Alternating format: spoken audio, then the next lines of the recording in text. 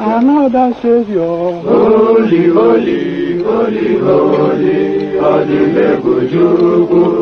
Another Savior. Another Savior. Holy, holy, holy, holy, Adimebujuku. Another Savior. Well, this is Mobien. This is dedicated to the gallant heroes of the Nigerian Biafra War and IPO families all over the world. I remember the Nigerian Biafran War, in the thickness of the Biafra genocide. Hey, one man revived the vanishing hope to life.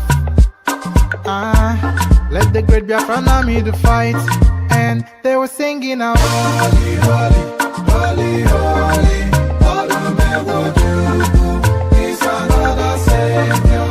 They were singing out, holy, holy, holy, holy, Olumewojuku is another Savior.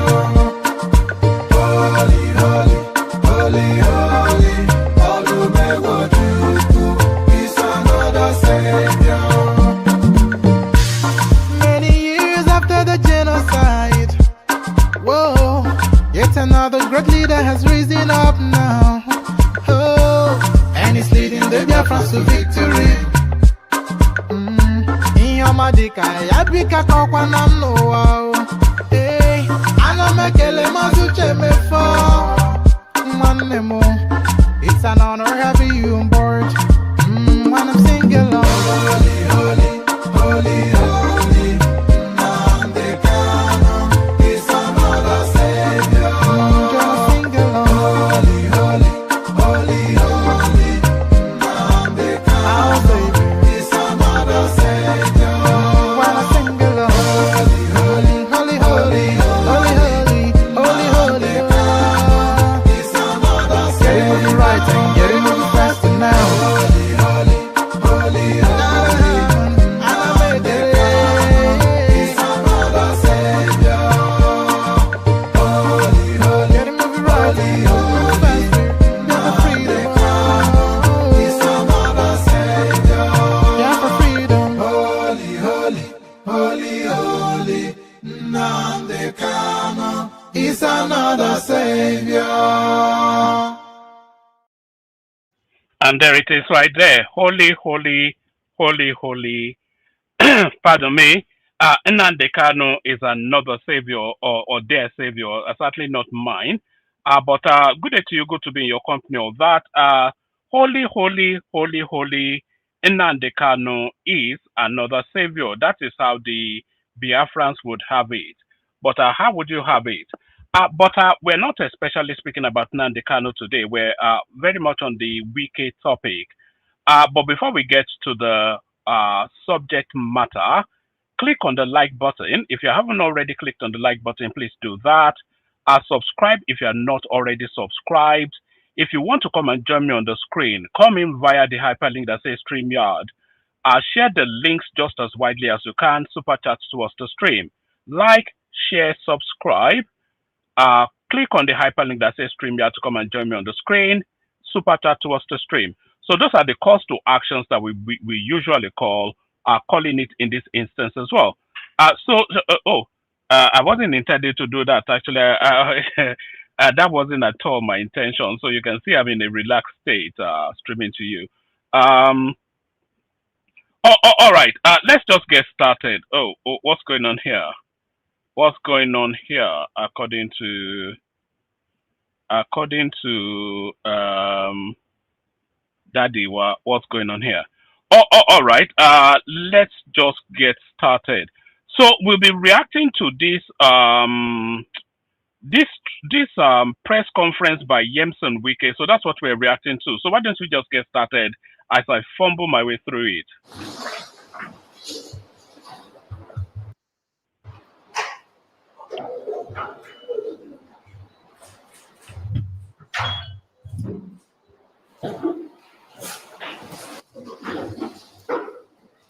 Nobody does the right thing without stepping on toes.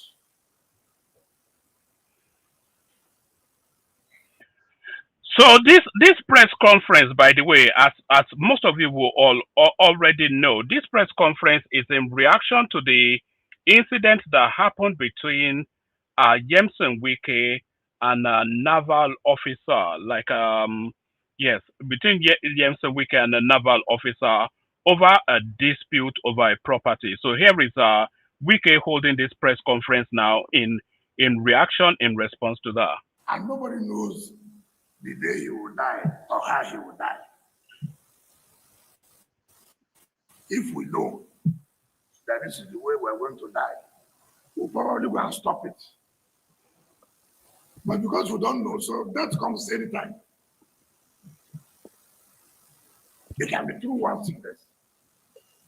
It can be through one ailment. It can be anyhow.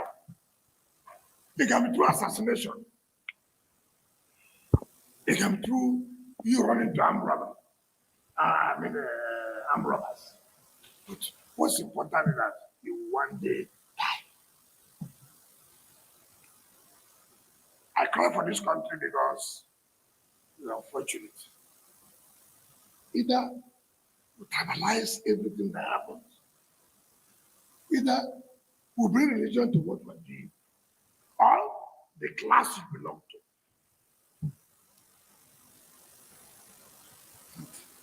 No country can ever succeed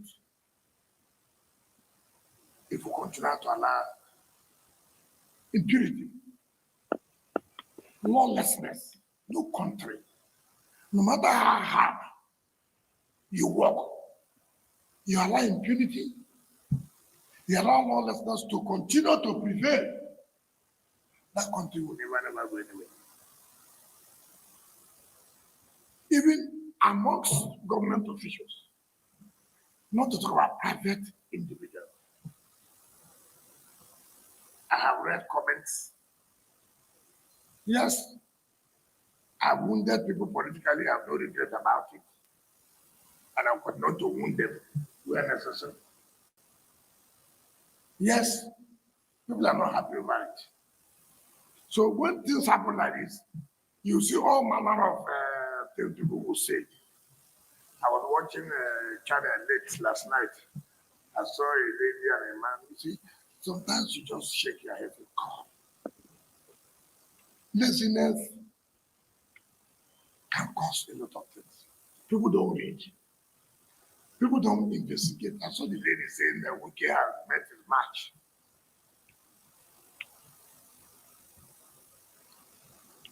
And you don't want to find out what really happened.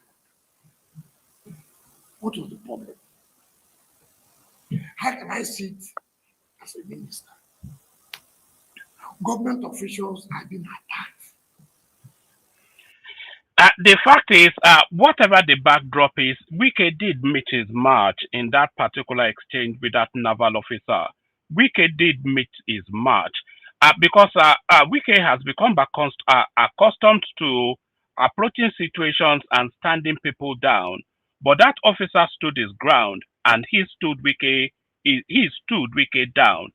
So in that particular instance, Wike met his match. Let's just remind us of what the backdrop is, what Wike is referencing. The man took this Arab, we will not allow because he was cheap on the bus, and then you to carry land. Sir, everything was acquired legally. Will you stop that? You get Will you stop that? Sir, I'm an officer, I have integrity. Shut up, your man, put I will not shut up. up. Will you get out? Sir, I won't shut up. Sir, I was in school, you're not in school. Sir, you can't shut Will me you keep up. quiet? You can't Get shut me a me big up, sir. food. I'm not You are a big fool. I'm not a You fool, think you sir. can shoot anybody like that? Sir, I'm not You are a a big fool. fool. I am not a fool, sir.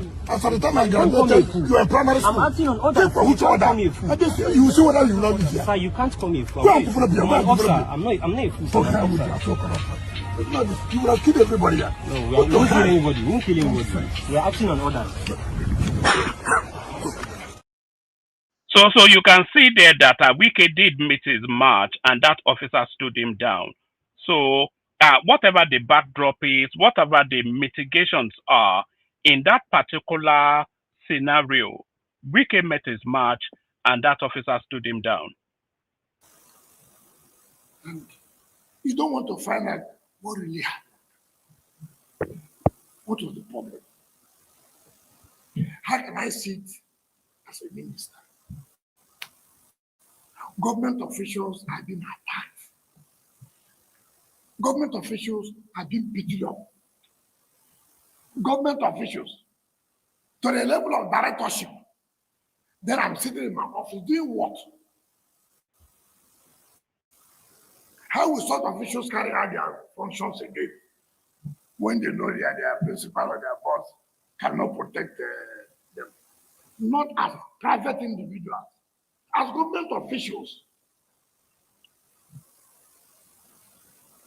So many people have had problems. Chief Olusegun Obasanjo, former a general, former head of state, former president, he will call me on phone. Minister, I look good at this problem of land here. Please, can you? I will solve the problem. All right. So that comment right there, that's what inspired that headline. So is the shady deals that have been done in the shadows of the dark of the night in Abuja. So now Obasanjo has of course, there's dispute about legality for Obasanjo to have to call Wike that he has issues with the land. So rather than Obasanjo going through the legal route, through the court or whatever due process is, he simply picks up his phone and then he calls Wike. And because Obasanjo is such a larger than life personality within the Nigerian landscape, Wike immediately acquiesces to Obasanjo's request, and then he makes whatever adjustment for Obasanjo to have his way all over a land that Obasanjo is disputing or is being disputed with Obasanjo. So those are the shadowy undergoings on that goes on in the dark shadows of the night with regards to Abuja and the wider Nigerian space. That is former head of state, former elected president. We have the courtesy of calling the minister. Look, I have this problem. I have this problem. See how you can look into it. General Tiwadan Juma will call you. Look, now these are people who they're all retired generals. These are people who cause discipline. They didn't bother because they were former chief of army staff. They were former president. They never sent soldiers. They never sent anybody to go and attack anybody. They just call you. And respect begets respect. You see, what played out between Wike and that officer right there, it really underlines the rotten underbelly of the Nigerian state. What played out between Wike and that officer highlights the rotten underbelly of the Nigerian state. So all of the abuses of abuse of powers that has held that country back for so long is all enraptured, is all encaptured within that particular space. So you have an ex-naval chief who buys an illegal plot of land, and rather than him trying to regulate the legality of that land or going after legally whoever sold him that land illegally, is trying to use the force of might, the force of the military space that he previously occupies and still has influence over. So he's trying to use brute force in order to take ownership that of something, a piece of land that the law does not confer ownership on him. So the land is not his, and the land is not for the purpose that he's trying to use it for. The law is against it, but he, through the crudeness of AK-47, he wants to assert his will. So and it's that big man thing. That's one of the things that's held us back for so long. So there's that first element, but then for Wike rather to mobilize a team of heavily armed policemen to go and confront heavily armed military men over a land that is being disputed, that is also an abuse of power. So this whole scenario, this little cameo between Wike and that naval officer right there, it highlights the very rot within the Nigerian system. I have to respect. And I'll tell them, sir, don't worry. I will sort out the then I would do. I won't even talk about other people who are highly placed. They will come to you, Mr. Minister. Maybe we didn't know of this. If you knew, we would have done it like this. When a serving Major General attacked the development control, I wrote a letter.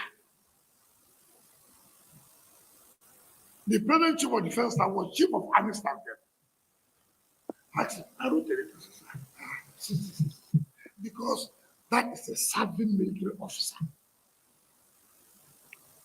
But if anything goes wrong, he's still under the authority, under the control of the military.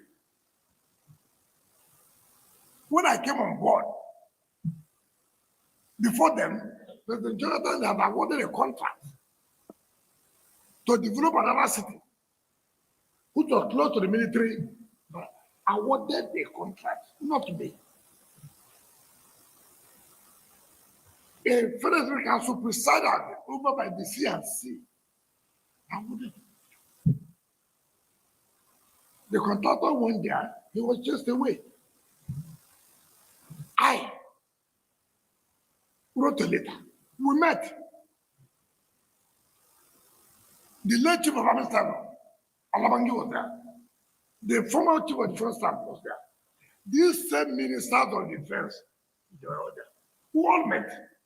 I said, look, it is not good. This government and government. I mean, let's see how we can resolve this. I never one day, I respect institutions. And I know what it takes. Even as a governor, no governor will say that they supported the military that more than me. So I know. But how do you see a private individual knowing fully well that you are against the law?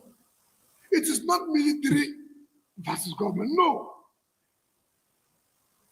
If it was military, I would have written to them that look, military, why are you doing this? This is a private individual. Land was not allocated to him. Land was allocated to a company called Santos in 2007 for parks and recreation.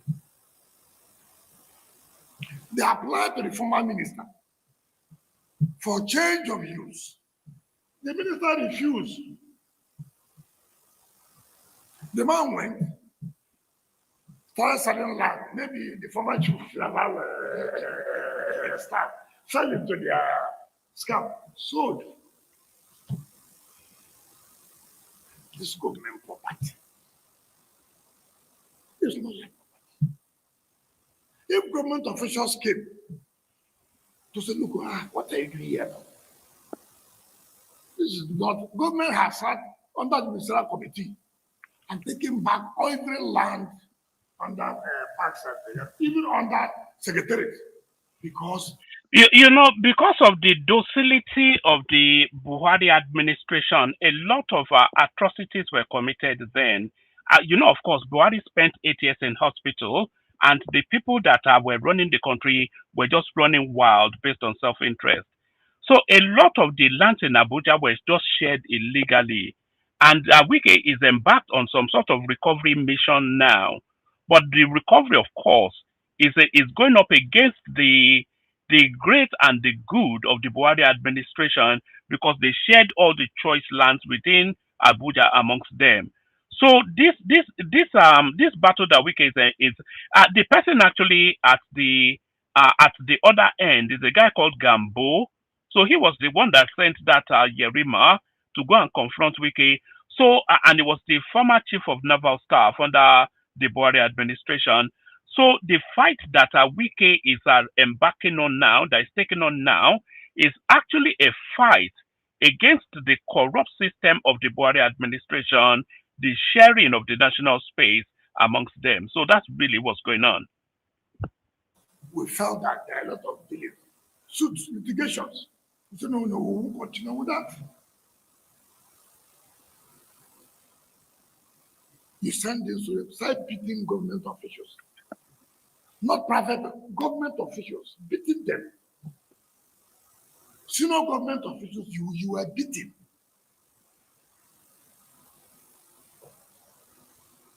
You couldn't even say, okay, let me get to the minister. See how they can help us, No, nothing like that. Simply because you had a relationship with the military.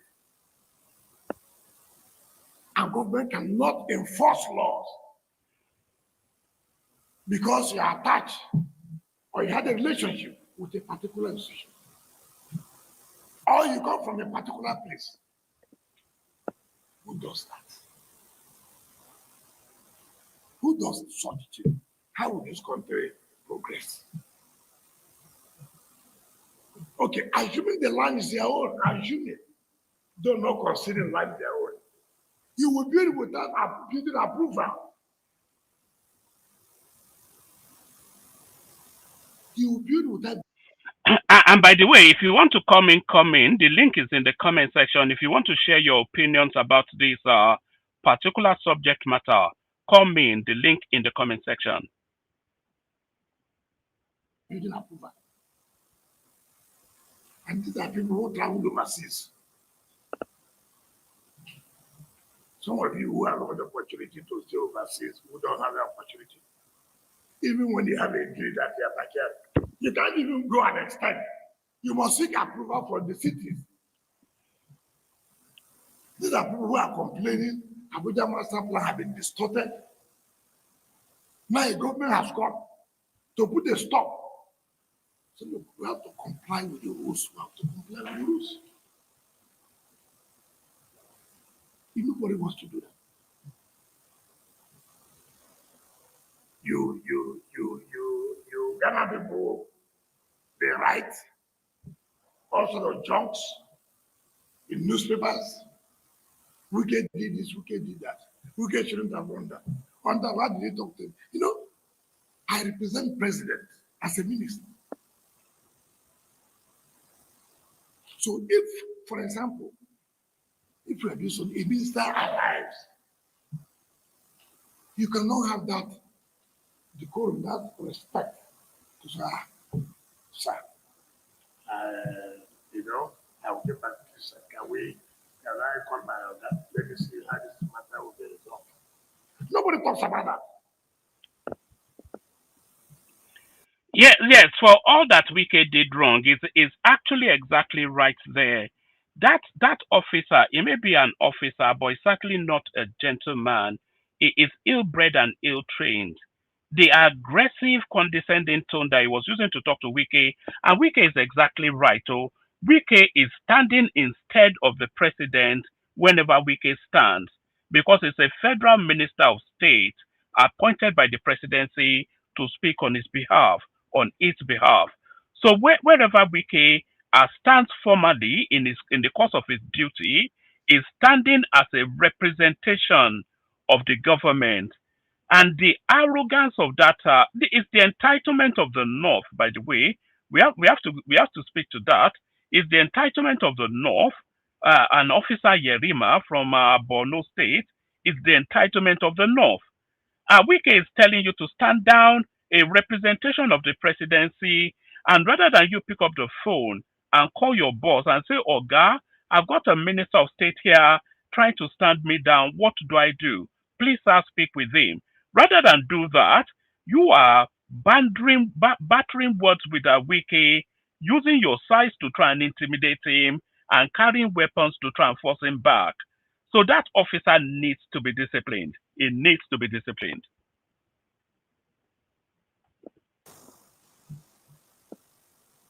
Security men, he said, bloody police, who are this bloody police that will talk to you? He said, you're a commissioned officer. To God be the glory. Oh, thank God. But it is the same government officials that you are beating. They are the ones who made you to be commissioned. It is the same government officials that you are beating. You are not beating private people. These are government officials carrying out legitimate assignment. legitimate. They are not private people. You are not dragging land with any private person. But assuming though not considering that they are private people, is that why you should? You know, it is this system. There's an elephant in the Nigerian room that has been there for so long, we failed to address it. The elephant in the Nigerian room is an elite entitlement. There's an elite entitlement within the Nigerian space that considers that the rules and regulations do not bind them. And this is what we're seeing in this particular instance. Is that sense of entitlement. You have bought something illegally, you are trying to purpose it in a way that contravenes our city statutes. The city steps in to stop you from doing it, and you hold them at gunpoint. So that's the elite entitlement right there that considers that the rules are not applicable to them. Should deploy the military. Assuming though they are. What is that? You see a whole director, deputy director, senior government officials. It does not occur to you that look, let me run back. See how I can resolve this matter. Okay, what about those people who are not connected? So how do we implement? How do we carry out enforcement? So it will suit anybody. The government officials will go to civilians or ordinary Nigerians to enforce rules. But when you are related to a particular institution or you have a relationship with a particular institution, government officials cannot implement rules. Is that the kind of country we want? Nobody wants anything. Everything is, I've told everybody who cares. Even when you are working with me, you will not be here forever. Perfect your document. You don't know who's coming tomorrow. The mere fact that nobody did that yesterday does not mean that somebody will not do it tomorrow. Does not mean. Even if I want to help you, I should be able to say, listen, I will not be here forever. Therefore, I have to perfect the document. So when I leave, you will not have yourself to be late. That's what reasonable people do. I read what one former Yoruba staff wrote. He cannot tell me of decency and this. He cannot teach me. This was the same man who came to director the GOC to rig me election 2019. He couldn't rig me. He lost. He told the GOC that he should kill me. I couldn't be killed. He became agent in the APC primary for one of the presidential aspirants. He became agent. Look at the rank. Becoming a polling agent. He lost. He's the one comment that the minister did this and that. I mean, I've never seen people like this. He's talking about Burutai, by the way, who wrote a very long essay criticizing Wike's conduct and inviting him to apologize to Nigerians and especially that officer.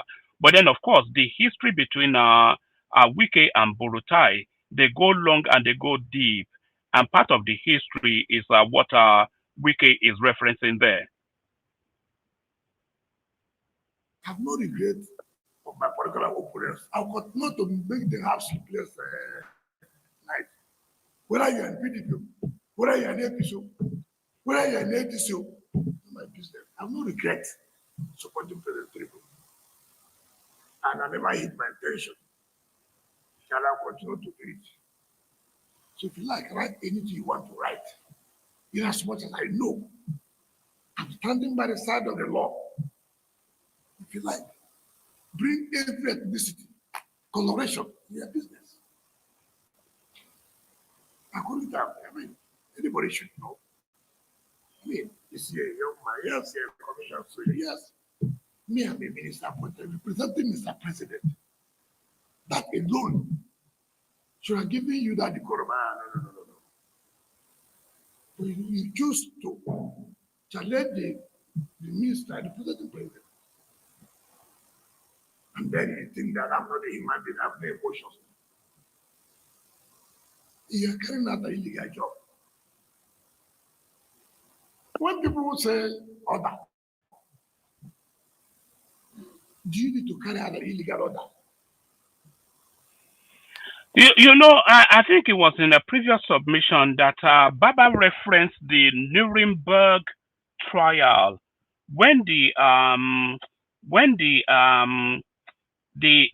people from the Second World War, the people responsible for the atrocities of the Second World War, they were all saying they were acting on instructions, and it was established then at the Nuremberg trial that claiming that you are acting on instructions or on the command of a superior officer, that is no longer enough an excuse.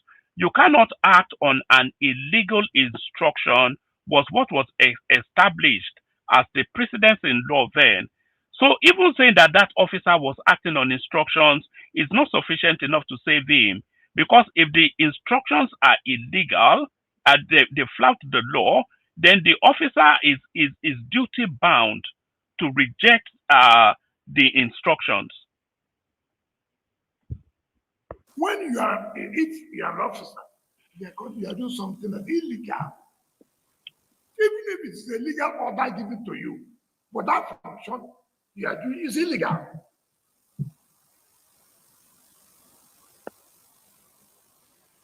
Police was built here under high tension. Police, even as an institution, not private. They arrested our officers. I said, wow, I went there by myself. Look at high tension. Even if they are worse enemy, you will not encourage that.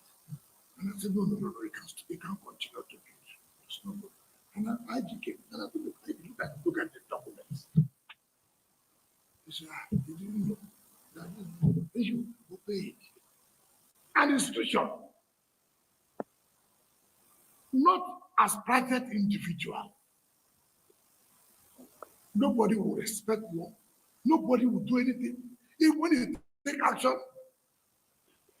I'm aware my coming as a minister, people were opposed to it. Yeah, but I'm here. And I never one day knew that I would be so FCT. I was a minister before, but I never knew I would be so FCT. I would do my job without looking at anybody's face. I will not go. You were here when ASU went to Senate. ASU said part of their conditions of going on strike that they should tell the minister to leave the rest of Abuja land. I have I not seen the Navy on national television that they should tell the minister to leave their land. I have not seen the Navy. Carrying like, what have I done? See, this is the country you are in. And what was the problem? How can a university say they have 11,000 hectares of land? The whole of Lagos is how many thousand? When the Minister of Education called me, I said, my brother, you tell me. We are checking. The whole of Lagos is how many hectares? He found that Lagos is only about 300 something hectares. I said, 11,000. He said, yes, my brother. The former minister, he said, no, you can't do this. The former, not me. This is what I met, former minister. And I carried out what was that. Oh, we can do it. We can want to take our land. The land will take it away. All right, so it goes on for another half an hour thereabout, but because of the pressure of time, let's start having conversations. We've got Larry with us at the moment. If anybody else wants to join, please join. The link in the comment section. So Larry, Wike comes out to defend his position. And for all that I disagree with Wike calling that officer an idiot or whatever, everything else you cannot fault him. So what are you making of Wike's press conference, which I suspect you would have already seen anyway, Larry? Yeah, good morning, woman. How are you, sir? Yeah, I saw a snippet of it, and everything Wiki actually said, we all know that he's saying the truth. I think a lot of people that do not really know about land system in Abuja might not really understand the rot that Wiki is trying to clean. At least for me personally, I'm very, very used to that, right? I know exactly what has actually happened in Abuja. And it didn't just start today. It started right during the days of El-Rufai. El-Rufai tried to do a little bit of cleanup, but it became worse, you know, during the days of Bala Mohammed. And that was when everything that the minister was doing at that point, was sharing lands. It got bad during the date of this other Abdullah Mohammed, this Buhari guy.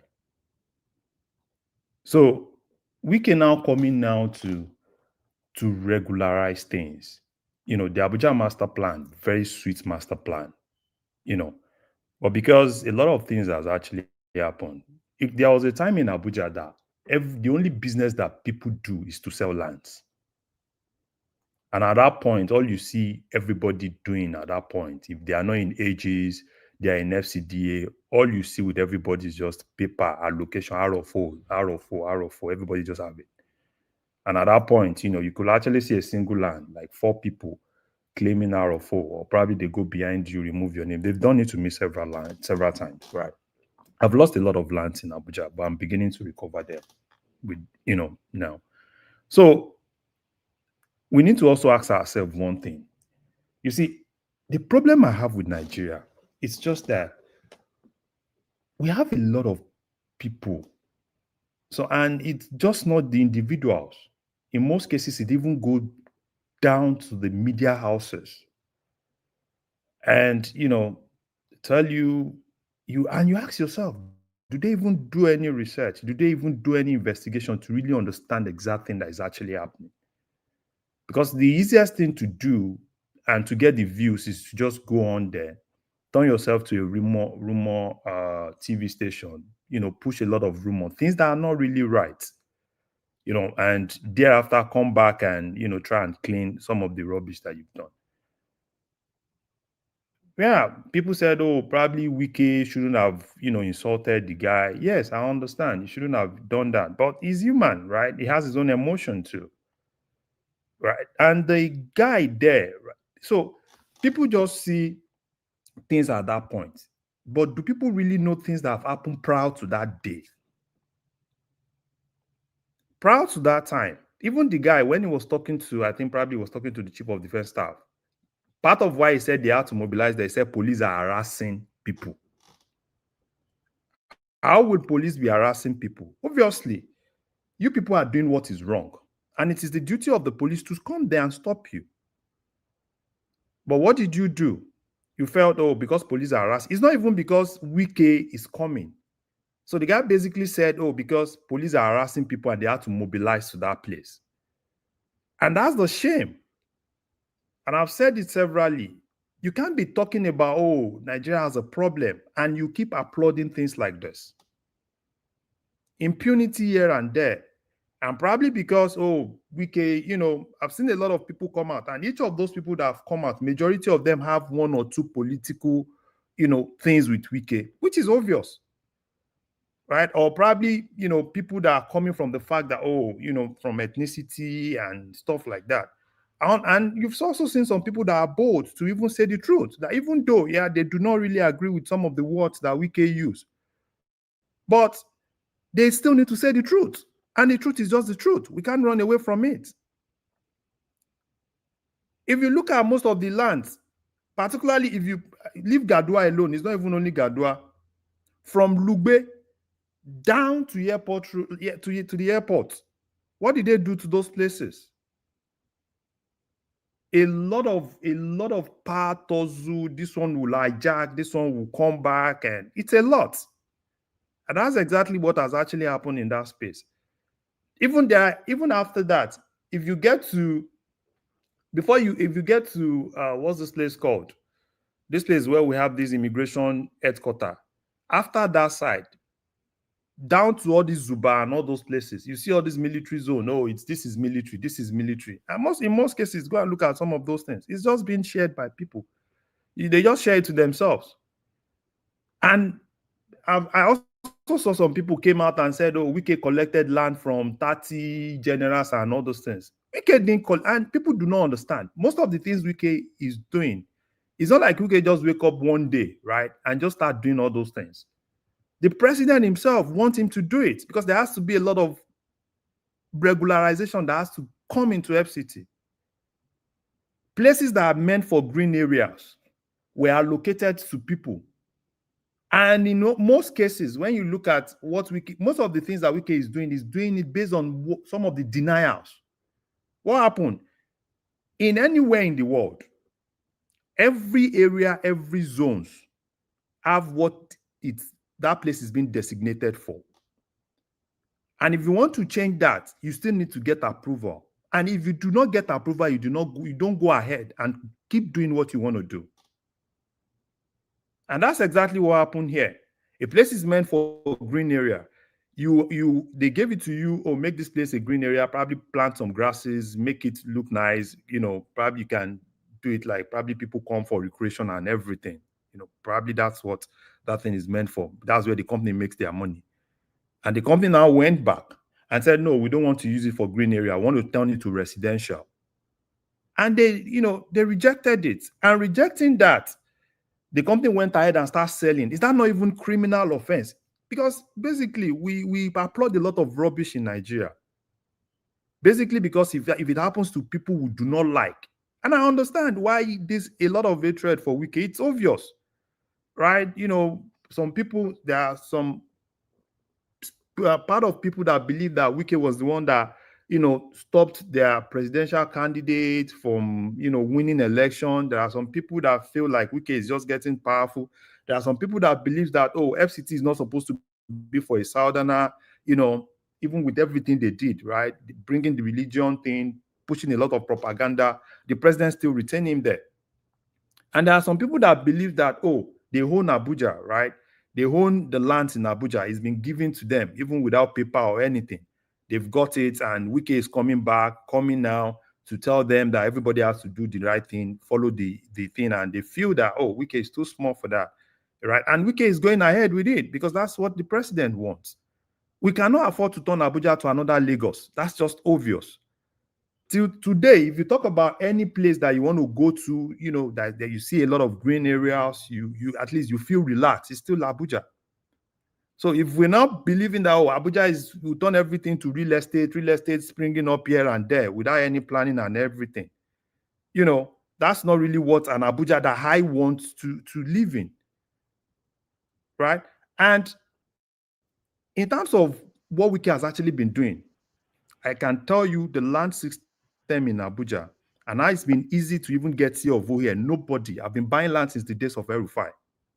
I have never got it so easy. Because this guy, if you apply for C of O today, maximum in 1 month, if you do the right thing, you get your C of O. If your land is legitimate, they do the search, they do everything, you do not have any problem with it, which has never been the case.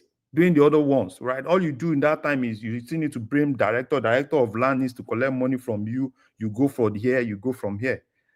So people can say whatsoever they want to say. I see a lot of people, even in Rise TV, people that previously had issues, they feel that this is an opportunity for them to lash out at him, like, Wike this, Wike that, and at every point, and all those people, and it amazed me, right? They're not even talking about the problem that we are seeing here. Because we have a bigger problem, and that bigger problem is abuse of power, abuse of officers, and our military even doing things that are not right. Even if you look at, the army guy, he said some things there. Why will I be talking? Police will be talking. And I ask myself, that place you are is the legitimate duty and the legitimate place for the police to do their job. We are in America here, no matter how much you're a military guy, right? That doesn't stop you from, if you do any little thing, right, you get arrested. People say, oh, in America, people respect the military. People respect the military because the military in America, we do not condone the military if they do anything that is wrong. We don't condone them and applaud them. That is why we respect them. We respect the military because the military are doing what they are supposed to be doing legitimately. We do not respect the military because I was watching a video yesterday, right? MC Oluomo was going, you see a lot of all those military guys. And I asked myself, how do I respect this kind of military? Let me help you, Larry. Have you forgotten during George Floyd time when one captain, black captain in Georgia, was pepper sprayed by a policeman because he disobeyed traffic order?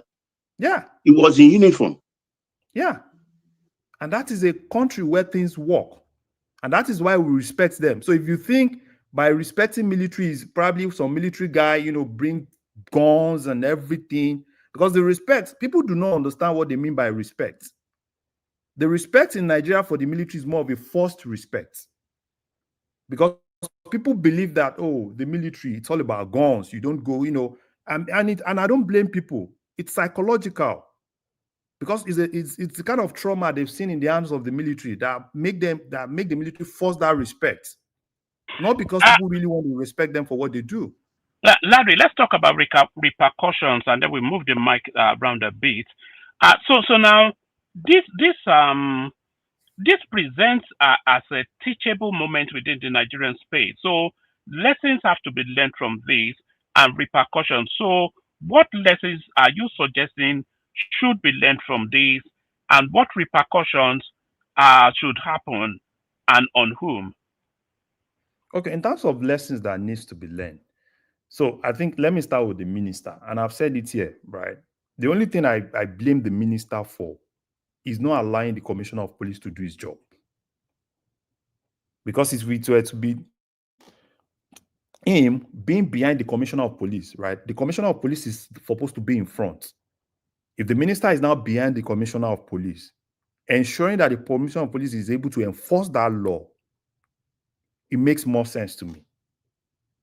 And there's nothing anybody can tell me that the military can take the duty of the police. That's for the minister. And in terms of on the minister side too, what is going to happen, to that land? That man cannot build that land. No. Except the president approve redesign of that place. People can cry, they can shout, they can do all sorts of things they want to do. Except there is an approval for redesign of that plan, the plan of that place. That man cannot build that place.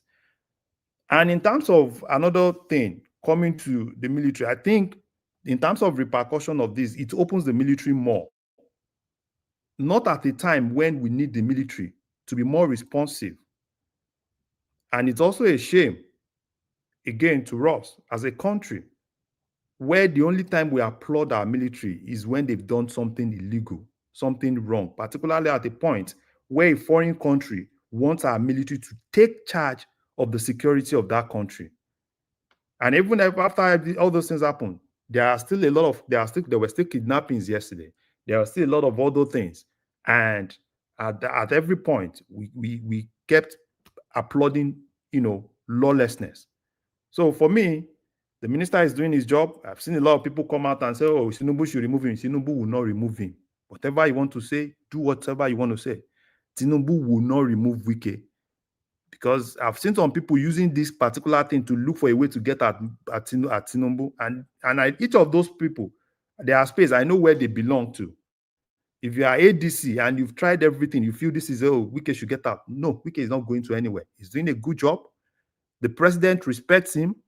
The president applaud him for what he's doing. And he's been able to even say it publicly that he loves it, that he wants everything Wike is doing is basically what the president wants him to do. There has to be clean up of Abuja. FCT has to be clean. A lot of illegality that's been a norm in Abuja has to be taken away. The minister, fine. Probably the president can talk to him. Yeah, take it easy, minister, and probably use the security agencies to fight some of your battle. So that's what I think in this case. Thank you, Omar. All right, brilliant. Excellently put. And I'm glad that Larry went first because Larry has lived a long time in Abuja. Like he's just said, he's heavily invested financially in terms of property in that space there. So he has some sort of deep understanding of the particular subject matter. So we start to do 5-7 minutes monologue just to move it around quickly. We go to Africa next, who usually comes under Al. So Al, good to see you. Al.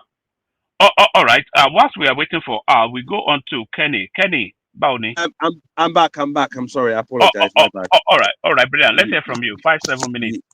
Okay, no problem, woman. Well, first of all, yeah, I respect everyone's opinion. Looking at it again from the outside, without any bias, between Northerners, Southerners, this tribe, that tribe, or basically from a forensic point of view.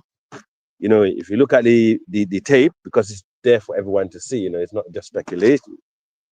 The honorable minister, well, I shouldn't really call in anyone that behave like that, regardless of what position they have in government. You must be deluded to think they're honorable because they're not being honorable.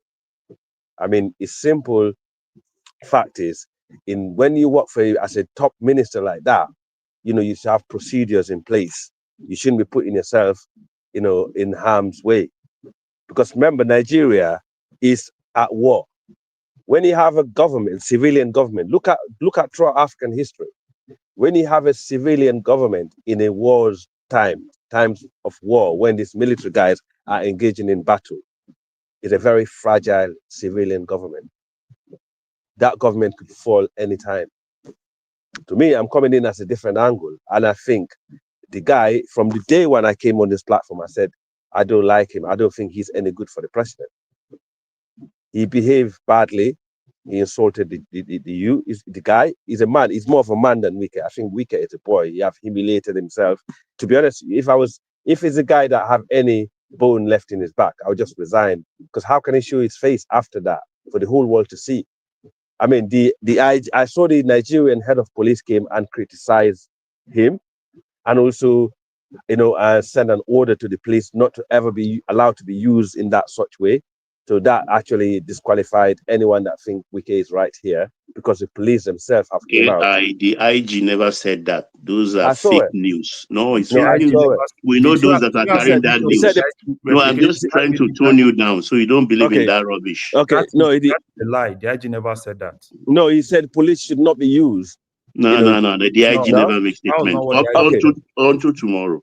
So skip that, please. Okay. Thank you. By any high authority office minister that will use the police against the military is definitely, first of all, should be disqualified, whatever position they held in government, because basically now you are having two authorities fighting one another. So you are actually instigated by his action. Not only he have, cause it's going to cause a rift between the military and the government, 100%. Because now the military is gaining more support by a minor little issue that could be solved by him sending enforcers. You cannot be a minister and be an enforcer, going out there bullying people. This is what we get. This is what led Africa behind. You have to have procedures. You should have companies and people in place to do this sort of job, not driving there yourself and actually trying to use the police against the military. That's actually irresponsible. Number one, I don't know why Tinubu is still holding on to the guy. I want him to have a second term, and because of the Trump and this Islamic issue, Tinubu would have nothing to lose by getting rid of him, because he already got to regain his block again. He have regained the north. He have regained, he's gonna keep his own base in the southwest. He do not need Wike. He should get rid of him now, because he's gonna create more problem. And mark my word, if this guy continue, you will have another military coup, and he will be successful. You should be careful. Police and military, they cannot be used against one another. I've been in countries where so many coups happen. You probably guys young enough or older than me to know, or to live under military regime. That's the last we want, in a civilized world. But the way the guy is carrying himself, he's gonna get some of these officers, agitated and feel, the populist and actually take action. And that's not the thing we want in Nigeria. You should get rid of him. He's a very bad politician. He haven't done the president any favor. He's actually creating more harm than good for the presidency. Yeah, sorry, you was going to interject. Yeah, can I ask you a question? Number one, let me ask you something. Are you a Nigerian? Yeah. No, I say I'm looking at it from the outside. Okay, you're looking. So you're looking at it from the outside. So let me say something as a Nigerian to you. Yeah. Right? You said if the president does not remove Wike, there might actually be a military coup and it will be successful. As a Nigerian, and I'm telling you this now, right? I do not know the country you come from, right? There will not be any military coup in Nigeria. I hope so. Thank you. I hope your prayer answers. That's exactly why I need to push back, right? I hope not. Probably military coup is successful in your country, but as a Nigerian, and I'm telling you this as a Nigerian, we don't go to that area. Good. That's a good thing. That's what I like about it. That's one good thing I like about the political. Don't push military coup for us, right? And if I'm not. You said there will be. I'm picking from what you said. Okay, yeah. Right. If the president does not remove Wike, there will likely be a military coup. And likely. And you said it will be successful. So please take that back. Likely. And that I'm ready. Wait. No. We don't go past that area. Okay. That to be successful that you said. You are not in Nigeria. You do not know what the best thing for us. No, it's a political. People have studied politics. When you study, people have studied politics. Take that statement back. Okay. People can work in your country. You can believe that it will be successful. That's your country. Yeah, I've worked in a lot of countries in this. Yeah. Okay. Let me. I had your interjection. We do not have anything to do with military coup. That's the reason why I raised it, because I don't want nothing to do with it. I want nothing. Yeah, I want nothing to. I always been advocating for democracy. I think I rather be under a bad democratic system than being under the military coup. That's my opinion, and that's always been my my take on it. And I don't want it for you guys. But all I'm saying is, when you study between a lot of the politicians in the sub-region in West Africa, what amount to a coup, there are little problems like that between the authorities. When politicians are set in one force against another force, and then basically it's caused agitation. You don't need a minister like that. You need someone who will be on top of the game, who actually have integrity. That can actually, the man haven't got integrity. That's the reason why the guy actually haven't barged. If he was another minister, I reckon he probably would have He does not have integrity, right? And it's kind of like surprised. It's kind of like surprising to me. It's because of how you spoke. How much? No, wait. How much do you know Wike? I see. And okay. How much do you? Because no, can I? No, but I'm just saying. Okay, you asked me. I don't. Okay. What I'm saying, but based on what I've seen from outside, because I just listened. Sorry, man. I just listened to his press conference. Right? He said. Listen to him. You said you listened to his press conference. You said a lot of things here. Yes. Okay. Now let me just finish. As a minister, someone that actually deals with government services, you don't boast of people contacting you directly to solve their problem. That's corruption. That's illegal. Legally, that's I don't know what school you went to, but I went to school enough to know what the law is. It's law of governance. Governance. You don't do favors. You don't do. I listen to it. That's what I'm trying to say to you. I'm actually. Wait. No. You're trying to be. No, you're trying to derail the conversation. You're trying to derail the conversation. No. Larry, why don't you ask him which country does he come from? Let's know his country first. Yes, okay. You may want to respond to that, and then let him carry on, just so that we can move it around. He's a Sierra Leonean. He's a brother, West African brother. He's a Sierra Leonean and a Fulani. Yeah, he's our brother. Do they have democracy in Sierra Leone or the military? It's democracy, of course. Okay. All right. Sorry. Whilst I have this window, let me play you this clip. I think this is what our Al was referencing about the Inspector General of Police. So I'll play this clip and then you wrap it up in about 2-3 minutes, Al, and then we'll go to Kenny. Okay. Let me reiterate without ambiguity. The Nigerian police force is not and will never become an enforcer for private interests. Officers have no business escorting parties for land recovery, disrupting legally existing occupations, or meddling in civil claims without a demonstrable criminal element. Every such incident erodes the neutrality of the force and opens us up to disrepute. The line must Stop be it there, clear. man.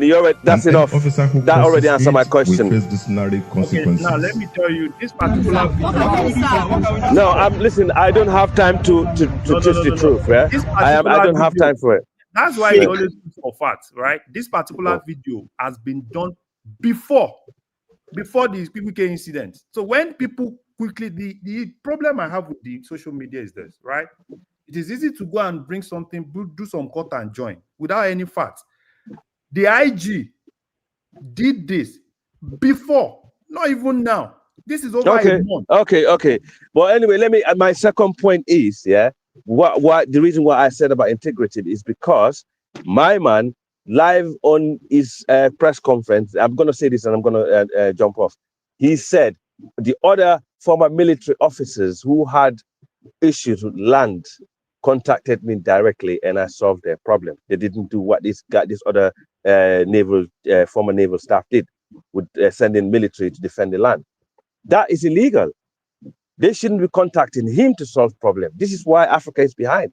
They should be going through the due process, just like everybody else. So basically, you are actually, by accepting what Wike is doing, is actually building elitism in a state of democracy.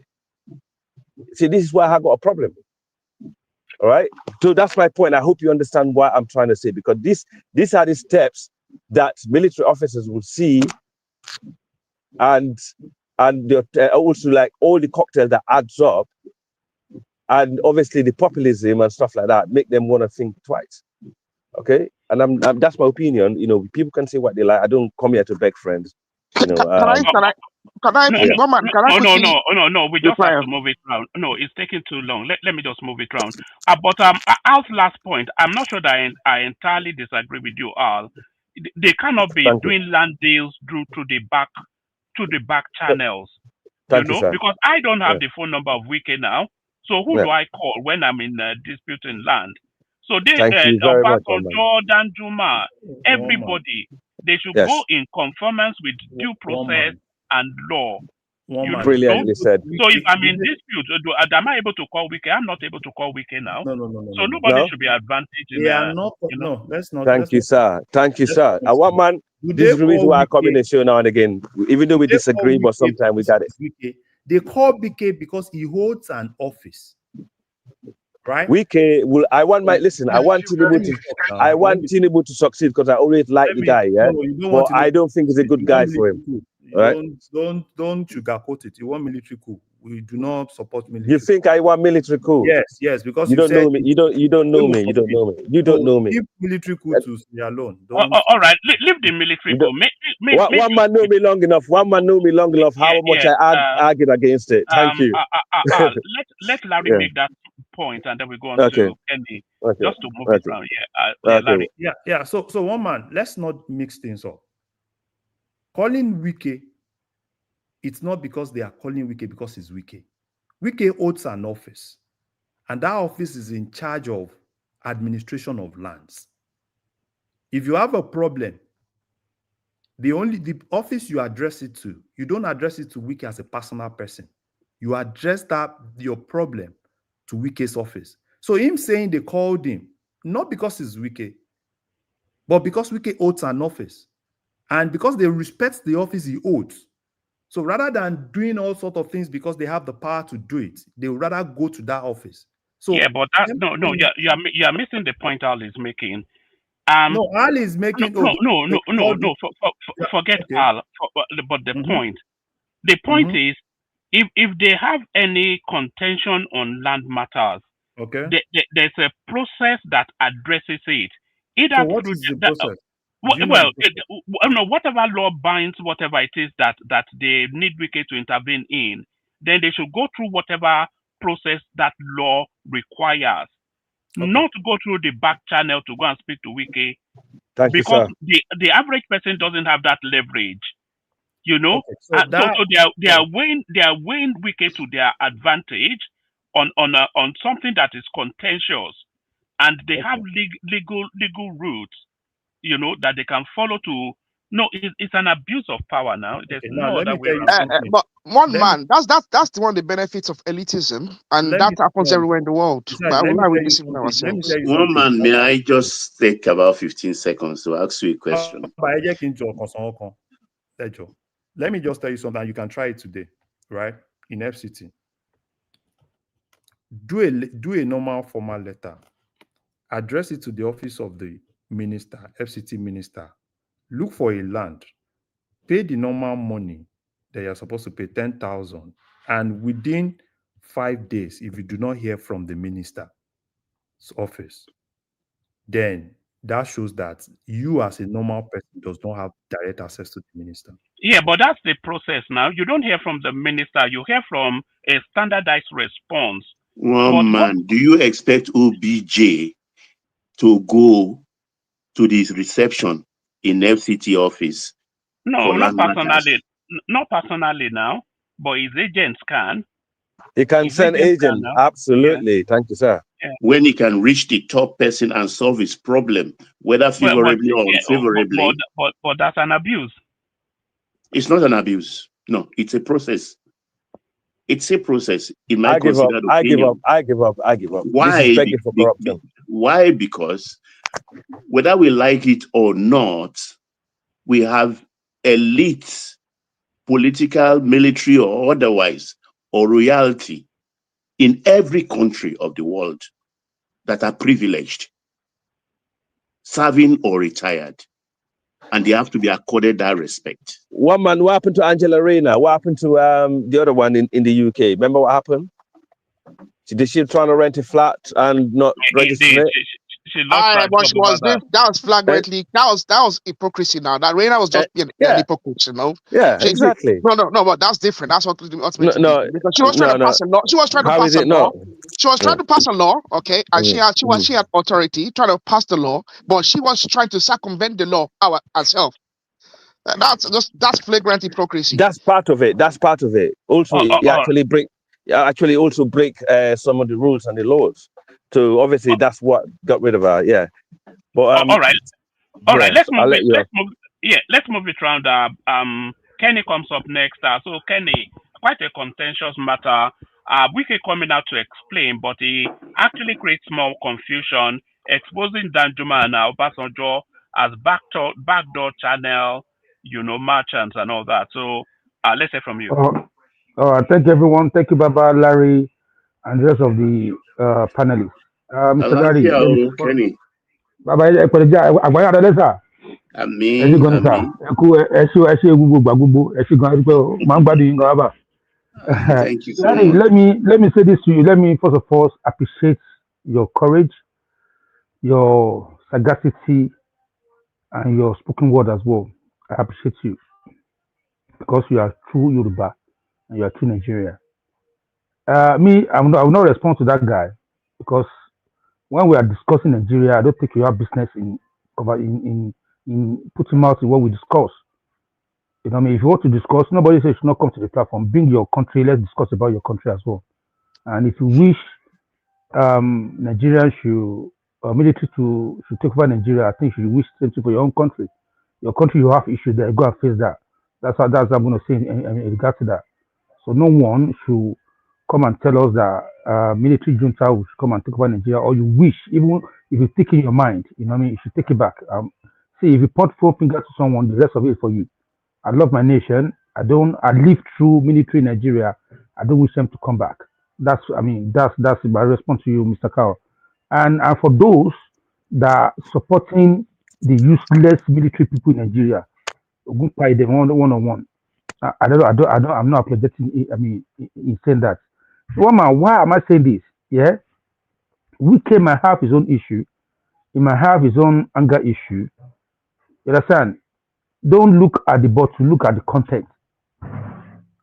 See, what that guy did to Wike that day is actually assault on Mr. President because Wike is representing Asiwaju Bola Ahmed Tinubu because he's an appointee of Bola Ahmed Tinubu in that space.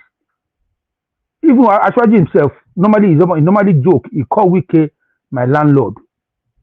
You understand? And Wike has every right to be in that particular place.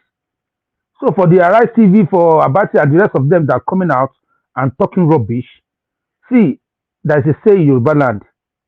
One man sọ̀rọ̀ kan pé oyè tó kanra wò ó ń bọ̀wọ̀ kan rẹ̀ dẹ̀.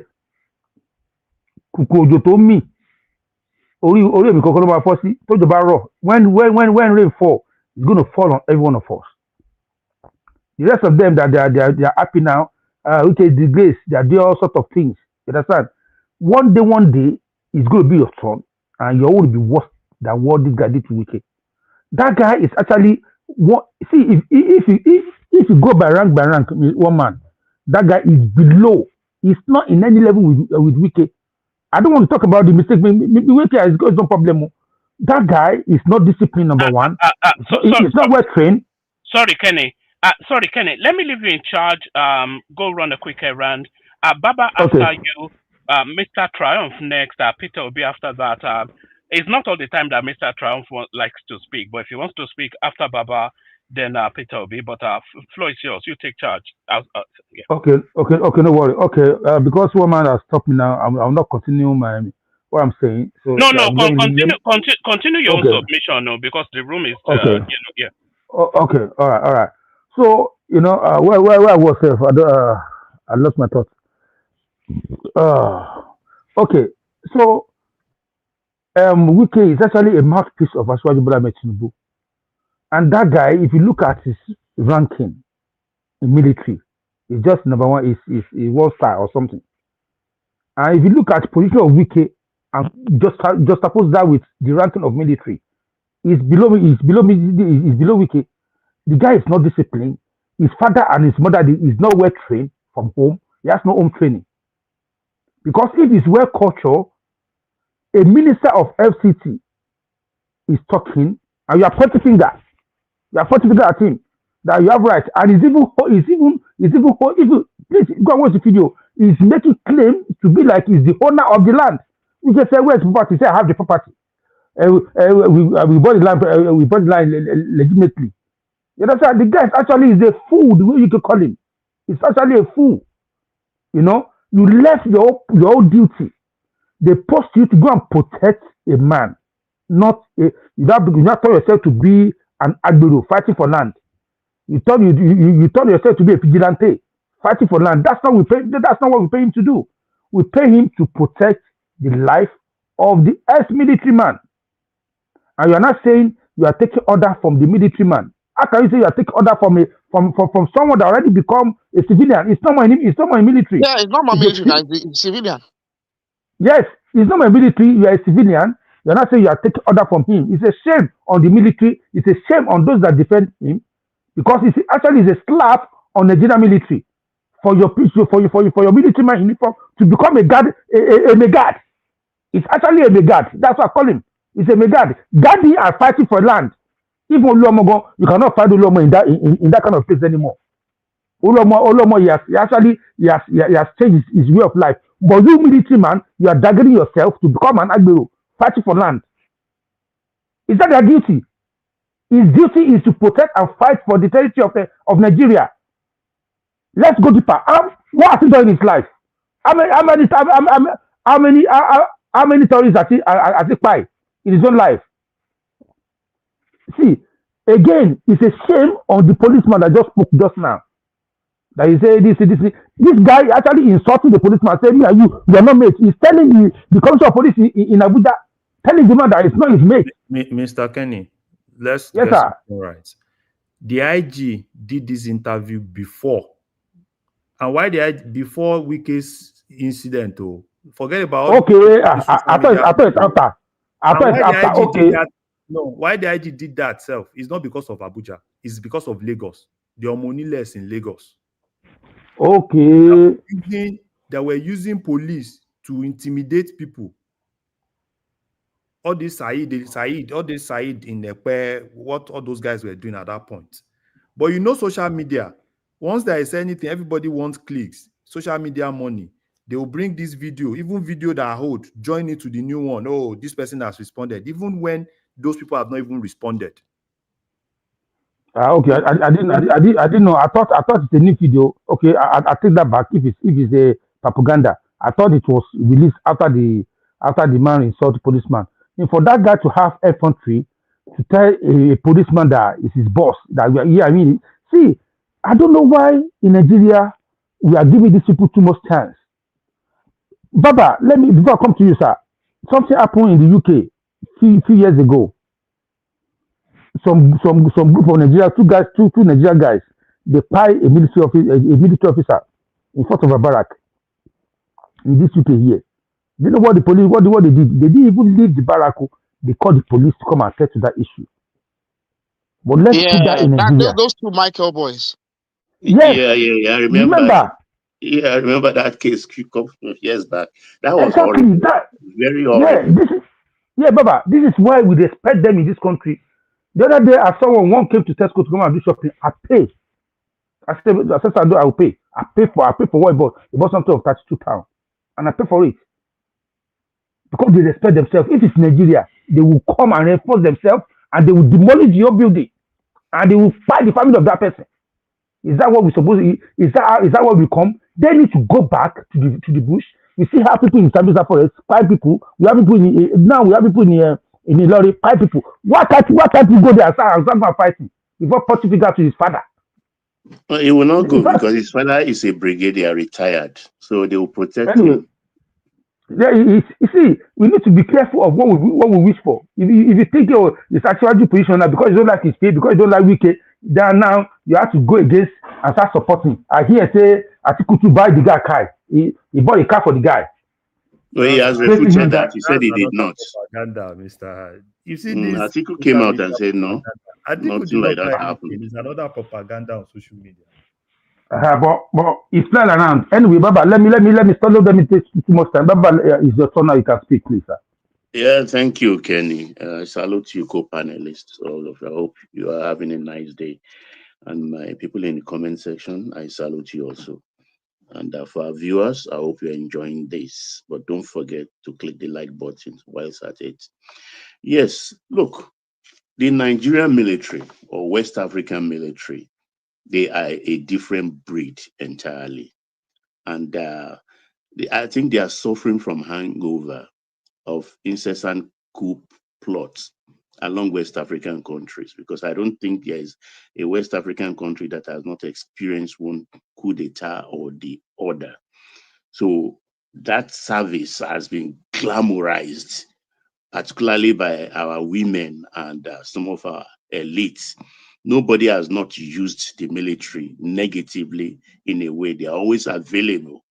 Even some people in the gun eras send their children to military school to become officers just for the glamour of it. So I can understand. And that is why in Nigeria today, you cannot wear a camouflage t-shirt.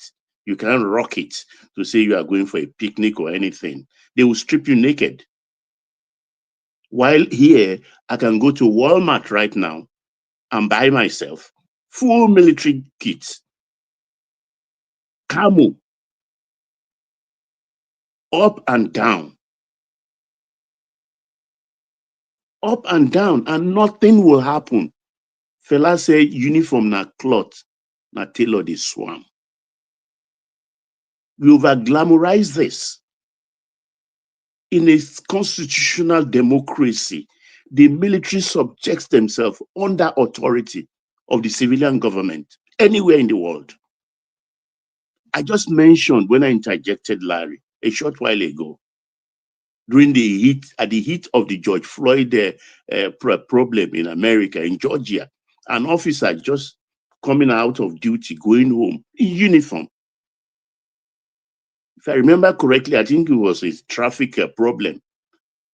And he was in uniform, and the policeman wanted him to come down from the vehicle. He refused. He used pepper spray on him, and nothing happened. He was a Marine. He didn't pick his phone call and call a platoon of Marines to come and storm that place and become destructive. These are the problem we have. When they stormed Fela house and threw the mother out of the window, it was unknown soldier. That's where we are coming from. And people, the young ones who doesn't even know the antecedents of the military in our political life or governance will come out and talk anything, anyhow. Whether this is not about the hatred or likeness for Wike. Let us look at the problem, the malice in our society, where a retired general, 3-star general, will order an officer, a junior officer, is not just an ordinary rank person, to go and do mega job. That guy, Yerima, lieutenant, is a victim of the malice in our society. A naval lieutenant is an equivalent of a captain in the army. He's a captain in the army. If you were to be in the army and you sent him to go and do the job of a megad, that is wrong. Only in Nigeria, that kind of thing can happen. So the Yerima himself, as far as I'm concerned, is a victim.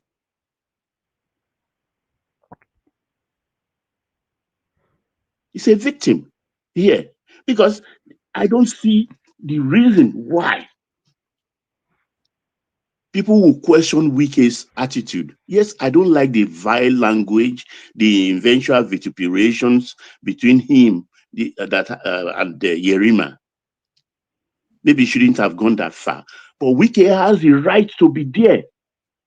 He issues the CFO of every land in Abuja.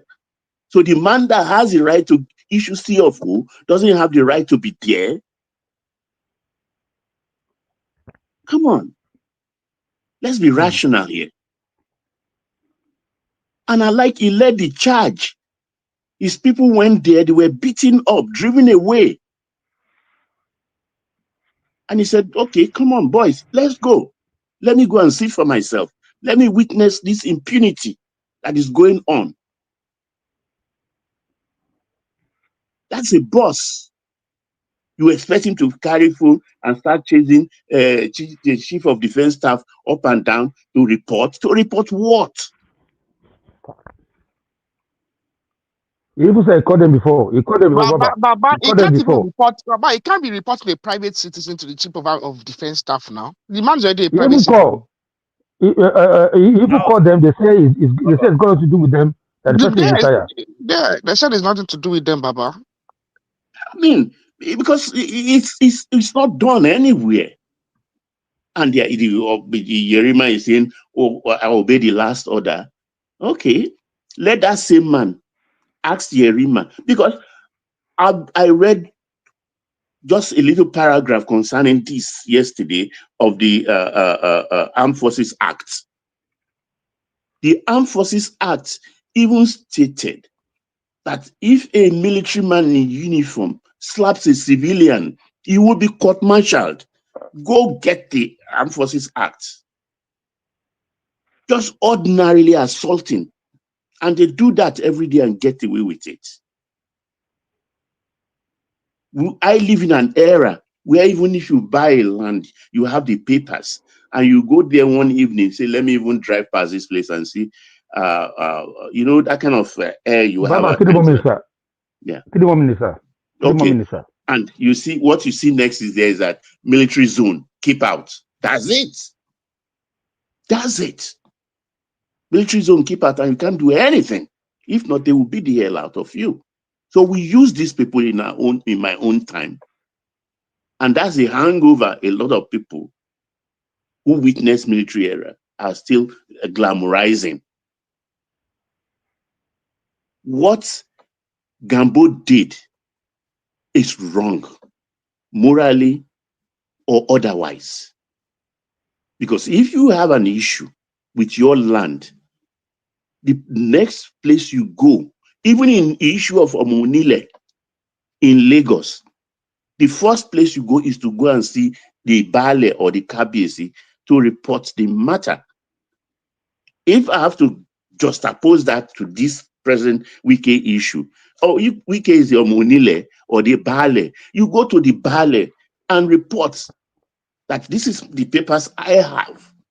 In fact, that is even the problem, because I've never had any problem, whether in Nigeria or elsewhere, of land or house issue. Because as soon as I have the paper, the first thing I tell, can I check this? If we were to be in Abuja, I will go to the FCT office. I beg, make una help me look this thing. Say it's genuine, because the person say make I buy them, and they will tell you, okay, it is genuine. It is not genuine. That's what a rational thinking, pride thinking person should do. You quickly purchase it and you find out that it's all fake. Rather than pursue the person that sold the land to you, you now want to enforce and take it by force. It's the military psyche of the Nigerian military psyche. I don't pay, I don't pay. I don't care. It's my land already. Rather than go after the person that duped you. So we should not look at this from the hate lens of we have for Wike. He's doing his job. You can't fault him. He used vile language. Yes, I don't like that. But he has the right and authority to be there, because he is the landlord of Abuja today. I don't know tomorrow morning. All right, Baba. Thank you, sir. Thank you. Thank you, Kenny. I really appreciate you, sir. Baba, please permit me to go to the next speaker. Please, before I go to the next Please speaker, go ahead. Mr. Trump, you're going to be the next, but let me ask all of you to share, like, and please let's super chat as well to support the platform. It's very, very important. One man always like to see the color in color blue or color red. But if you want to do your super chat, please don't do some kind of useless super chat, please. I beg you. And God bless you. And God will continue to bless you as well. Mr. Trump, you are the next. Please, let's hear from you. Everybody, good day, good morning, good afternoon, good evening, wherever you are in the world. Baba, mo kí gbogbo You yín got o, 5 minutes, please. mo kí gbogbo Yes, 5 minutes, sir. sir. 5 minutes. Okay. Okay, I don't talk too much. I only came in because of even my relatives contacted me because of what happened to our dear minister Wike. It is a big shame to the military. They don't even know the laws. I'm a former military guy too now, here in Europe. I won't use a negative word on myself as an example. I can't even try it now. I'm a retired person already now. I cannot use my influence. I have to follow due process. There's many work. I started pitying Baba. I pity Baba. I will not lie. He has many work to do. That's the moral decay is too much. I don't know how he's going to do it. Even God will help Nigeria. God will help Nigeria. And one thing I noticed that my people are not ready for change. All the old military send them back to the barracks. No one on the street. No one anymore. For what reason? This is the job of a police. The police now. The police is hardly to see a military person on the street. It even for oh my God.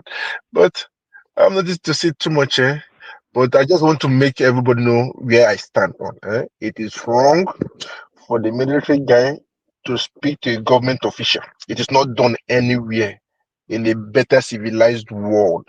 They have to know this. It is not done anywhere. Anyway, it's only in Nigeria that I know that they use military as a connection, as a power by force. By force, it's not done. Everything is under negotiation. You talk.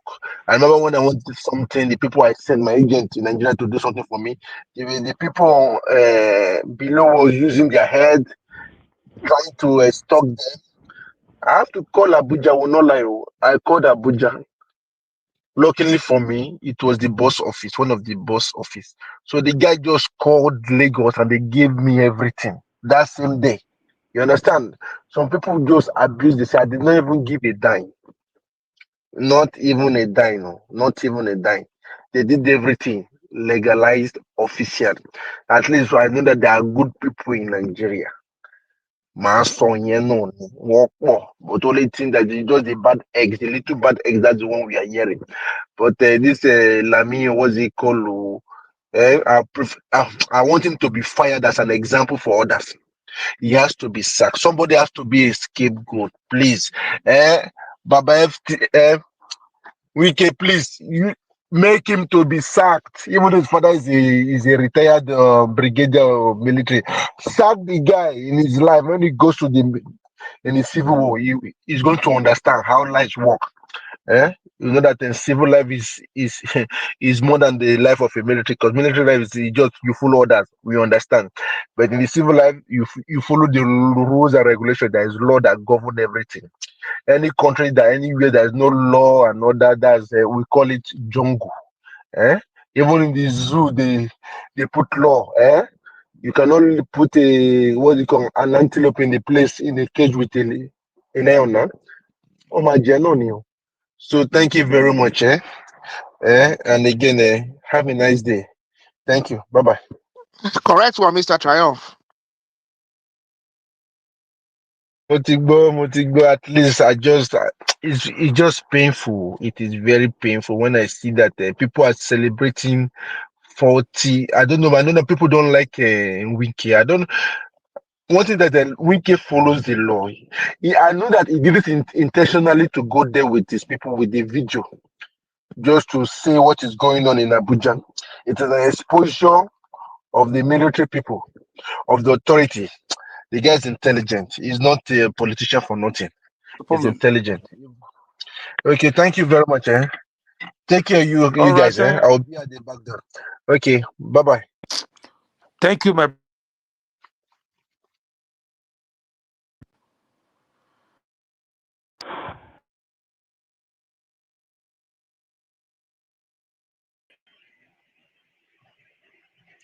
Kenny, are you there? Is that Simba? Yes, sir. Good Yeah, evening, go sir. ahead. Go ahead, Simba. Àlàáfíà fún ẹ. Yeah, sorry guys. Yes, sir. Good Sorry, evening, I sir. was just listening to a call. Simba, Peter, be the next person to speak, please. Okay, thank God that Baba is here. I think we are not looking at the root cause of this problem that we have with our military in Nigeria.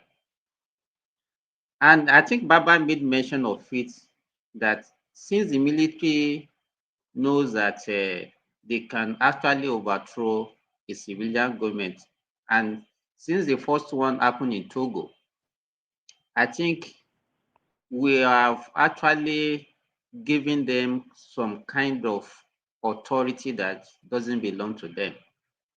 And since then, we have overrated them. We believe that the military is actually above authority and the constitution of the country. And so it's already in our DNA. And that is why they behave in that manner that they usually behave. Exactly. We have seen examples. It's not limited to even, okay, we can see now it's happening to a minister. Baba, I hope you remember there was a time Abiola has an issue with Air Force in Lagos. Are those boys that took DG to Air Force barracks in Ikeja, and they ended up saying, I think it was Nura Imam. Nura Imam, yeah. Nura Imam, IBB sent to go and quench the matter, and he ended up saying why was Abiola and his son arguing with mad dogs. That's where that mad dog came into our lexicon. I remember very well. And then since we also started involving military in civil civil matters. Yes, so we don't actually know their boundary. No, you see people that's actually supposed to know what is actually good for the country. It's like Nigerians. Sometimes that is why I don't pity an average Nigeria, because we don't even know what we wanted from that country. We use emotion. Once we don't like one person, we don't even look at critically what that person is doing. We just rub whatever emotion, whatever hatred that we have on that person, we condemn that person completely, irrespective whether he's doing what is right or not. And that is what we are doing. An average Nigerian these days don't even look at it from the merit point of it. I used to have a friend. In fact, it was part of the people that they just retired recently after the removal of this service chief. He belongs to the same class with the former Minister of Defense, and he was retired recently. We bought lands together. In fact, I was one that even is an Air Force officer. I introduced him to that land. It's a local government allocation in Ilorin, and we bought the plots that we were to buy. Could you believe that this guy extended his land beyond the one that they allocated to him? And he now went and then constructed military zone, military zone, military zone, military zone on lands that does not belong to him. And he was intimidating, but because of his rank, the local government officials. Even people that witness military rule, I don't know why they are taking side with the impunity that these military people are actually exercising. And that is why you see, even you remember Baba when El Rufai was the minister of FCT, he was doing the same thing Simba, that this was doing, because Simba, can you they've please already continue moderating distorted. about yes, They Simba? they've distorted the master plan of that beautiful city. Rufai even move around with bulldozer. Bulldozer, yes. Now, just because we have a thread for Tinubu, then the APC, and then Wike is actually on the side. So whatever Wike is now doing is wrong in the eye of majority of Nigerians, just because of their hatred. And I don't know the kind of country they want to actually have for themselves. And that we have a lieutenant, for God's sake, in Nigerian army. He's not a junior officer. Now turning that guy to a mega to go and be supervising artisans that are building a house in a country that is shadowed with insecurity. No, let me make you this example, Simba. Do you know, as a junior officer, a captain, even the 3-star general, if they are both in a car, the 3-star general cannot sit behind and Yerima will drive him. They will both sit in the front. They will both sit in the front seat while Yerima is driving, because he's an officer also. That's how the rank works. There's someone saying to do a mega job. Exactly. Simba. You now see Nigeria, they will say, hey, that Wike zone, his zone is even too much. Why is he doing not what he's doing? Is he doing it illegally? A plot of land that's supposed to be meant for a park. India, look at the population of India. Papa, when I was in New Delhi, I saw a lot of open spaces for recreation. You see basketball courts, they have it scattered all over the place. We don't have such, because every available space, you have to build something. Festac is an example. Festac in 70s, different from what you see now. They build on everywhere and turn Festac into a slum. Nigerians don't see that. The only thing they just want is that a thread in their mind. It's just, and that is what we display everywhere we go in the world. Okay, Simba. So whatever we are getting as people of Nigeria, I think we deserve it, because we don't even actually know what is good for us. All right, Simba, thank you. Let's move the thing around, please. If you can hear me. Okay, can everybody hear me? Yes. We can hear you. I think Yes, Africa we can is hear the you. next place. I mean, Africa. I've not Yeah. spoken, no, Peter Obi, aka Arab Oh, Leader. okay. You are. I thought Okay, you I'll were. go after you then. Peter Obi. Okay. Yeah, Peter Obi, yes. Peter Obi, please. Afternoon to everybody, and You good got morning 5 minutes, to my. please. 5 minutes. Okay. Good morning, afternoon, everyone, and good morning to our friends in North America. Baba, Kwaso, sir. Kagba Idale. Láfíà fún ẹ o. Ah, Yes, sir. are you? Yes, sir. Is your name Peter Obi again? Mr. Ola don't dash me new name. So, Oh, yeah. so, what should I do here? So, Baba, you've spoken well, Mr. Triumph, Mr. Simba. The one problem I have is that Nigerians have been very vocal about the rule of law and all this kind of sentiment lately.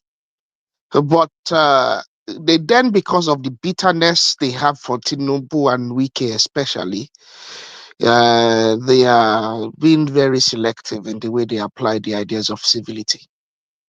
And I think this is the opportunity for us as civilians, as a democracy, to break ourselves from the impunity of the military. I'm very disappointed with the statements from Buratai and some of his fellow retired generals, because what you can hear in their statement is them threatening the president and telling him, if you don't get in line, we will remove you. Essentially, that's essentially what the statement means. Because how can you say there's one rule for military officers, both retired and serving, and there's another rule for the rest of us? Essentially, that is what they are proposing. Here is a man that is now retired, giving an order, and I was told that this man, although he's a lieutenant in the Navy, that it's an equal rank to a captain in the Army. Apparently, they are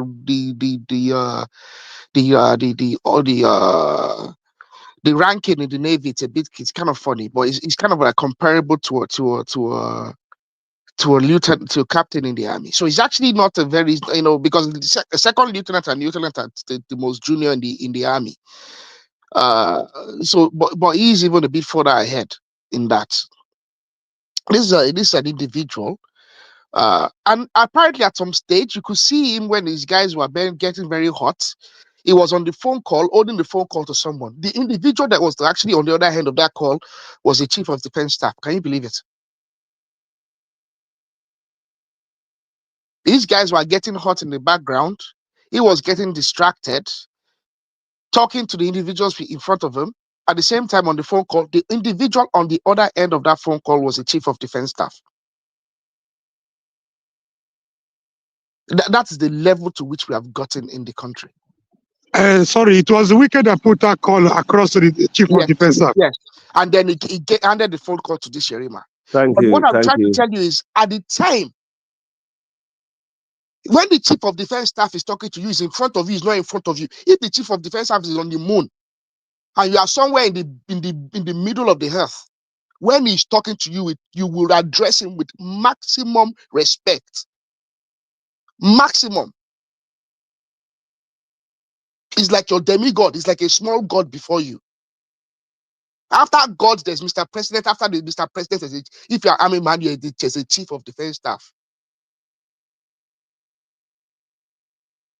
I mean, I don't understand where we have gotten to in this country. And this reflects why there's indiscipline and why our military is failing to succeed. If what you just said, Aru, is true, that the chief of defense It is now. talk to this thing. What I know in military, this thing is, as soon as he hears the CDS, what a chief of defense talk, he will stand at attention. Full attention. Immediately. That's why we call them zombie. Sorry to use that word. He will stand at attention as if he was in the presence of the chief of defense staff. That is the procedure. And everything will be yes, sir. Yes, sir. Yes, sir. Yes, sir. Yes, sir. That's it. Carry on. Sorry for that interjection. When they slap you, maybe the people in front of you, the should be slapping him at that point in time. He would not even flinch. He would just maintain composure, because the person he's speaking to is more important to the person in front of him in terms of authority and rank. But you are telling me that a civilian individual has given you last order. And you can see in the statement of the army, like, I do understand, like Mr. Pato said the other day, and a few other individuals. Yes, the army are there. They want to boost the morale of their officers and their rank and file. I can understand that, but that's the problem of the army, and that's the problem of the nation. We have, in fact, like someone said, Jeremiah is a victim as well. They have failed to compensate the military officers and the rank and file appropriately. They fail to motivate them the way they are meant to motivate them. If you fail to motivate them the way you are meant to motivate them, you cannot you can't then unleash them on the Nigerian populace and let them abuse and take their anger and take their rage on the Nigerian populace as without repercussion. Because that's what they are doing. They are allowing the military rank and file to take their anger out on the Nigerian populace in exchange for their lack of compensation, appropriate compensation from the federal government and the military administration. That is not our business. This is civilian rule. A military officer that breaks the law can be arrested by a police officer. So what does it mean by this bloody police officer can't speak to him? That was the commissioner of police of Abuja of the FCT standing in front of you. There are courses, development courses that are senior police officers and senior army and army generals take together. So what does it mean by the bloody police officer? What kind of nonsense is that? I mean, it's absolutely ridiculous. Didn't we have police officers, senior police officers that were deployed as governors back in the days during under military rule? There were police officers that were deployed as governors. So if you're a military officer deployed in that state, would you now tell me you're not under his authority? I don't know where we're going to as a country. And Wike really revealed a lot of things in that press conference.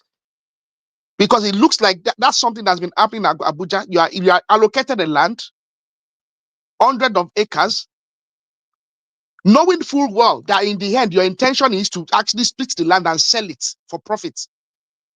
You are allocated the land for agricultural land. The people on the land, the locals, they are chased away. They are compensated for pennies. You sit on the land for decades, knowing that your final intention is to sell the land for residential. And it looks like that has been happening in Abuja. And here is a man that is intending to actually put a stop to that nonsense. But we don't want to get behind it because we don't like his face, because we don't like his politics. Wike went there because his officers, including the director, had been assaulted there. Yerima had previously assaulted a director sent by Wike that morning. That is what angered Wike, and that's what got him to go with cameras and the commissioner of police to that place. A director in his ministry had been assaulted that morning by Yerima. Yeah. Thank you very much. All right. Thank you, my brother. God bless you for your passionate submission. Please, you guys are still power tapping. You are still sharing and like, please. Midwest, you are the next. Let's hear from you.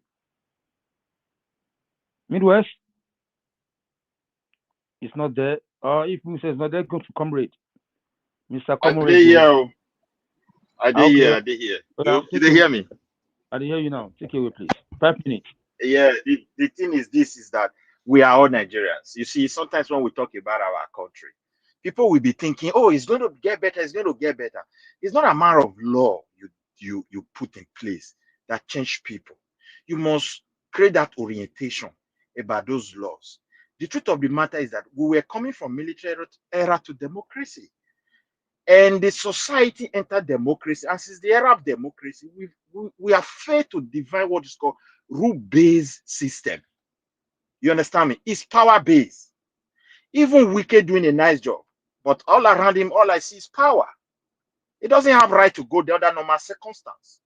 If you want to destroy people's house, you go to court. You're not even supposed to inspect those land.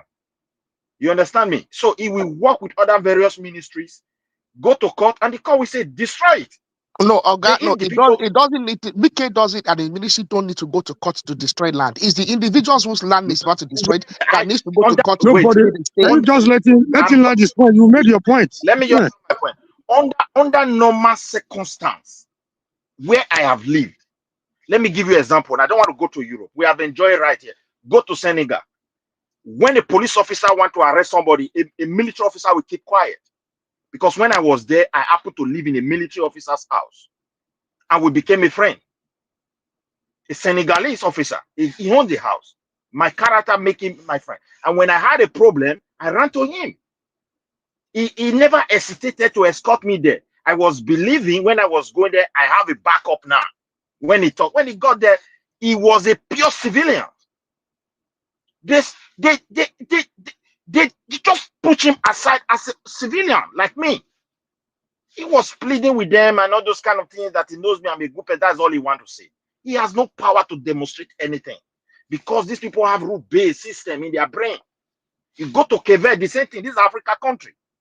But if they want to destroy people's house, they go to court. And in those places we call primitive people, really, they are poor. The way they do things, they are not like, you can't sell one land for two people. It's not possible because of the system.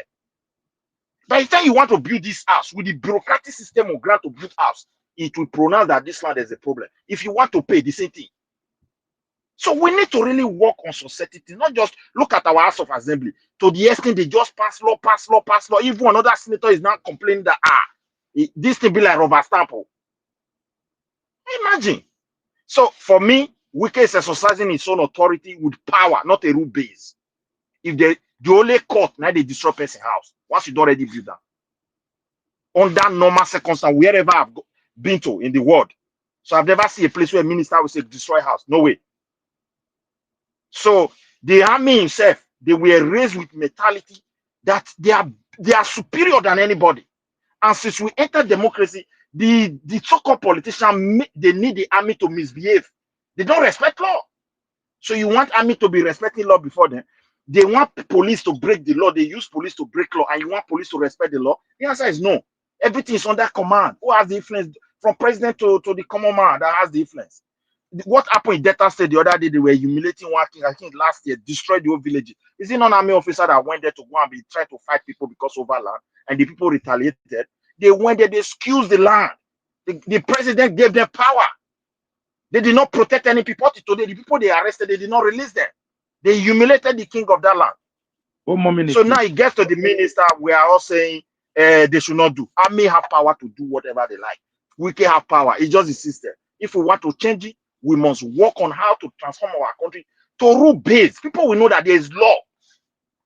And the government is willing to enforce it. This is just my submission. Thank you very much. All right, thank you very Mr. much. Kenny, can I have a quick rebuttal? Well said. Midwest, well said. Everything I said earlier, but a part of, well said, Midwest. Boom. Can I have a quick rebuttal? I'll be less than 30 seconds. It's very important. Fine, go on. Mr. Midwest made an erroneous statement that anywhere in the world that an authority, a council, for instance, what we have in the UK and parts of Ireland, they has to first go to court to ask you to remove a property that does not have appropriate planning permission. That is not true. My cousin was speaking to me a few days ago. Okay, he had extended an extension in the back of his house. The council simply wrote him a letter asking him to remove the extension at his own cost, telling him if he does not remove the extension within a period, very short period, they gave him less than 90 days. If he does not remove the extension in 90 days at his own cost, he would remove it with his own money. If he does not remove it, they will come and remove it and they will charge him. But it is similar. It is similar though. African man, please, let me say this. Okay. If somebody listen to the way Midwest talk now, you think that what he's saying is actually right. You understand? If you build on an illegal land, if you build even on your land and you don't have proper planning, forget legal. Government does not need court order before they can demolish your house. Yes, they already have a law backing them, telling them to remove it. Wait, excuse me. Look, Aro, we are not talking to the same thing now. Somebody already have a house. The house is well planned. All the document is in existence. And now he decide to extend. That is a different case. Even if you extend, it's a matter of extension. There's also a similar story in County Meath where an individual built a new house without planning. They did Guys, not have planning. That They went ahead to build the house, where and I the live. county council told them to destroy the house. They went to court. Don't- The court told them, "Do you have planning?" They don't have planning. But The main issue Nigerian is law. the There's no Nigerian law that says that government, if you build an illegal land, if even it's if it's not on legal land, if you build it without appropriate planning, Even by the way, we are even say different here. You said the council. Did Nigeria government recognize the council? They don't give them power. no, FCTA is the I don't council. even What is understand. Let me it? finish what I'm saying. The What FCTA you is the said council. earlier, It doesn't matter. The main thing is you what have you the said authority to earlier, administer land. Midwest, what you said earlier, government does not need court order before they can demolish an illegal structure. No, they under normal circumstances. I told you where I've been to. They need, for That example, is your own in Nigeria. According to Nigerian law, Not according to even everywhere Nigerian that law, I've been to is you that don't true. need court order. You can't be taking millions of people to. You don't need court order if you You don't build need court on order an to enforce a illegal law land. that's already in Government place. can demolish your house. Okay, You don't well, need that. So let's don't say it let's confidently as if what you are saying. wait. Look at my point. Look at my point. You can still learn something from me.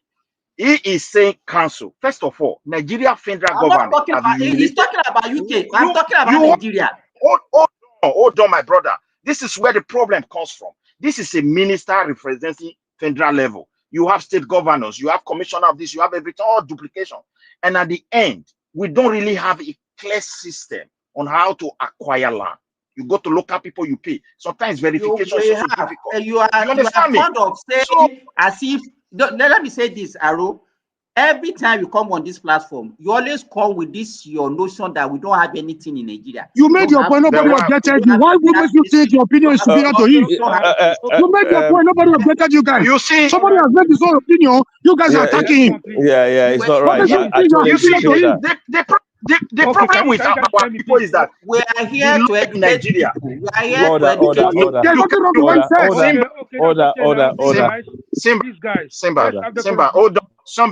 Simba, hold on a moment. Please. Look, you can't educate me on this. Hold on.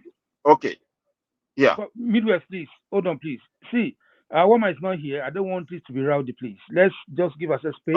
Okay. But if one person is speaking, see, I mean, yes, see my little contribution. You see, when the society is structured one minute after you are going to come with please. Okay, when a society is structured on a power base, this is what you get. The federal government want to construct federal road. You don't see any document from local council that say poor road there. It's an abuse. Let us be honest. So we must go to drawing table. The army has power to defend themselves because sometimes they go to court, they don't even have that justice. The minister himself is doing it according to what the law gave to them. You understand? Everybody is power. If the law is there, who are you going to arrest now? The army are lining up. Those who hate Wike and love Wike are supporting Wike. Those who hate him are criticizing. Those who hate army are criticizing army. Society don't supposed to be like that. Just my submission. Thank you. Thank you for your submission. Please, regardless of whatever anybody is saying, everybody have right to their opinion. I'm not a lawyer. I don't think you have a lawyer on this panel, but the law is law, and the Bible says you know the truth, and the truth sets you free. If you don't know the law, let's go and do digging and find out, and so you can know the truth about what we're talking about. Comrade, please, what says you, please? Thank you, sir. Thank you for that. Your last caution. You know, we are entitled to our opinion. Nobody is perfect here. If we were perfect, there will not be need for discussion. Everybody will be living as an island. Greetings to everybody on the panel and our audience across the globe.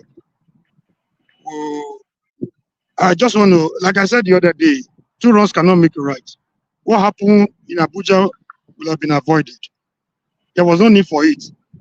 And we can also know issue by now, if he doesn't know that he has stepped on a lot of toes, and a lot of people are looking for every little opportunity to get back at him. I think that is not smart enough on his part. If he said people there earlier, they reported to him that certain persons could not allow them to do their job, he should know that something was, not right there. No, mobilizing, you see the people, you see the number of persons that follow Wike to a site. Is that how we spend our money? Is that how big, is that how large ministers are living? You see the number of officers, civilians, and the military that are accompanying Wike to a site. So, Before he got there, he knew there was going to be war. He was prepared for that. We should be happy that it did not escalate more than that. You know, the officer too has his own problem, but as they say in the military, now let go there, yeah, come back another. Now they've been like zombies, as somebody said here. He said he was acting on order. You know, to them, they wherever they find themselves, they feed them in the barracks, because that is how they are trained. So, no matter how wrong he was, but he was still able to maintain his cool. That was what saved the day. There would have been casualties on both sides. You know, when the Wike was getting closer to the military officer, there was a DSS man that wanted to, you know, stay in between so that to maintain a physical combat. I mean, to avoid the physical combat. We can push that man aside. Man, the problem we have in Nigeria, we all know the problem. Sometimes, sorry to use this word, we're all hypocrites. We try to pick and choose. When it suits our purpose, we applaud it, no matter how bad it is. We don't care. When it is not in our favor, either on a tribal, religious, or political affiliation ground, we try to be more Catholic than the Pope. This is the problem. And it will continue unabated. We are pretenders. We are liars. We are not good people. It's easy for us to blame our leaders. Blame this, blame that. Blame the leaders emanate from us, the kind of people we are, from the mindset we have. We are pretending in that country. And what will befall us? Nobody might be able to control it. It's going to happen. What happened to Boniface will happen to Bonileg. Because the name Boni is come out of boat. We pretend a lot in Nigeria. Even in the so-called press conference, he indicted himself. He did not just say something. He mentioned name. He called names. This one came to me. This one came to me. To do what? To do what? Probably he didn't want this one to come to him because he had the one or two beef around the corner. He has a score to settle with this one, or probably he want to make this noise so that one can come to him. What kind of country are we? The only difference between people come here to want to pretend as if we don't know where we're coming from. The only difference between military era and the civilian era is supposed to be the National Assembly and the court. As soon as the military comes to power, what they do, first thing they do is to suspend the constitution. They rule with decrees. So they are autocratic. That's what makes them autocratic. Nobody is a baby here. And nobody needs to be told all these things. When National Assembly, Brother Midres, I got my heart for you. You just made a valid point. Agbero like Oshomale also had the courage to say what we are doing is not good. We are going wrong. We are going wrong. This Nigeria, we have lived this administration. Somebody, we don't know who is coming next. Nobody is more powerful. Nobody is superior to Nigeria as a nation. We are going wrong. The way we are going, we are becoming a rubber stamp. If National Assembly has become a rubber stamp, it's nothing different from the military. If the court is being controlled by somebody, we were here when somebody came to National Assembly to say, look at what my wife did for my party, PDP, when we were in power. We resolved this, and this. Out of impunity because my wife had the opportunity to be there. We're here to pretend every day. The amount of fight we put into fighting those that make our life miserable. If we put that kind of effort to defend ourselves, we'll be a better nation. I rest my case. I'm working out. I'm pretty so, I don't want to go beyond this. God bless you all. Let's continue to pretend, and it will boomerang. There's a limit to which you can push a goat. If it gets to the wall, it will reverse back and hit you. Thank you. God bless you all. Thank you, comrade. Who has a question for comrade before you go? Everybody wants to back? I do. What does comrades is we want him to address the legality and the appropriateness of the actions of Wike and the officer. Can you give me time to do that? Yeah. No, that's up to Kenny. All right. I'm not a lawyer. I won't come here to pretend as if I'm a lawyer. But the one I just addressed is the way we try to cherry pick. We pick this. See, somebody was talking about Nigeria's military being lawless. So, if you say Nigerian military is being lawless, what do you say about your politician? What do you say about the impunity and lawlessness every day of your police? So, if your military is lawless, I don't know what you call your police. Your police and your politician must be certain angels from heaven. Why do we pretend this much? I'm not a lawyer. I'm not here to give it legal whatever. Even the one son brought, It was still biased. It was tailored towards his own political and tribal affiliation. So who is free in that country? The court has been hijacked. The National Assembly has been hijacked. I'm telling you from the legal perspective, what we have today is not different from the military. If the National Assembly is hijacked, has become a rubber stamp, and the senator is telling you what they are doing against the Nigerian nation, you are here trying to pretend that you have the civilian rule. You are defending yourself. I'm not that delusional. Arrest my case. I'm not a lawyer. Don't expect any legal defense from me. All right. Thank you very much for your submission. Simba, you're next, please. On mute. Mr. Simba, Dr. Simba, my brother, how are you doing? You are there. Prince Daddy, aside to there, welcome. Simba. Actually, I'm supposed to speak, but if you want, I could come after Simba. Okay, no, you can speak now. You can speak anyway. Simba is not ready. You can speak, my brother. Okay. This is exactly what I said in the beginning of the conversation, and you got 5 minutes, okay? 5 minutes. Okay, no problem. Okay, I said this is exactly what I was saying in the beginning of the conversation. I don't come here to pander, to tell you guys what you want to hear. I'm just, giving my own wisdom, what I see, and based on my own observations from the outside. And I think, if you have a government in place that doesn't respect institutions and also setting one institution against another, which is the police and the military at the same time, it is a recipe for disaster. And at the same time, sorry? You see, my brother, what I don't want you to do, I don't want you to gaslight us, yeah? Okay? So because you're trying to gaslight us here, I don't want that to happen. Speak to the issue, but don't gaslight us. Thank you. No, but I'm just speaking in any governmental term, like any institution that is that. If you're trying to be in any normal democracy, this is what I'm talking about. You don't set institution against one another.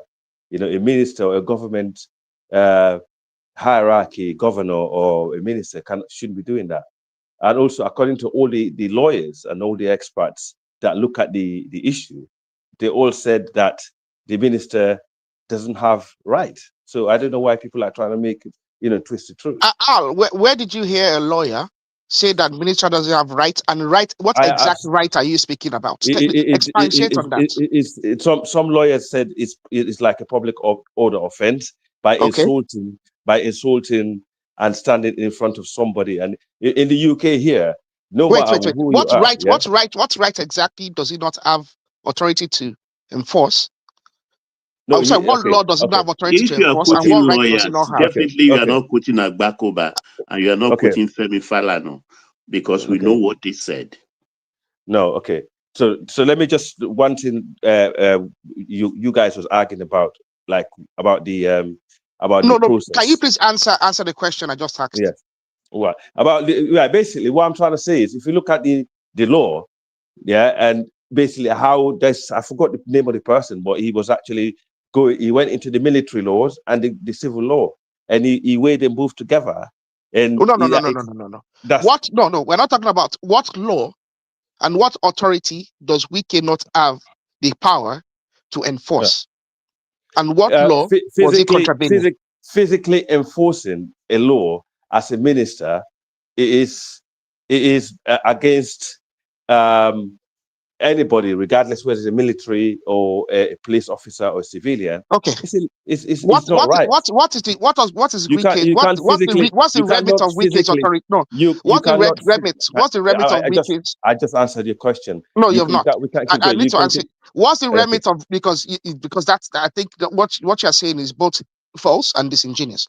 Okay. What is the remit of Wike's authority? If you are a minister, for example, in any developed world, in any under any democracy, number one, your duty is to the people that you're serving, right, and their safety. That's one of the factors, right? So he actually physically went there, he went back there, in any court of law, if you look at it, if you went into a situation where you think the situation is tense, right, you don't withdraw yourself from that situation and come back with machinery to reinforce that situation again, when you could actually cost life.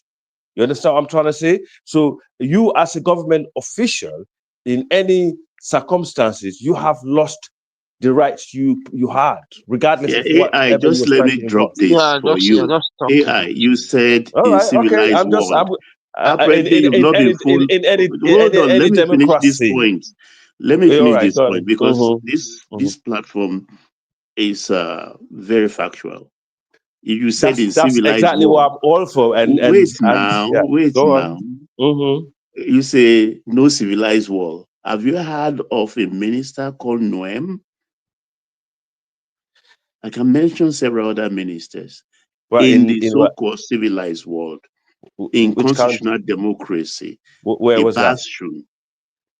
So The ba- don't always. No, but it doesn't make it right though, is it? Legally, I'm talking Okay, legally. yeah, if you put it in that frame, yes, but don't say, Yeah, oh, that's the in the frame. civilized No, world, it is it even doesn't legal, happen. Baba. Wike is the minister of the Federal Capital Territory. It does not And Wike, of all the ministers in of all the ministers, there's a few ministers whose actual authority is documented in the Constitution. The Minister of Justice is one. Wike is one. The nature of his job and everything, and it is documented explicitly in the Constitution. Is one of those very few peculiar cases. Which Mr. law? President can make up different ministries as he wants. He No, can make up Ministry of Blue Marine out of the thin air.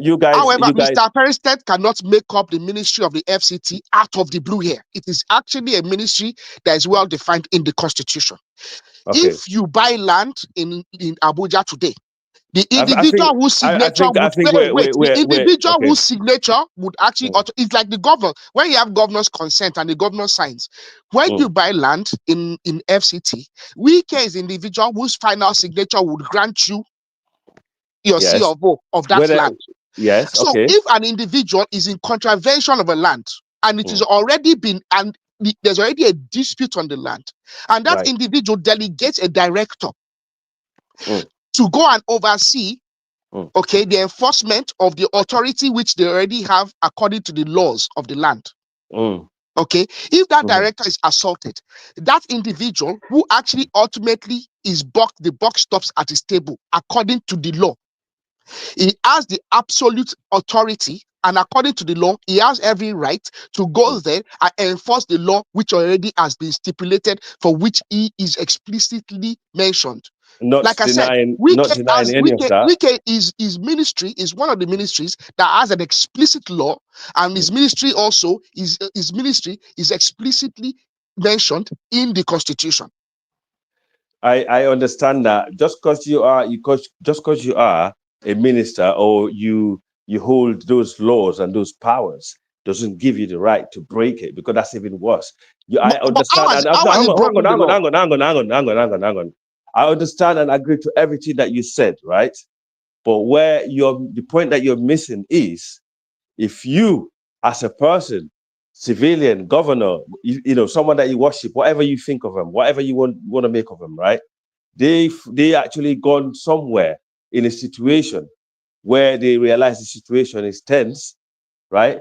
And they went and came back with machinery against another, against the same people. That's criminal. I don't know what's wrong with you guys, man. What's wrong There's with you nothing guys? criminal about what Wike did. And he went and confronted the and they are guy. conflating. They are conflating morality. You are conflating morality and legality. They are two different things. I'm talking legality. Yes, no, you are legality. conflating. No. You are speaking now of morality, and you are confusing it with legality. How is putting life in danger?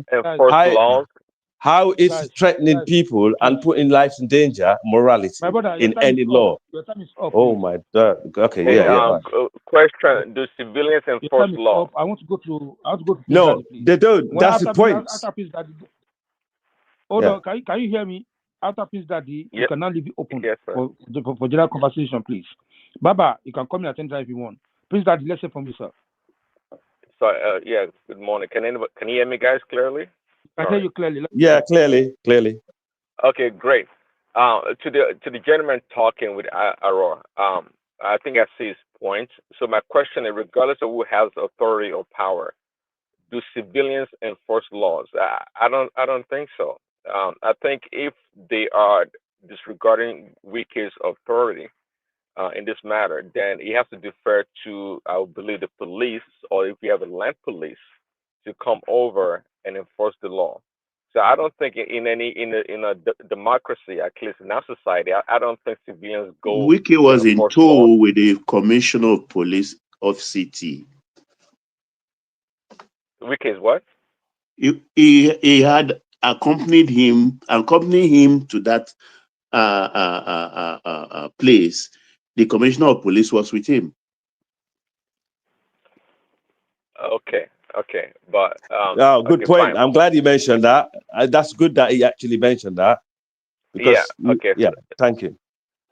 But yeah, I know a lot of things are behind well, the video we saw like a couple of days ago. I myself, and I knew there's a lot of things behind it.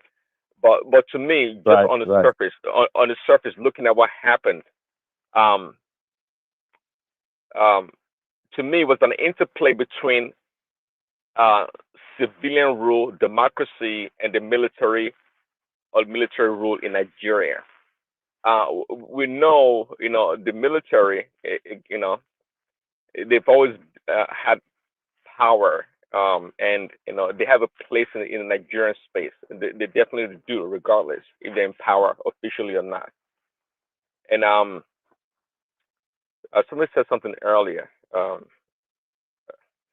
How the rule works, in democracy. I don't know the rules in Abuja, how we allocate land. I'm not sure why the military needs to have the power to allocate land. I don't know, The but the military, shouting, Wike allocates land. The military doesn't allocate land. Wike is the one that allocates land. That is his job. right? Okay, so was the military, the young military man that was standing his ground, so to speak?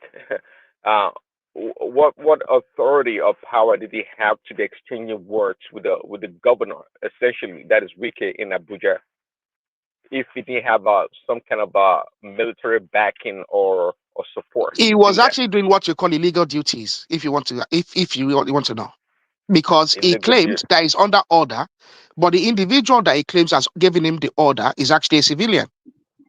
Mr. Ahmad, you need to Oh, interject everybody. Let them flow. You're not getting another interrogation. Let them flow so it can go round. You end up interrogating everybody. Are we on the cross examination? no, no, no. All right, sir. I'm getting some understanding, but okay. Please allow him Thank to do you. that. So, Yeah, okay. So obviously that civilian that gave the military guy the order is not above Wike. So what we saw there is really an interplay. The power meet power in our Nigerian space. That's just the way it works. And but I like it. I'm not. I don't That makes a lot of support. sense. That makes a lot of sense. Definitely, I can Yeah, see that.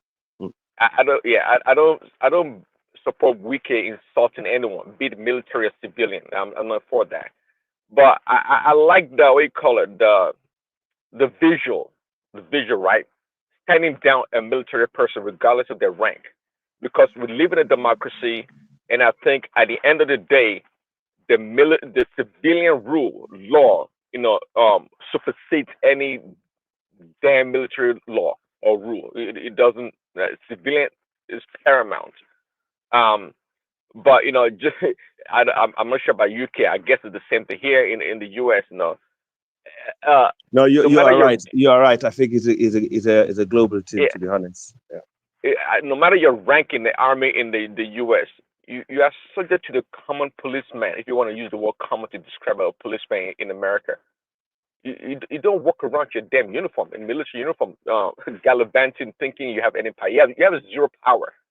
Your power is equal to any other regular civilian. Military don't have that kind of a power usually in the West. They don't. But in Nigeria space, you gotta understand, it's not the same. It's not the same. Military has power. They control a lot. I mean, they have sway in a lot of things that goes on in that country. It's just right now they don't have the power in rulership. But In military, contrary, in contrary, in the rest of the whole West Africa is a total opposite, apart of Ghana and Ivory Coast. But the rest of them, they're all been on Senegal. But in fact, Nigeria and Senegal are probably one of the most stable democracies in West Africa, and Cape Verde. But No, Are most you of Ghana is saying they have power? Military has power in the order military to have Ghana the is the military owns longest democracy in West Africa right now. Ghana, of course, you see. So so but the other countries in West Africa, the majority is the military that actually have the power. You know, even though they Well, have yeah, civilian yeah. But that's what Nigeria is trying to reverse that psychology, which is a good in a thing. Yeah. it is exactly. It's a good thing. That's why I said I enjoy seeing that visual. I'm not saying Wiki Right. was Okay. right, but I love that visual of telling. I mean, in Nigeria, we've been somehow trained. Maybe not this young generation, but we've been trained to fear the military. Okay, our military is coming. We have to be shaken and obey the law. But in our democracy, right, since 1999, right, I would like that to be reversed. You know, to know that the not like because our politicians did not they don't do criminal stuff or they did not they themselves disregard the laws. But I want people to know. I want the Nigerian people to know that look, it's civilian that has power in Nigeria. The authority is final. You know, it's a civilian rule, not a military rule. It doesn't matter your rank or the officer that comes to to give command or whatever. What the civilian leadership does is paramount. And I think it's good for our young ones. It's good for the people to know, okay, that hey, this is democracy, and that this is how things work. No more military. We're not scared of military anymore. Yeah. Sorry. I really apologize for interrupting you, but but in the military in their nature, how they are and how they train. So if someone said Hello, like my zombie, brother. they're Can you quite allow? yeah. Can you They allow are the Caesar to have his robotic. own submission? Sorry, no. But you can see also why the military do not respect a corrupt government. Sorry, what's this? I think there is nobody now who can. It is a discussion. Let people interject themselves and let us throw it open. Yeah, that's So after Yeah, thank you. we can leave you open. That's what I'm saying. Yeah, thank you, sir. If you can respond to that, Larry, is Larry there? no, but sorry, I just yes, I was asking a question. But I'm here anyway. Yes, I am.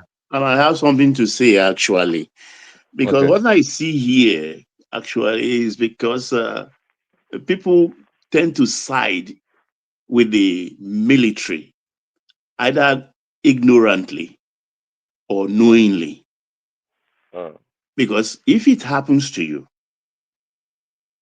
I think you will have a different opinion. I think it was early last year, a brigadier was traveling on a highway. Most people here will remember. And a civilian in, I think, Honda Accord or Camry speedily overtook him.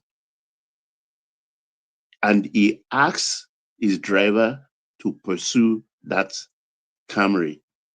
They overtook him, bundled the driver, beat him up, put him in his boots, and drove away to their barracks. Wow. This was last year. That's the military. We have suffering from hangover of when they used to reign supreme. They are forgetting that ended 26 good years ago. No, they have not forgotten. These same civilians that are supporting the military, they have been beaten before. They have suffered from this military. The 8th of weekend. It's just the 8th weekend. That's why there's all this duplicity of positions. Most of us have been beaten and brutalized by the military. But then also, look at the man talking about impunity. The same person that threatened an NLEC officer, if he doesn't live within 24 hours or return the money, listen to me. You made your point. Let me make my point too. Let me make my point. A killer, a bloodsucker, a demonic bloodsucker, a demonic bloodsucker, is somebody that must single-handedly remove a city governor. He's talking about impunity and lawlessness. The Wicked himself is lawlessness and impunity personified. This lawlessness was a name. It should be Wicked. Because he has done something illegal before, so illegality should continue. He does it every day. He does it. He tries in the illegality. Who is wicked to? Message is important. The message is also important. One morality, one moral justification. Hey, comrade, don't blow a fuse. Watch your health. Don't blow a fuse. Watch your health, comrade. See again. See, I just like I submitted earlier. See, civilian government or leadership, they're not perfect. They make a lot of mistakes, but I'm trying to make a point here that no matter what happens, I think it should be perceived in our country that civilian rule or democracy trumps military rule or military power in every respect. That's the point I'm trying to make here. So yeah, Yeah. Wiki is of course not perfect. It's not perfect. But so yeah, just like this guy alluded, what he did in River State with Fubara and whatnot, fine, fine. But at the end of the day, um, a military officer stopping a Camry, beating on the civilian driver and putting him in the trunk is an atrocity. That should Yeah. never be allowed. So it just shows that the military, just like Baba said, they still have a hangover, and that The, hangover needs to be. It needs to be, the eye needs to, their crow eyes need to clear to let them know. I mean that no, not anymore. It doesn't happen anymore in Nigeria. That's why this damn military coup they did last time, it shows that hey, they're still thinking about it. They think they're still in play. But it should be known that no more. We strictly civilian rule. We go to court, we call the police, not the military for anything. We don't need the army or the navy or the air force on the street of Nigeria for nothing, regardless of their rank, for nothing. Right. Yeah. So basically, no, I mean, I agree to all that point. At the end of the day, any civilized nation, like most countries in the UK, like the strongest army in the world, these countries, you don't see militaries around anywhere in the street. But the point I was making, like the beginning, where people misunderstood me, that they think I'd want military coup. I'm just saying, like, if you have a minister who was setting two authorities, like that actually both of them are armed, and also both of them are power sick and power trust anyway, because we all know these African authorities, whether they police, military, they're all corrupt, they're all just as bad. In fact, they're the one that actually, to blame for a lot of the mess that we're going through with the politicians, because they do not arrest politicians. If they do, it's all based on biases. And or sometimes they know they're gonna have a big sum of money, they probably release the criminals back, to be a governor, to be something else. This has happened everywhere in Africa. But I blame the authorities that do not enforce the law. So therefore, it's a very tricky one, because you could say, okay, the military and the police, they the problem, they're more brutal towards the people, but also the civilian government that's not doing the right thing are even more brutal towards the people. So, you can see why people are stuck in limbo. And I can see why we are all frustrated, in the whole continent, regardless of the country we find ourselves in. The only thing I find slightly different about Nigerian issue is there's more ethnic divide than other countries. But other than that, the issues are actually all similar. Bad governance, bad police officers, brutal military officers that have they're supposed to defend the land and the people, but they'll actually do the opposite, and they'll take bribery, and the police will take money from little children in the market, and it's just an African problem. But where do we start? You see, AI, I'm subscribing to what Comrade said a short while ago. We all pretend. We all pretend a lot, because I suffer from that hangover. Because if I receive a phone call right now that my house in Lagos is threatened, maybe a rental or my abode, my first instinct is to call a military officer I know. God bless you, sir. God bless you. Can we continue like this in this a military officer I know that go to my house right now. I will even put sugar to the story that they are killing my family. He will load his Land Rover and proceed there. We all are guilty of this. We know they are military. Only way, part of the way we can rectify, sorry, African man. The only way we can rectify that issue is not about all of us. Yes, I know I started by saying it's right from when they started overthrowing government. That was when they believed that they are above everybody. You see a military man, a small, in fact, ordinary sergeant military, we see a civilian and say, you bloody civilian, as if you are not a human being. They are built with that arrogance, and they believe that they can do anything and nobody can actually call them up for anything that they are doing. They've been living with impunity. But what baffles me is that we civilians that are actually suffering from them, from their impunity, we are not the ones supporting them. Don't you say we suffer from politicians? What is the difference? If a military man oppresses you and a politician is supposed to save you through democracy, saves you. That is the way you normally reason every time you come here. The only impunity, lawlessness is lawlessness. Whether by military, by police, or by civilian, lawlessness is lawlessness. Don't give it a coloration. Don't try to deodorize it. Absolutely, 100%. But no, comrade, how is he trying to deodorize it? How is he now? I don't know. Okay, military. Comrade, 1 second. They are trained that way. They are not that way. They are arrogant. The bloody civilian. Okay. That is their term. That's their terminology. I can hear. Civilian I can have their own understand, comrade. terminology against us. I can understand, comrade.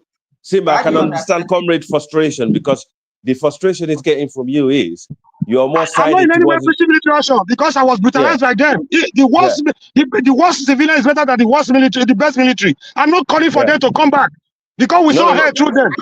You are tacitly supporting them. No, wait now. Yeah, you get him unless you get me wrong. Unless you want me to blame the military for your oppressive civilians and the politicians, then you think I'm right. I will not say that.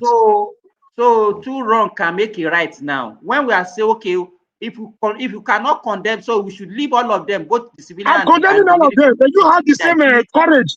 Have the same courage to condemn them all, so that we can continue to build a new nation. Not you supporting one at the detriment of the other one. Now. It's not about the civilian. We are talking about the military now. So you cannot tell me that. Lawlessness is lawlessness. Lawlessness is lawlessness. Wike is a lawless human being. If lawlessness was a name, it should be Wike. If impunity was a name, it should be Wike. It's not your fault. The people that said they understand you, they are the ones giving you energy to be talking. Okay, people that surround themselves with criminals like Abuja in the Senate, in a Senate clan.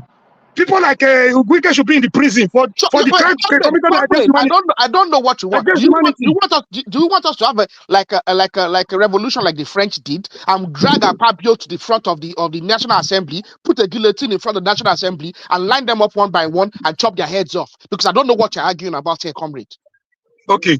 The very moment, what's the morality of your argument? What does this conversation have to do with the lawlessness of you want to cherry pick? You want to cherry pick? It's not going to work for a nation.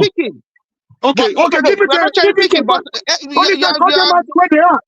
Say it the way it is. Don't blame the young man. Don't blame the young man for starting up to a bully. You leave the bully alone to continue to bully people unabated. I don't subscribe to that. The young man was involved in illegality. It was his illegal duties. If illegality was a name, he should be Wike. Wike don't thrive in illegality. You take land for one person, you give it to your sons, you give it to your cronies. What is legal? What is legal in that? What is legal in that? Just leave him alone. Wait, Mr. Comrade, can you please answer me this question? What Wike was doing there? Okay, I think we are confusing two things. We are confusing the personality of Wike as a politician. We are confusing it with the personality of the minister of the FCT. And we're also confusing it with the personality of what Wike did, the manner in which Wike spoke to that officer on the day. Those are three different matters. What's your question? Now, what Wike was doing there as the FCT minister, does he have was he supported by law, and does he have the authority to do so? That's the first question. All right. Let me answer that one first. I'm an old man, so that I will not forget. See, there's a bad way. You could be fighting a very logical cause, a very noble cause, but using the wrong methodology. You see, what he did was arrogant. He wanted to put himself above the institution. This is why in Nigeria, we praise, we build strong men instead of building institutions. In a Senate crime, when institutions work, what he was doing on that day is what institutions are supposed to be doing. So the moment he got the information that some boys were challenging his boys in the field, he mobilized himself. He took everything upon himself to go confront the military. That was a wrong approach. I'm not questioning his office, but the badge the man was wearing too, the young officer was wearing, it's not about his age, it's not about his name, it's not about his ethnic group, it's about the badge of honor given to him by the state, by the Federal Republic of Nigeria. Okay, wait. Comrade, you are still confusing it. I made it very clear. Mr. Wike is the minister of the FCT. Yes, sir. We already understand that land allocation, planning, approvals, are under his office, and he absolutely has the final authority on the matter. Yes or no? Can you say that again? We already know that he's the minister of the FCT, and we know that land allocation, planning approval, he is the final authority on those matters. Yes or no? Yes. I'm not going to give you. No, you can't answer. You can't ask the question and answer No, yourself. no. According No, to let me law, come in there. law, This planning allocation, approval and this land particular allocation allocation. is his final remit. Yes, that You is ask the a fact. question. Let me answer you. You cannot probate and reprobate. This particular allocation was not done on that weekend. It was done before his inception, before he It came on doesn't board. matter. Let me It does learn. not matter. The Whether fact of the legally or matter is, otherwise. government is a continuum. He is the current authority there. If he has any challenge, And there's no point in time at which this land was allocated appropriately for the use for which it was being used. You could hear him asking for documents, right? If he has any discrepancies, any challenge with the documents, let it challenge it in the court. Let it challenge it in the court of law. Not making yourself the police, the court, and the judge. That is wrong. Comrade, wait. Can't run a country like that. Mr. Comrade. Okay. Who is he? Who does he think he is? Mr. Comrade, I want us to enlighten people. Comrade is right. I'm afraid. But some of Comrade it is not right. Comrade is fantastically wrong, and I'll tell you why. Okay. Yeah, you are right. You are right. You are the one that is right. Wike is always right. Every other person is wrong. It's not about Wike is right every day. Every morning afternoon. Wike is always right. On the Even issue the of the land of another elected governor, he was right. Wike has always been right. Even when he kills people, he's right. Even when he touches any officer, he's always right. Man, we're not ready as a nation. Wait, comrade, I want to enlighten individuals as they are listening to us so that they understand the merit of the matter. The land was allocated. What makes you feel your argument is superior? What makes you feel your argument is superior? I'm not saying my Mr. Comrade. You what said makes something you earlier that what makes you Mr. Know-it-all? Just like Mr. Wike. Comrade, I'm neither myself nor yourself are Comrade, entitled to our opinions. He's just trying to neither dig myself or yourself are entitled to our opinions, but we are only entitled to our informed opinions. So let me disseminate my informed opinion right now. The land was allocated around 2007. The land was allocated to a company for which the purpose was meant to be commercial. The land was meant to be used for parks, okay? So essentially a recreational park. So the land was allocated for a recreational park. Sometimes in the around between 2020 and 2022, the company applied to change the use of the land. That was in 2022, and that application was rejected. However, between 2022 and now, the company, however, knowing full well that they did not have the plan, the approval to have the land converted for residential use, went along to actually divvy up the land into plots and sell those plots. One of the individuals to whom they sold the plot is the former chief of naval staff. The chief of naval staff then went ahead to start construction on the land without actually even having approval for the construction. So number one, there's already two matters here. Number one, the company that sold the land to him has converted the land illegally for residential use. So that's already inappropriate already. Okay? And then the chief of naval staff has actually we're not supporting my brother, can I let land, him finish, please. Yeah, please. Can I land? So number one, the land has already been converted illegally by the company that sold the land to the chief of naval staff and to other individuals. The chief of naval staff has then gone along again to actually start building on the land without planning approval for construction. So even if the land had been successfully converted for residential use, the chief of naval staff still needs to go and apply for planning permission for the building for which it was putting up. So number one, there's no planning permission for the residential building, and there's actually no approval to use that land for residential use. And the authority, the FCTA, has already contacted the chief of naval staff. So this is not a matter of the chief of naval staff is only hearing about is only coming into contact with this is a matter that's already been in contention already. The FCTA had already contacted the chief of naval staff to notify him that he does not have the correct planning permission, number one, and the land is not allocated for residential use. And the only reason the chief of naval staff deployed army there was to forestall and to stop and illegally stop the FCTA from actually enacting and to stop the FCTA from actually coming to that land and actually enforcing the law. Okay. So I Okay. want us to, and that is where we find ourselves now. Okay. What we can talk about how Wike behaved on the day, Okay. but we Bro, cannot let actually me dismiss say the this. fact that For the once of time, FCTA authority One second. has the One I'm second. not in any right way to enforce the I'm law. not in any way supporting what they are doing. Guys. Okay. Okay. Let me. Can I before I forget? Yeah. No, hold on, please. Hold on. All right. Okay. You be speaking. We have new speaker on you. You have new No panelist. problem. Okay. Cool. The prestige, please. Let's please. The prestige. Progressive, not prestige. Oh, sorry, progressive. There is Oh, okay. thank you very much. Thank you very much. Yeah, I actually just came in for briefly because I'm going to be out soon. I look. I think the problem we have here is that it's okay for us to just acknowledge that both parties, not like both parties, the way Wike handled the situation was not. He could have handled it differently in a better way, right? And we cannot say because it is Wike. Then try to support Brazilian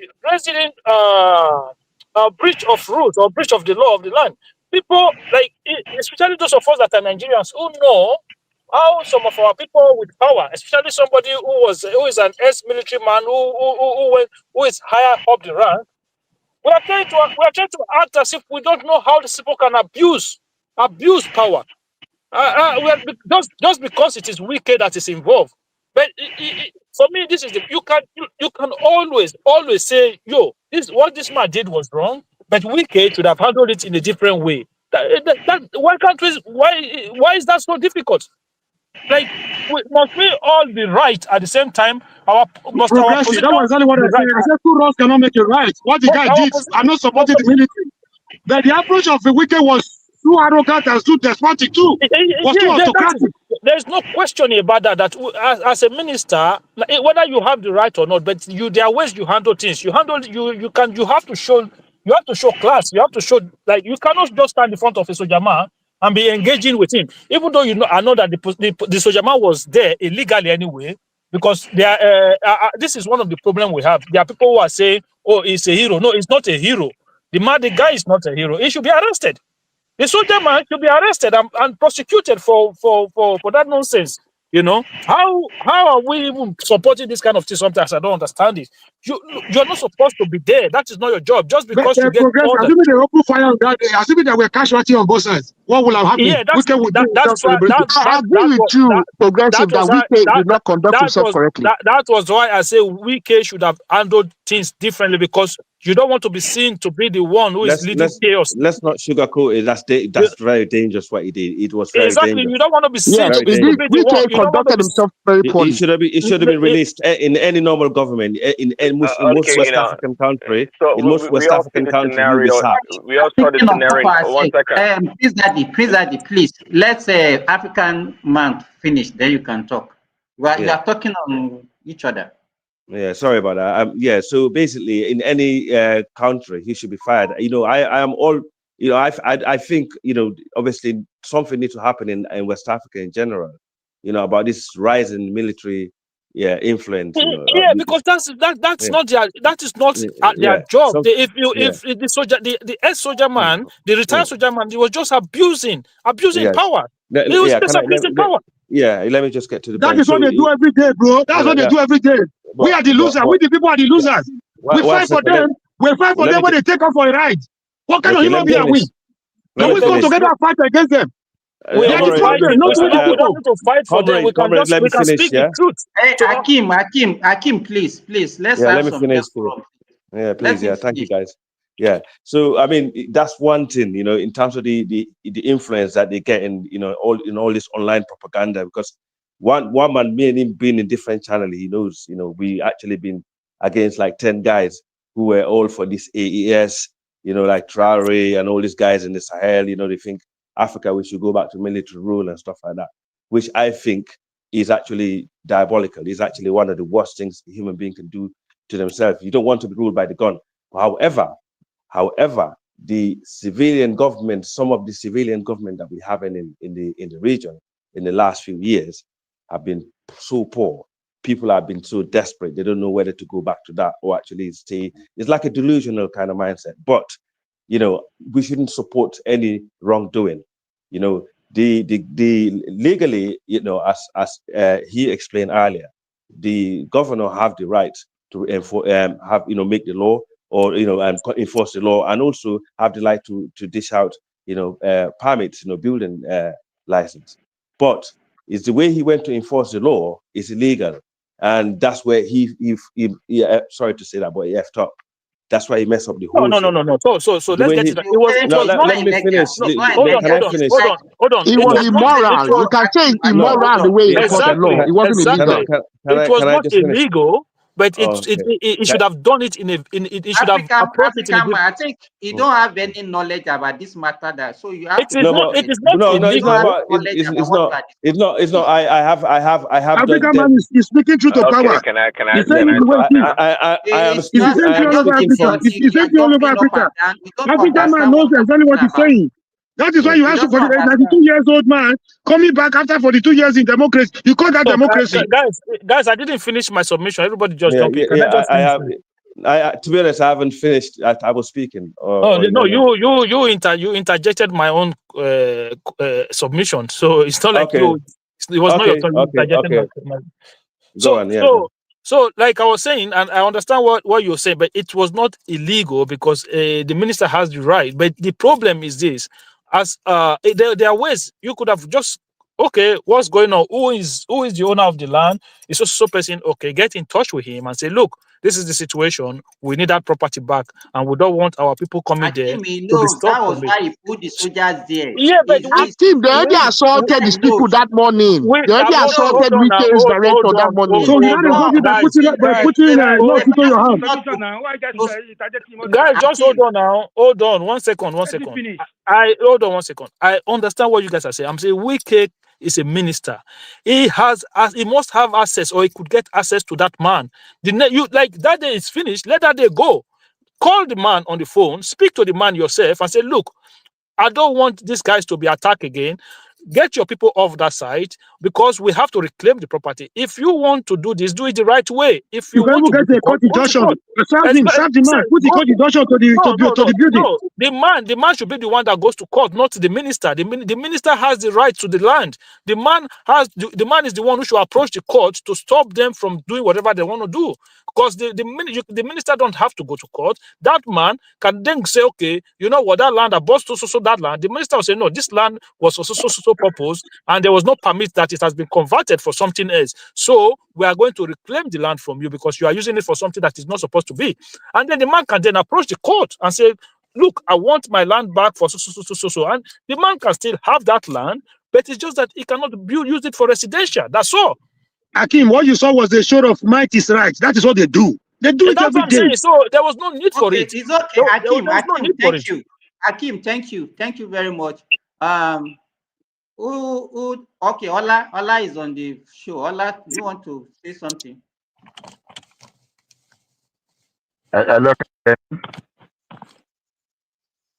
Hello.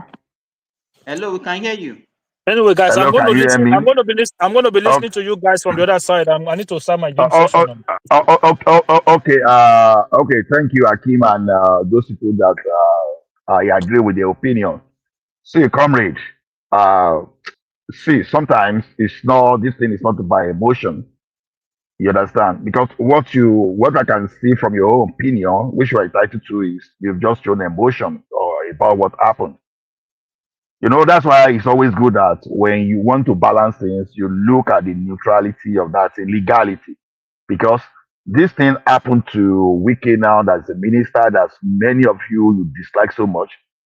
Wait till it happens to you or anyone that's bro, that thing happens to the poor man every day. The only reason why we're debating it is because it's happening to you will let me talk. They do this to the commoner. You will let me talk. Every day. The only reason why you see us debating is because it's between two big men. No, I'm actually somewhere around there. So then I'll be home like 30 minutes. But Okay, because okay. I saw the way I'll things still were be here, going, I sir. I'll said, still let be me here. just do it. Yeah, Now, I'll still be here. see, comrade, yes, because it happened to big man, then that means it's an opportunity for you to right the wrong. You should know it from that place. It's an opportunity. Just because, oh, it's a big man, oh, that's why we are shouting. Yes, that's why we are shouting. Why can't we Because talk? Why can't we talk when it happens to a common man like us who has no voice to speak, who military to speak for us? So sure you you will want it let to happen us overnight. You want it to happen sure you will overnight because it's happening will between you will you will you just allow between two bullies. From one will bully you to just another bully. We are here wasting our time, wasting our energy. are others supposed to speak, or is it only your voice we are here to listen to? If Okay, others if are we leave supposed the to law, speak, if we leave the please law, afford my time. If others are supposed to speak, please afford Let the my man time. speak. Let's hear what you got to say, because if I have a different twist into his conversation, okay? All right. Yeah. So the thing is this: even when people were not speaking, when it happened to a common man, yes, we agree that it was wrong if it happened to a common man and nobody spoke about it. Good. But it has now happened to a big man, then it's an opportunity for us to right the wrong. Because normally it is the elite that trigger most of those things that create a civilization because they have the power to influence decisions. So the situation of Wike now carries weight to influence decision that will benefit the common man in the long run than when it happened to just common man, as you were going to say. So we won't say because people did not react when it was common man that all of a sudden we should allow it to go under. That's not the way to build a society. So what we are that's saying the way is we this. fight for our winners, both politically, Yeah, religious, and that's why you don't get it. traditional rulers. That's how we fight for Comrade them. They don't Omoruyi, even care. We fight for those that don't Comrade even care about Omoruyi, us. Comrade Omoruyi, there's no activism that we have done right from student level that people like us have not done. Approach is always different. So when it's not, everything is not all about greatest Bosa Bubu. It's not always like that. It is not always like how you can raise your voice and how you can shout about it. You can shout to the highest decibel and nobody will listen to you. And someone will just say hello, just speak smoothly, and everybody will align and start working to correct things. Bro, look at the point I'm trying to make. We cannot endorse impunity If you every day. continue this, We expect it to change overnight when it comes to big man. It doesn't work that way. If we let want me tell you a one thing. lawless nation, we do it like that. If we want a law and Time order, and chance, let's begin to plant that seed. time and chance happen to everything. You understand? It has been happening for decades. Things has never changed. But anytime things happen to big men, we have that opportunity to review so that everyone benefits. You understand? So So we have to wait it's till a it happens to situation. big man before we know it's a problem. This is the problem we have. We are No, hypocrites. that's the reality. Just like the man said, that's the reality. The big man will bring it to the fore. It benefits everybody. So that's just the way it works in life. And let's not pretend. That's reality. I don't just really get what Comrade Omori is fighting for. See, let me tell you one thing. If you hit the street today and start some kind of a protest, by the time they will pick you up and lock you away, someone may not even know that you are missing on the road. And see, even the common man that you think you are fighting for, they don't care about you. They don't care about you. But when it happens to a big man, it affords the opportunity to now look at the systemic issue and resolve it once and for all. If there's any time, we shouldn't be talking about, oh, Wike should have done this. No. Look at So what it should be. what you are preaching is a master-slave relationship between citizens and their rulers. Comrade Omology, you must be doing your activities now at least for at least 25 years, if I may calculate, between 25 years and 30 years. What More have than you that, sir. achieved with that? A lot. Okay, what have you achieved with it? You want me to name them for you? You want me to name them for you? Wait. But some people choose some Probably if systemic not because issues of people like us, Babangida will still be ruling you today like Cameroon. I beg you. Let's not, We all participated. We all participated during that time. I beg. No, just use just to you, was that an achievement? Was that an achievement or not? Was that an achievement? Stop assigning glory to yourself. It Was that happened an because achievement? Was that Abiola. an achievement? Hold on. It happened because Abiola, a big man, and we are among the early, happened to be the one that was impacted. Not because you, a common man, was the person. After the fought for June 12th, who became your president? Another early OBJ. You understand? Even a big man like Olubalaye could not even become the president. We achieved a democracy. How is he managed another conversation altogether? If you want to know your way today, how the democracy is being managed is another ball game. This is another challenge we have to face. This is not democracy. If you want to know your way today, just go and contest the state house of assembly and see how even the common man will support you. Let's just face the fact. It's something that is practicable, and don't let just be leading the emotion. I think emotion is the right way to go. What you are displaying this morning, you are disrupting everyone. Bro, I've done that before. I know what the commoners did for me. The commoners are ready, just that they don't have opportunity. They are oppressed. Okay. They are subjugated. They are depressed. Okay. The common man has shown into the like of Showore what it means to be organized, what it means to use the early to push for you. Now, most time it's not about what we gain. Most time it's not about our personal gain. It's about let the people know their rights on their left. Okay. Waking people up from the slumber. It means a lot. Or else, what happened in Cameroon with the people in Nigeria? Every society, they come up person, they don't move the needle by shouting, by jumping. But the common man that want to move the needle, you just go and let me give you an example. You look at your rep within your constituency. You go and lobby, and you be reasonable. If you go to your rep and you shout from now to tomorrow, your rep will just see that this I don't want to deal with that noisemaker. But if you put up papers and you analyze logically and you present, you let the person know that this is the issue. This is what I think we should do, and you offer a solution. Yeah, you will be called. You'll be called. Let us talk. But if you keep shouting, it must not be this way, it must not be that one. Honestly, as the rep is seeing you, just said that guy, I'm not at all. I don't want to speak with him. We have to be logical in whatever we are doing. You are seeing Wike. Some of us, we are seeing the legality of the situation. You understand? So it happened to Wike. So when it happened to Kroma, so what? Something happened to the look at when the only chief of naval staff then, Rear Admiral Arogundade, if I remember. Look at when it's only when they beat up a civilian.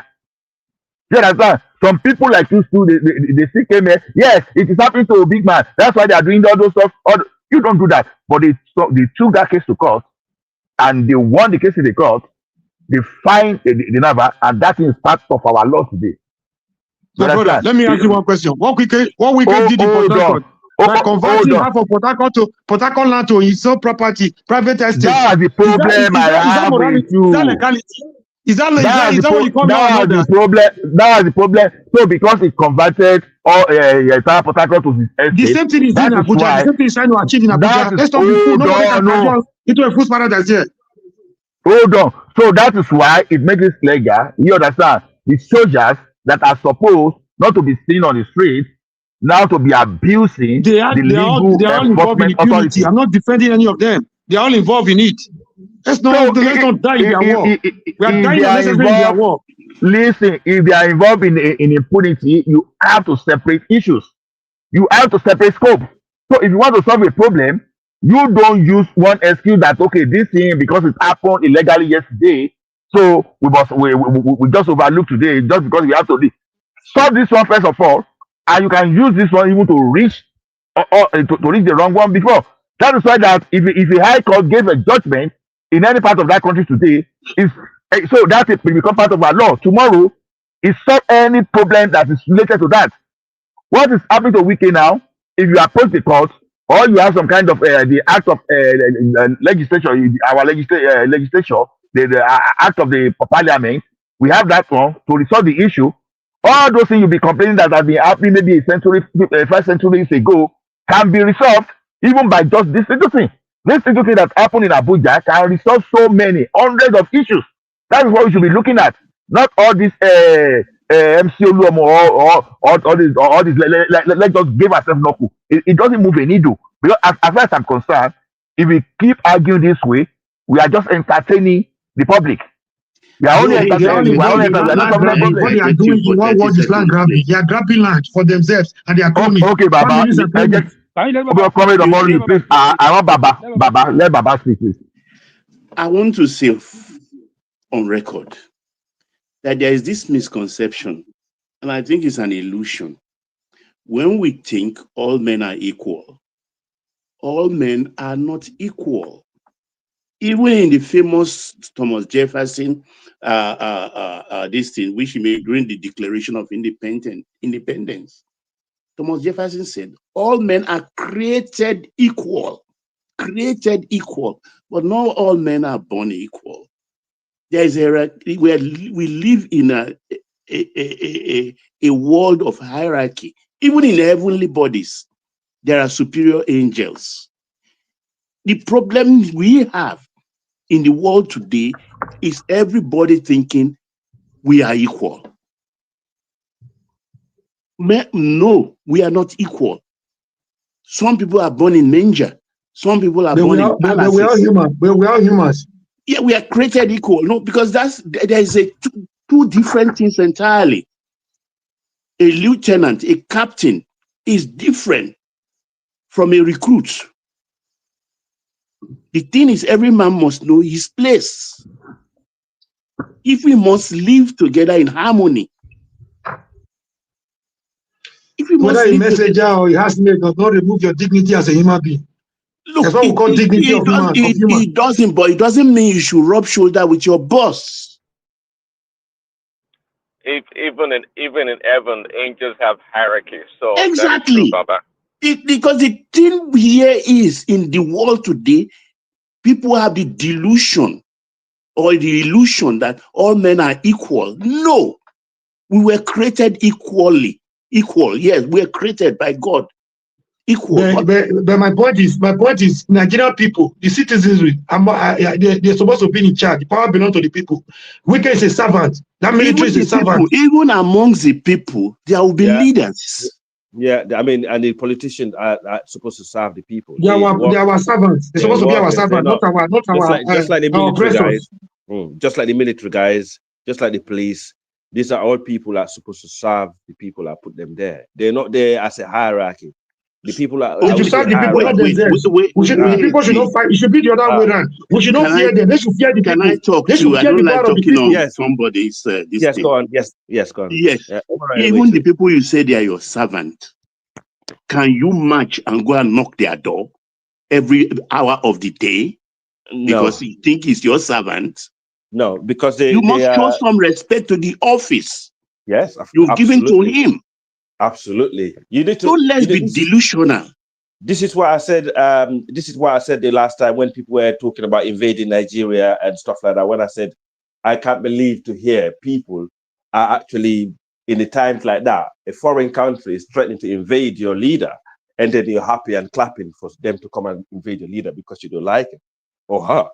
And that, sadly, is the time where everyone should be behind their leader, whether they like him or not. Yeah, it is this same illusion that is driving people to think that, my human right, my human right, my human right.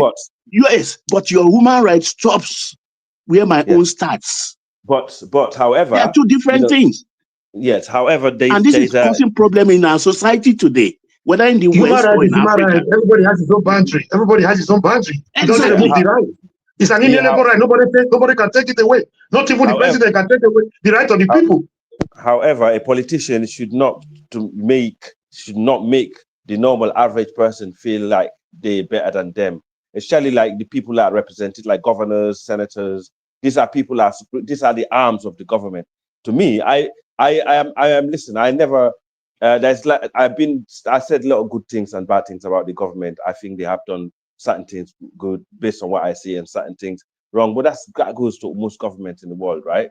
But however, the guy in the minister or governor that you see, I don't like him as a representative of the government, because if that was my government, I'll be like, nah, this guy is not making a honorable president. Because Tinubu is a humble guy. You can see he doesn't hardly speak. When he speaks, someone that you want to listen to.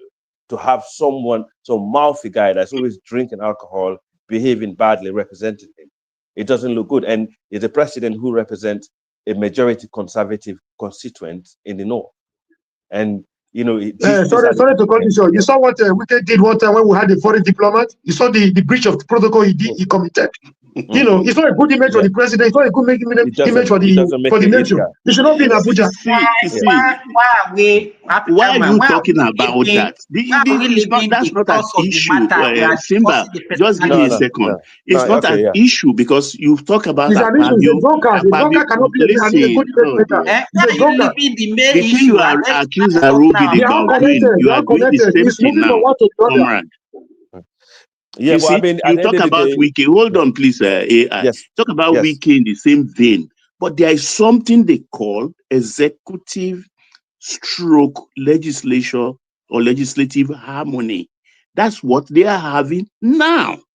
It's not there because they are rubber stamp. Because we have a way of using things in a only way we understand it. Baba, you look at it. Wait. Baba. Let me finish. I beg you, let me finish. The cup you look as half empty, I may see it as half full. They are two different things. The people Baba, you see now as rubber stamp. You mobilize the civilian to go face a man holding the gun. You mobilize the gun to go face the gun. Only a drunkard, only a boat smoker does that. It's not a good image for the president. It's not a good image for the comrade. That's one of the problems we are talking about. What makes you think? That's why we all agree it's wrong. Hold on. No, what makes you think that a soldier should feel entitled to open fire on the civilian? What makes you think is that way to be? What I'm saying. They are wrong. Can we continue like this as a let me tell you, all of you are saying, what if that guy open fire? And I am telling you that even the mentality from that we are saying, if that guy open fire, is where we are even getting it wrong. It's hangover. Why will you even think that? Let me tell you how that one is possible. Don't tell me anything. Don't tell me anything. You go blow your gasket to the way they shout. Let me speak. I've installed gadgets for people that carry arms, and they don't behave this way. They don't have this entitlement that, what if I open fire on you? That's the problem. We have people that are saying they are afraid of coup just because the military for them not to say coup, and we should now believe and we should not be shaky and should not be not to be afraid of speaking the truth. Bro, how did we get to this level? What if the military man was under the influence, just the Wike was? What if the military man was traumatized? One of the police officers who came with the governor. Trigger happy policemen. One of the police officers who came with the governor. We are here supporting evil. We are trying to support one evil to defend the other evil. That's my problem, is because the police officers that came with the governor could be trigger happy, and the military guys could be. They were ready to kill. They were ready to kill. It could be a military officers that have been traumatized because you are actually in a war, that have a different, mindset to the other, people that he says. So I gave example the other day of what Sanwo-Olu did in Lagos. Other than that, I think the governor is, other than that, I don't fault the governor because he's doing his job, basically. Well, I don't like his character, but that doesn't make me, if he's a good governor, he's doing the work in the ground and he's doing what he's put there to do, regardless of his character, fine. But if it's someone that's actually feel like, he can, like the kind of action, what I've seen, what he done on that day in any government, he's out the door because it's been filmed and it's gone global as well. Because, it's the image of the government. You don't want that to be out. So, yeah, that's my opinion. It's all about keeping. You see, why I don't even understand you guys' argument. It's like you set someone to go and arrest a criminal at home. Maybe that criminal happened to be a military officer, and so because he's traumatized, he now open fire on the authorities that are supposed to enforce. I will say just because maybe it's under one trauma.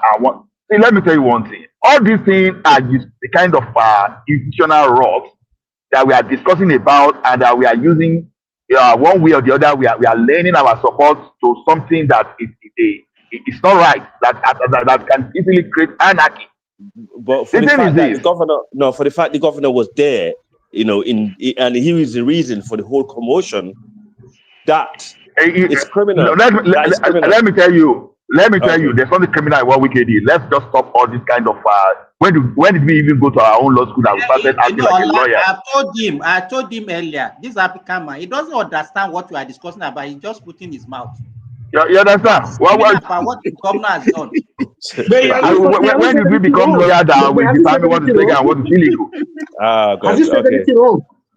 Has he said anything No, different no, from no, what no, other no. people are Let me saying? tell you something. No, let me tell you something. So Can I come in, please? Yeah, the man I'm speaking to, he no, actually understands. Can you just suppose? Can you just suppose that Can we situation hear is what from happening in Southern comparative Lagos? facts? Can we hear from comparable facts? He's not spoken all day. Okay. Yeah. Okay. Man of prestige. Don't call him man of prestige. Okay, I'll call him MOP. Still my friend, MOP. My brother, I'm here. Who's calling me? Can I come in now? Yeah, come in, please. Come in, please. Okay, greeting everybody. I've been listening. I was listening earlier, but I left. Then I came in like about 10 minutes ago. So let me start from the beginning. Let's not miss what here was actually going here. I will speak it from from my own point of view. Everybody has everybody's speaking from from interest point of view. So let's not sugarcoat it. The only person that I can say, even me, I may speak with some sentiment. So let's call it what it is. The only person that is independence here is the guy from Sierra Leone. So Remy, this is to you. It's one man that will make the decision whether he like him to come here and put, make utterances when it comes to Nigerian matter. You have no right to truncate that man to say what he wants to say. He's an independent, free thinker. So he has the right, in my own opinion. Let one man make that decision. This is not your platform. So that's let's get that straight. You are wrong. So you are wrong. Thank you are you, wrong sir. by saying that. You are wrong. Okay, let me go ahead. Yeah, that's your opinion, but I just have to So say that. because That's how I it's feel. not a matter of one man or no one man. We are discussing a matter that concerns our country, and he has little or no It knowledge about concerns him. I mean, he This has is a the human right to being. He's a say. fellow African brother. I mean, what Yeah, makes you but different anyway, from him? having said that, What makes you will think you are everybody better than let him? me have my say. Let me Can have I? my say.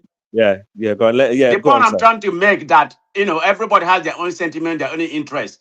The only person that is a free thinker and independence in this narrative we are talking about there is the guy, Allah, whatever, So his narrative is more independence. He has the no dog in the this. Fulani Hold supporter. on, he has no dog in this Simba, fight. allow He's him to speaking speak, to please, your now. sentiment today. Let So me yeah, that's let why me you are talk now. praising him. He has no dog in this fight. He just have to say that how it is, how you see it. So he's an independent freaker. I'm He's telling probably you that he's probably he's. as Oh independent my as you God, it's not as independent as you think. Remy, don't make me insult you now. If you Okay, insult me, I will insult you. You don't have the okay. monopoly of that, you know. He's MOP, he's the only independent. I'm Oh independent my too. I God. have no dog in this fight. I'm talking like a comrade. I'm He's I'm the only neutral. independent. He's the only independent neutral thinker here. I'm even myself. I have some sentiment. So there are people that have spoken here. Some people are coming from political angles. Some people are coming from sentimental or from interest point of view. The first person that spoke when I was there earlier was Larry. He was speaking from an interest point of view because he has some investment in Abuja. So everything Wike did, I'm not saying Wike is wrong now. So you don't put word in my mind before I make my own narrative. But I just have to start from there. Everything that he said is on interest point of view because he has land there. They took his land away before. Now he has gotten most of the land. So let's call it what it is. It's an interest point of view, and I may come with that view if I have business in Abuja. I'm getting all the whole land right now, even on that weekend. So that's where we are. Like I said. So let me get from my understanding about what's actually going on. Wike has right when it comes to the control of Abuja. He has a right to do what he did, or he has a legal right. The military has no right, being a retired Navy officer, to station that guy in that place. To be that's an that's a federal capital, territory, which is under the minister, under the statutory law. I'm not a lawyer, but from little that I read, Wike has authority to legalize what's happening over there. But Wike is wrong in some instances too. And you take an example of what happened in 2022. Look at the way a man with an integrity, so will you handle this situation? Everybody has seen that video. Even at all, he has the right. He didn't want to go there and confront the guy and make some utterances that's beyond him. That is an example of a true leader.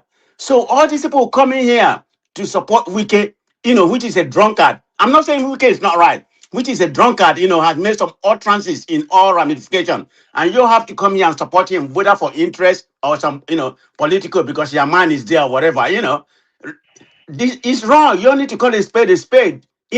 I mean, I can even say some of the utterances, okay, let me say constitutionally from my understanding, okay, Wiki had the right, land use, of the land use action, to protect the land of that place. And he has right to govern whatever happened, as the legal minister in that area. So he has the right to do whatever he do. He has the right to inspect over there. The guy being a junior naval officer it's not about ranking or whatever. That the person that ordered him to go there, is a retired person. So he has no right to do whatever he's doing. This is the problem with Nigeria. You use our military. They're supposed to be, in the forest right now fighting the terrorists. The problem, that is very, very much eminent to Nigeria. That's where, and you are using the junior officer, just for your own benefit. That's where the military is wrong. Okay, but what concerns me most, I don't know if anybody is talking about it, is the untrusts of Wike. Some people here have said that Wike represent Tinubu. Yeah, when it comes to the law or whatever. So are you going to say Wike represent Tinubu for his utterances too? So if it is good what Wike is doing because he has the right, then it is bad what Wike is doing. Tinubu has to take both of them. If you're going to take what he's doing, he represent Tinubu. Tinubu is not going to fire him. Let's call it what it is. It's about political leverage. Because of River State, he's going to get it, to begin with, in my own opinion. He's going to win River State. And Wike Moore is going to, Wike Moore is going to justify that. That's why he's going to keep Wike there. Wike is not a good person. Let's go to what it is. I mean, look at the utterances that he's using. That's on becoming a minister, regardless of what happened. He has no right to insult the man, whether the man is on a junior under him. Of course he is in terms of hierarchy. Wike, is in charge of that place, but you have no right. Somebody was making a statement here, the hierarchy of leadership and other. Yes, the hierarchy of leadership. We are not born equally. That's true. But regardless, you have no right to insult people. Everybody know the utterances of Wike. I mean, the problem with Wike, he lack emotional intelligence, and nobody here will say it. He has a problem. I don't know. I mean, the conduct, the conduct is very, very wrong. And I'm gonna condone the officer too. Just because you are in uniform, right? You should have just said, be quiet and say, yes, sir, yes, sir. Look at the way the officer in Lagos State did with Showolu. It wasn't talking back to, Showolu. It was saying, yes, sir, yes, sir. I'm being given authority to be here. Yeah, you are given authority to be here, but they can't disobey. Yeah. So the person at fault was the retired Navy officer. He should be held liable, for trying to, I don't know about the perimeter in land dispute in Abuja. We know what happened in Nigeria, the way Wike had been doing or whatever, whether it's right or not. But in terms of the law, so let's be very clear, Wike is right. But the only place I have the problem with him is his utterances. Even saying something about firing, I don't know. I'm trying to get the quote exactly. I don't have the quote. Talking about using a firearm or whatever, Okay, what happened if that officer is a trigger person officer? Do you know what could have happened? Everybody could have been. It could have been. A lot of people would have died. Yeah, even the guy, even Wike. So that's the angle I'm looking at. That Wike is definitely wrong. That man need to check himself. I don't know what he has going on with him. If he has some mental problem, or just matter of impunity. I fought him in that round. That's just my own submission. I call it. I call it too wrong. But who is more right in terms of being right? Wike is right in that regard. But the military being stationed there, being used as a scapegoat or whatever is wrong too. So an example, like I said, Okay. Showoli was an epitome of what is right or what is not wrong. That's just my own submission. And Okay, looking at the let me and chime in now. looking at public Let me talk opinion. now, guys. Sorry, Let me talk. sorry. Let me just one second. Looking at the public opinion, it seemed like Wike have also lost that case. Okay, yeah, sorry. How did you come to that conclusion? Because if you look at the majority of the people online that actually make, if they're gonna make a poll, for example, Online. yeah, on online polling. I'm just giving it. It's just a statistics, and I might be wrong, I might be right, but if you look at the statistic, you will realize majority of the people are actually in support of the military guy. That's Online Wike. people, not No, but Nigerians, because okay, online can be anything. Can be yes, somebody that's true. in Haiti Okay, interfering yeah. in the affairs of an African country. No, that's very true. That's true, but the reality is, you're But right. the fact that the online people, does that make it right?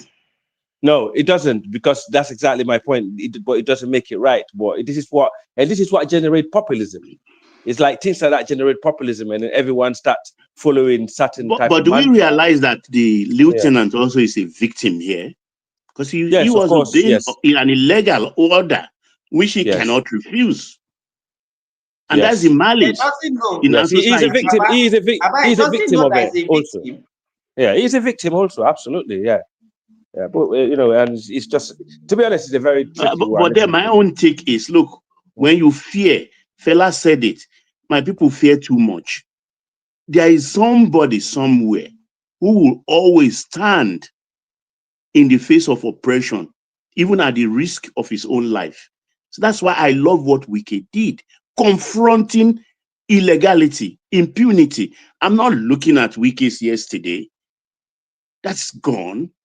But I applaud what he did there. He didn't cower. He went there to confront those who think they own Nigeria. And that's Right. all we Okay. should all be doing. Thank you, Prince Daddy. Yeah. Thanks, Baba. So I mean, this interaction with the military guy, brought a lot of perspective to the matter. We all see the situation in different ways. No, my position was seeing an interplay between democracy and the military rule. Some people are talking about respect for the law and impunity and this and that. So we all saw it in a different way. It gave us opportunity for different interpretation of what happened. Um, but and some people think, weak kids are drunkard. Well, that's another one. But Obiano is dead. huh? Obiano is dead. Obiano is dead. Yeah. Yeah. Oh, okay. Oh. May his soul condolences. rest, may his soul rest in peace, man. Amen. Yeah. Mm. So all the money stolen, gone. And the EFCC case dead. Dead. Now Wike, I mean, what is his name now? Obi can now have a free day to be talking all over the place now. Let's see what Wow, Willie don't buy in America, yes. Yeah. I'm sure he's in America. He lives in that's in America. in Texas And now or so. he don't run to America, he's don't come out government now. But let me bring you up to speed, folks. Today, But actually in London, in the National Assembly, they are trying to push a new bill that will stop the court martial of military men. That the police should handle offenses committed. I don't think that is right. I don't think they will succeed. No, that is not right. But That's not that's right. a bill That will open the military to a lot of exactly. I disagree with that. But they push the bill today. yeah, By way of because information. even the court martial Baba doesn't stop a military man after being court martialed from actually. No, they just remove them, disgrace them, and push them to the police. Yeah, that's what they because do. after the court martial, you can still go to a civil court.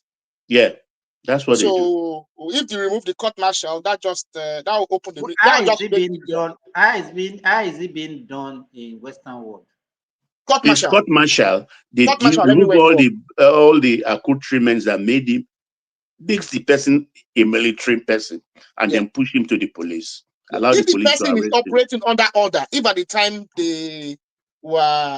the crime was committed, they were actually, operating under their commission, it's court martial. However, it doesn't mean that if they break the law, civil law, that they cannot go to a civil court directly. But let's say in the case where they were under commission and at the point in time when the law was broken, they were, they were under order. you can't, it's a court martial first before any civil court can deal in the matter.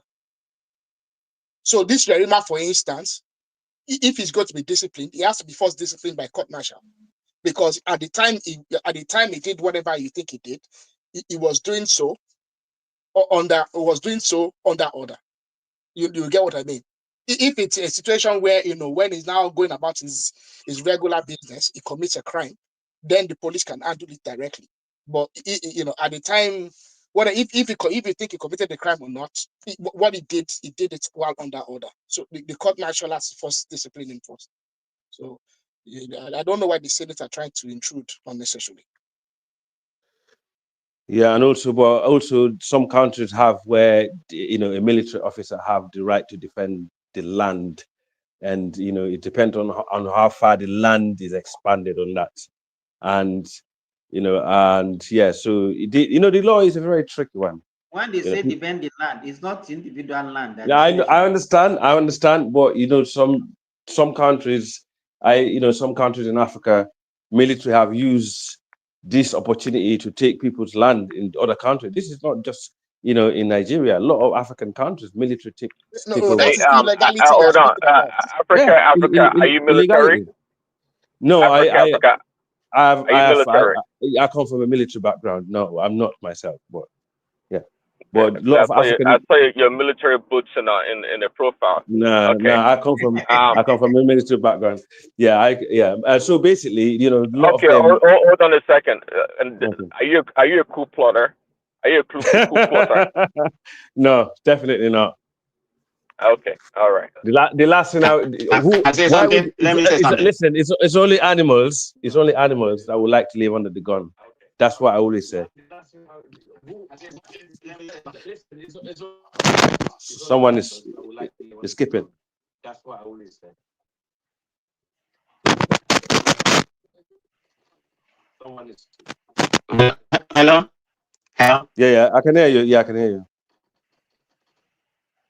Hello. Can you hear me? Yeah, we can hear you. I can hear you.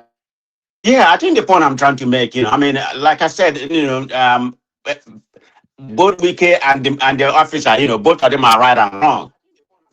So, in terms of what I consider to be the constitutional and statutory authority, like I said, Wike has the right to allocate the land, defend the private land. There's nothing wrong about that. Block the civil, official, interfere on land administration. That's nothing wrong. But like I said, the use of the military, in my own, my opinion, is misuse of the military asset. If you look at it, that's wrong. You shouldn't be using the military to do all this. That's supposed to be a place the police supposed to be doing. What is the military doing in a civil matter? They should be in the forest fighting. This is the problem we have in Nigeria. You don't talk about that. We have a bigger problem than this shenanigan, that just went on in Abuja. That's not the point. We need to think about where we are coming from, where we are going from here, okay? Prestige. We are still a work in progress. Okay, it's a work in progress, and the military, again, they've not entirely, decoupled from Nigerian rulership. They still have some power, a lot of power for that matter. So we're not there yet. We're still working through the process. We're not there yet. It's going to take some time. But military still has power in that space. They do, and they control a lot of resources and institutions. Okay, Prince, hold on, AI. Let me post some. But what you said is right. Hold on, please. Hold on. I want to about the conduct of the officer in that regard. Officer general, not necessarily him. Like I said, they have no right in interfering in the civil authority. Comparative fact. Let me throw some petrol into this discourse. I mean, he acted, beyond his lawful mandate. That's the way I see it. Anyway, sorry, I apologize. Okay, guys. So like I stated properly, I don't like to flog the whole thing again. I said which is right. When it comes to the legal, the statutory law. Mr. Moderator, but it's the only utterances that I fought. That's not a good example of, No, yeah, I've got to leave, guys. But thank you very much. Great conversation. Basically, the bottom line is keep democracy for as long as you can, avoid all costs, upsetting two, authorities like the police and the setting them against one another, especially in Africa, dangerous move. And at the same time, based my opinion, the governor got it right, but he enforced it, in a criminal way, which we obviously in a lot of countries he will be, that will be criminal matter against him. But at the same time, he obviously is the governor of the state, so he was, it's every country got their own laws, but looking at it from the outside, I don't think he's a good representative of the government. But thank you very much for, giving me your time. And also, I'm from Sierra Leone, yes, and I come to your platform now and again because I catch up with my man. Africa, don't go yet. Yeah. Don't go yet. Yeah. This may concern you. I just want to put some petrol into the discourse. Okay. If Wike were to be a Fulani or an Okay. Hausa or a Fulani, a Northerner, yes, would the military, those retired like Buratai and all the rest, even Yerima, would he stand up to him?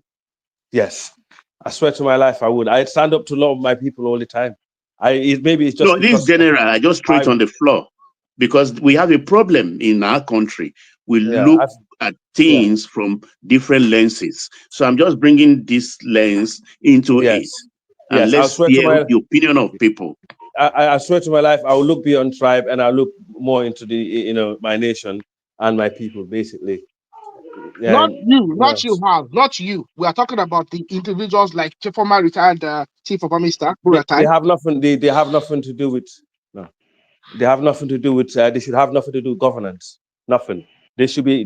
People like when you're a retired. Why is a retired general got to do with current government issues? But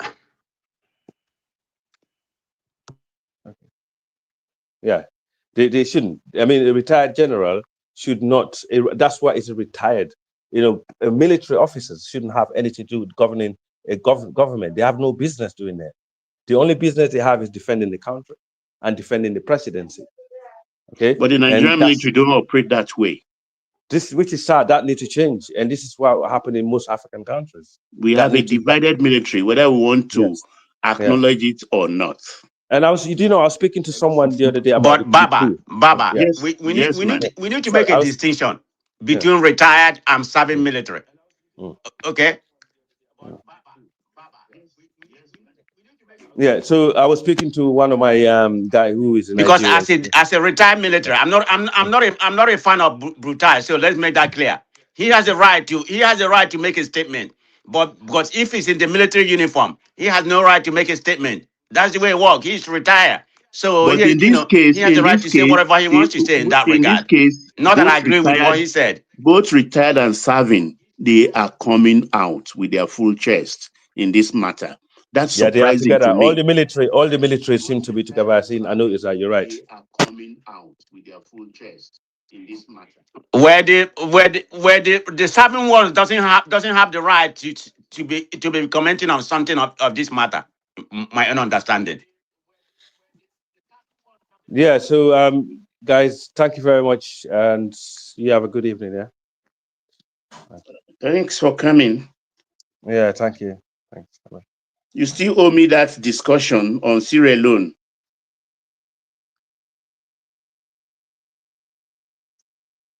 Yes, Mr. Moderator, carry on, please. Baba, don't you notice that the retired military officers don't even seem to acknowledge the fact that they are retired?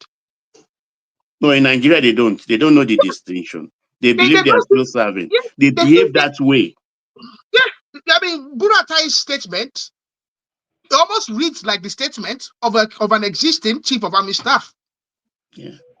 Even not only, it goes way back.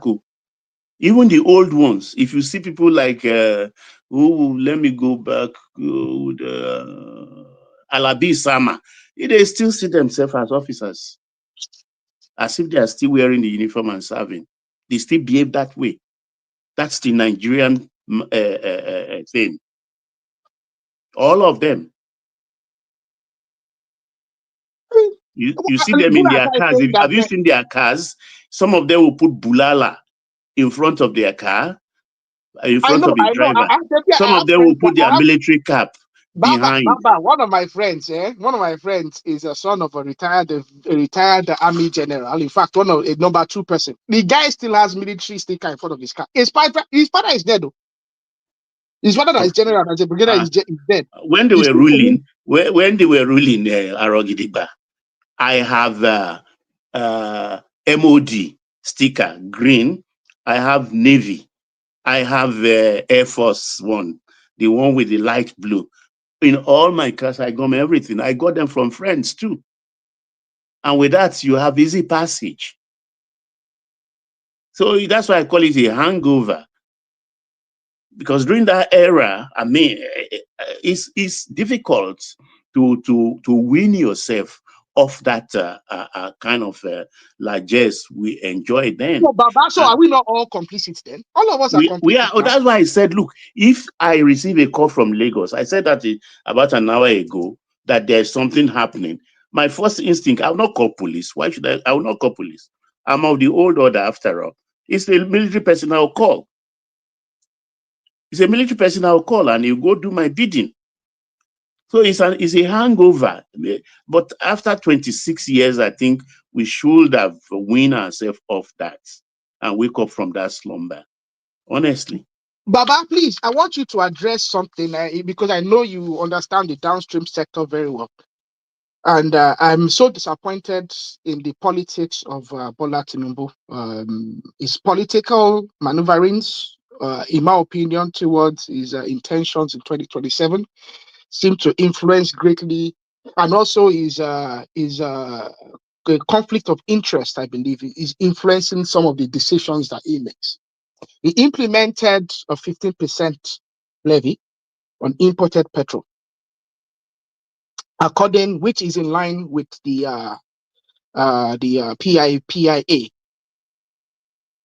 And then within a week, I believe under pressure from all the different divergent interests, I believe yesterday they have suspended that under the guise that the 15% levy would cause a rise in fuel prices. Even though we have seen that the reverse is the contrary. In the last 3 months, we've seen a steady drop in fuel prices. I believe it's something around 800 naira now in some of the major cities, 800 to 850. Someone correct me if I'm wrong, but I believe it's no more than it's no more than 900. So Baba, can you please tell me what's going on? The thing is, it's a very, very complex issue. It borders on money. We're talking about big money here. The private importers, they still have stock in their tanks, in most of their farms, and they've already paid on pro forma invoice of cargo they are expecting. If that law takes effect, it will cause a problem in the pricing. But they are at war with Dangote because Dangote has assured the president that they can unilaterally supply all the PMS and AGO needs of the country and is underselling. So if the president have to now destroy the private sector to satisfy Dangote, it could work, but then the banking industry will be hit because most of these people borrowed money from the bank. So it's a delicate balance the presidency have to maintain. They didn't look at all the ramification of the implications of promulgating that law. So they reversed themselves. Though Dangote could do it because there is this issue actually of what do we consume every day? There is no scientific means of determining it internationally, but anybody can make an educated guess. Dangote has come forward to say, look, we don't use more than 30 to 32 million liters in a day. The previous record we have from NNPC is always between 55 and 65 million in the era of the subsidy, or at the height of the subsidy thievery. So if we look at it at that, yes, the refinery as it stands today, the Dangote refinery, could satisfy us. More so when the others are coming on stream. And Dangote is not the only one producing diesel. All the other small ones without reformers are producing AGO for the country. All over the place, about 6 other small refineries. So the president have to put a break on that law. I think what they didn't spell out is that there is a moratorium of 90 days that, okay, all the importers should put their houses and finance in order. Whether they like it or not, that regulation will take roots because there's expansion going on, or proposed expansion of the Dangote refinery to elevate it to 1.4 billion. 1.4 billion. And the federal government is taking a 20% stake in equity. Oh, really? So the federal government are going to actually exercise their previous 20% stake? Yeah, 20% stake, which is very wise. Because they didn't pay up their balance before. So are they not going to pay up the balance and take the 20% now? They will take the 20% on the expanded refinery of 1.4 million barrels a day. So what form are they going to pay cash, or they are going to use crude oil? And I think they are going to use crude oil to cover it instead of paying cash, because that's the intelligent thing to do. So people like Ainzon, if they don't wake up, if the Jaw Nation don't wake up, they will be shortchanged, because there is a lot of, because whatever Tinubu is doing, which we don't realize, is based on the oil and gas industry. That's why he has the confidence of borrowing. He knows where he is going. And everywhere he's going, the 1 million economy, 1 trillion economy and everything is based on oil and gas. And though people from that area, I'm annoyed that they are not waking up and taking their pound of flesh right from beginning. Because when all these things take root and the largest start flowing in, it will be very hard for them. The Ogoni people are trying at the moment, before they start the opening up the oil well there. They are exerting their authority. They are demanding a lot of things. But I want the other people to follow Andoni, Calabari, the job proper of different coloration in the 6 states where they occupy. But they are not doing that. They are silent at the moment. But I know underneath it, a lot of other things are going on where individuals are benefiting. But the larger picture is these people, these importers, they cannot be Dangote. Dangote is well skilled in underselling and coming back. You can see he's selling now at 820 or so per liter, which the importers cannot meet. So they have to lock up their stock. And that is dangerous for the banking economy, because how will the bank get their money back? But Baba, why are the banks so exposed to the downstream sector? Why? Greed. Commercial banks. Why are commercial banks so exposed? It's fast money. It's greed. It's greed. And they have their returns. Because nobody borrowed, because the cost of borrowing now is between 30 and 33%. And when they say 30 to 30, that's for administrative. And there is what I will call unadministrative, under the table deals that are going on. So it's about greed. So if the presidency is not maintaining a delicate balance, you get my point, the shit may hit the fan. And a lot of banks may go under, because we're talking of big money. Big money here. So that is the issue. And I think it will sort itself out. Well, what is the CBN going to do? The CBN has to take a position. Of course, they will correct it. That's a window of 90 days the CBN will work with the bankers committee to make the necessary adjustment and the regulations and ease these people out of the market. Nothing has to be done with the CBN always appointing, former bankers, as the governor of the CBN. They have to go away from, people that have, their primary remit was banking to individuals who are, who are regulators from the get-go.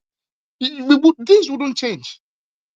Well, that's the beginning. I think the only man that was not a banker, if I can remember, neither an economist, was Siroma. And I can't really remember the function of the CBN then, relatively. But I think that's the only man. Ever since there have been economists, Sanusi, the Lamido and the other Sanusi and the other, the Edo guy, I've forgotten his. A lot of them are economists and bankers. Just an admixture of both have been administering it. I don't think it's bad in itself. It all depends on the qualification and the knowledge of the person that is in charge of the CBN.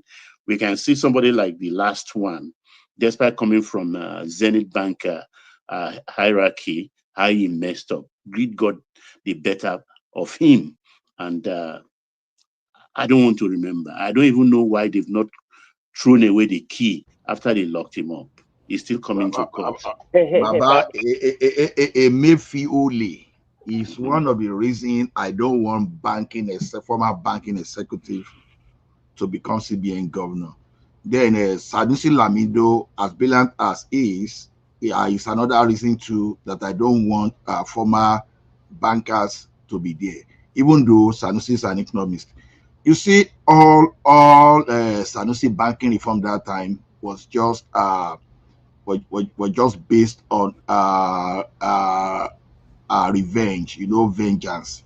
So because not to excuse the like of Hebrew, not to excuse the like of Akimbola and The Co. Intercontinental.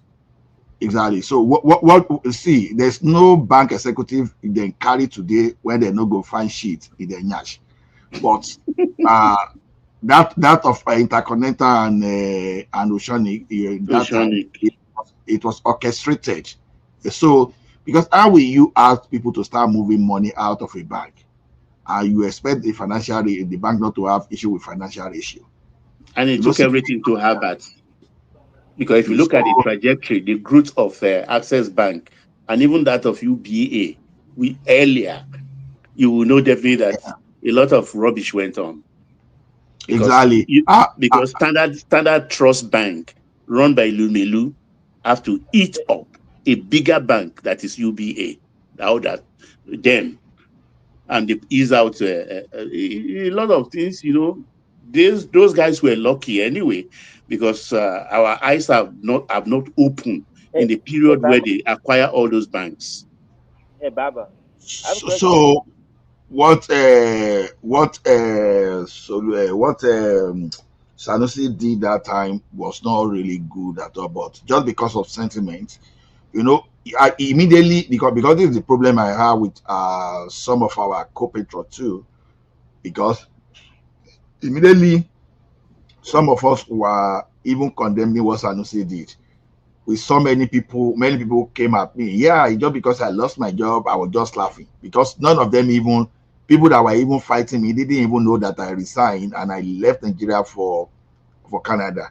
So they thought that reform affected me, and it now came to a matter of jealous that okay, and just because all those money you were getting, you were no longer getting. I said, guys, wake up. I was not even telling them where I was even speaking from. I was in this system. What Sanusi did was enough to even grant Nigeria financial system, because you had issue with some of the executives of the bank, and the first thing you wanted to do is to find a way to get back at them. To acquire so exactly to say Sanusi was caught demarketing a bank, a commercial bank, and that commercial bank, the cousin of one of the governors was worked in one of those commercial banks, and he reported the case. They took the case to CBN. The CBN reprimanded Sanusi. If anybody noticed, Vanguard in February published that some powerful northern people wanted to take over Intercontinental Bank, and they mentioned some kind of banks. And the thing later happened. Later in the year, something that was predicted like almost 7 months ahead, and people could not put 1+1 together. See, before Sanusi became CBN governor, we knew he was going to become the next CBN governor. The way they were moving in from from UBA to First Bank, we knew. Everywhere, yeah. And Bukola Saraki orchestrated that, you know. So the thing is, Yeah, because people that were because of Savannah Bank, and he did nothing to the Saraki family. They went away with everything with Savannah you meant Bank. to say this name of bank that sound like a French name. What do we call that bank again? Yeah, Société Générale. Society General. Société Générale. Yeah. Because part of those things like this, like it was he wanted Intercontinental Bank to take over, though if they can just take over that bank. But the problem as at that time is that if Intercontinental Bank absorbs Society General, Intercontinental Bank will shake and may even crash immediately because of the liabilities. So I think Saraki was not happy. Then, things were going like almost all the public sector deposit was coming to Intercontinental Bank. Intercontinental Bank has some large deposit of because of his RCCG NNPC. connection. Yeah, so NNPC has some kind of deposit. So, when you wanted to deal with bankers, started asking people to move their money out. It's logical. Maybe you are having like a public sector, maybe you have 100 billion and you have public sector of 30 billion, and you now have people to start moving their money away from that. Who doesn't know that bank will have a financial ratio problem? Of course, you are going to have, but why you orchestrated it? There's a difference between this bank was not going the right way and different between that what you orchestrated so that you can destroy. You understand? So, and people hate Sanusi today. Where people always have two different sides. Like his spouse that be good at home, that we have a good side outside. That so whenever anything happen, oh, this spouse is good, all those stuff. To me, bankers, you understand? Sanusi is another banker that shouldn't have even be allowed, you understand, to take over the CBN function. So that's why I believe that to date, at least from 1999, the one I can speak to, Soludo has been the best CBN governor the best. Nigeria has And ever. he came from academia, right? Exactly. So to me, ex-bankers becoming a CBN governor, I think is a dangerous thing because you can't put a competitor. You understand? You put a competitor, like Emefiele was coming from Zenith Bank. It was a clear competitor. So you don't do that. And he actually behaved like how many bank executive will have behaved to a commercial. You understand? Yeah, because he came with a boss in tow, whether administratively acknowledged or not. His boss is still overseeing him from Zenith Bank. That's Ovia. Ovia. And I think Abacha today in his grave will be jealous of Emefiele. To be honest, will be jealous. Hold on, Baba, can you hear me? I have a question. You guys heard that breaking news about the past governor of Anambra State that passed away? Is that true? Yeah, someone said it, but so and the thing is maybe we just leave that one for one man to do show around that one in the evening. Even if you are going to discuss, it can be a brief discussion, but I think that should be a major topic because Obiano is not just an ordinary person that someone will just mention. He took over from Obi. Yeah, so it's not someone can just discuss briefly. I think at least sometimes I look beyond your morality because when I'm dealing with people, you understand, I don't use morality to judge people. I use your legality. That when we are in a private thing and your immorality is affecting me, then maybe I can push. But in the public space, I always concentrate on that legality, you know. So it's like someone getting married to maybe 200 wives, and you are saying, ah, this is immoral. That's your own business. Is it legal for him to marry 200 wives? If it's illegal, that is some kind of treaty. But if it is the area of the legality, that's the area I want to concentrate on. So I think Obiano did very well for Anambra State, at least better than Obi, in my own humble opinion. So, did I answer your question? Can I come in? Yeah, go ahead, please. Go ahead. Can anybody help me tell a comparative fact to go ahead, because he doesn't hear everyone? Yeah, comparative Yeah, fact. thank you Go very ahead, much. please. I wanted to ask Baba. In reference to that tax, 15%. Has that been actually imposed or unimposed? Because let No, me speak from not imposed. Not imposed. Baba. Can you answer that before I proceed? Not imposed. No, they've not started. Can you hear me? They've not started. Negative. That's the answer. Hello, Baba. Yeah, I can hear you. I say negative. They've not started it. Can someone tell him? Baba, do you hear me? I hear you clearly, and I've answered. I said no. No, something wrong with my phone. Can you answer my question again? No is the answer. No, no, no, no, no. Okay. Yeah.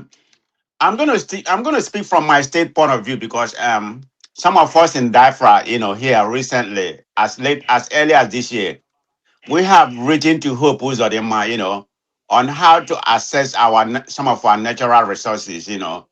There has been this, I don't know whether it's proven or not proven, that Imo State has about 300 Baba, me trillion call me. cubic gas reserve.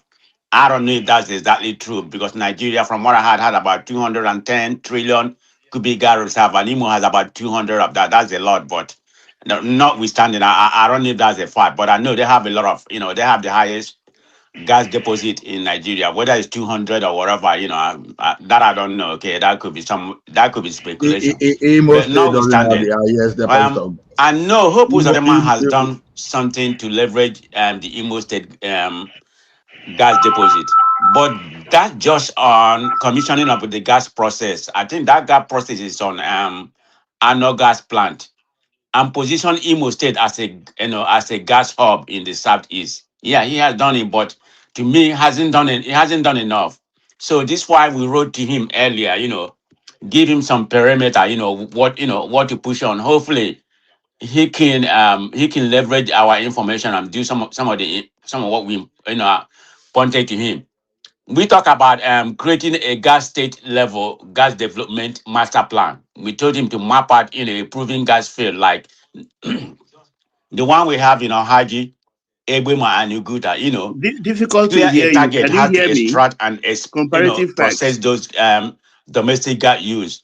Maybe come up with about 5 to 10 years strategy to power the industry in that area for export, both for environmental and community guidelines. That's part of what we wrote to him. And we said he need to partner with some, aggressively with some of Nigerian upstream petroleum, regulation commission. I think it's called NUP, NUPRC. Lobby them for faster track for the development of the gas we have.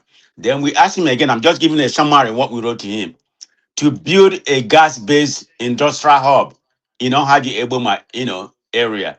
That has to do with certain like fertilization, comprehensive, natural gas, petroleum and plastic factory, maybe some power plant, in the southeast.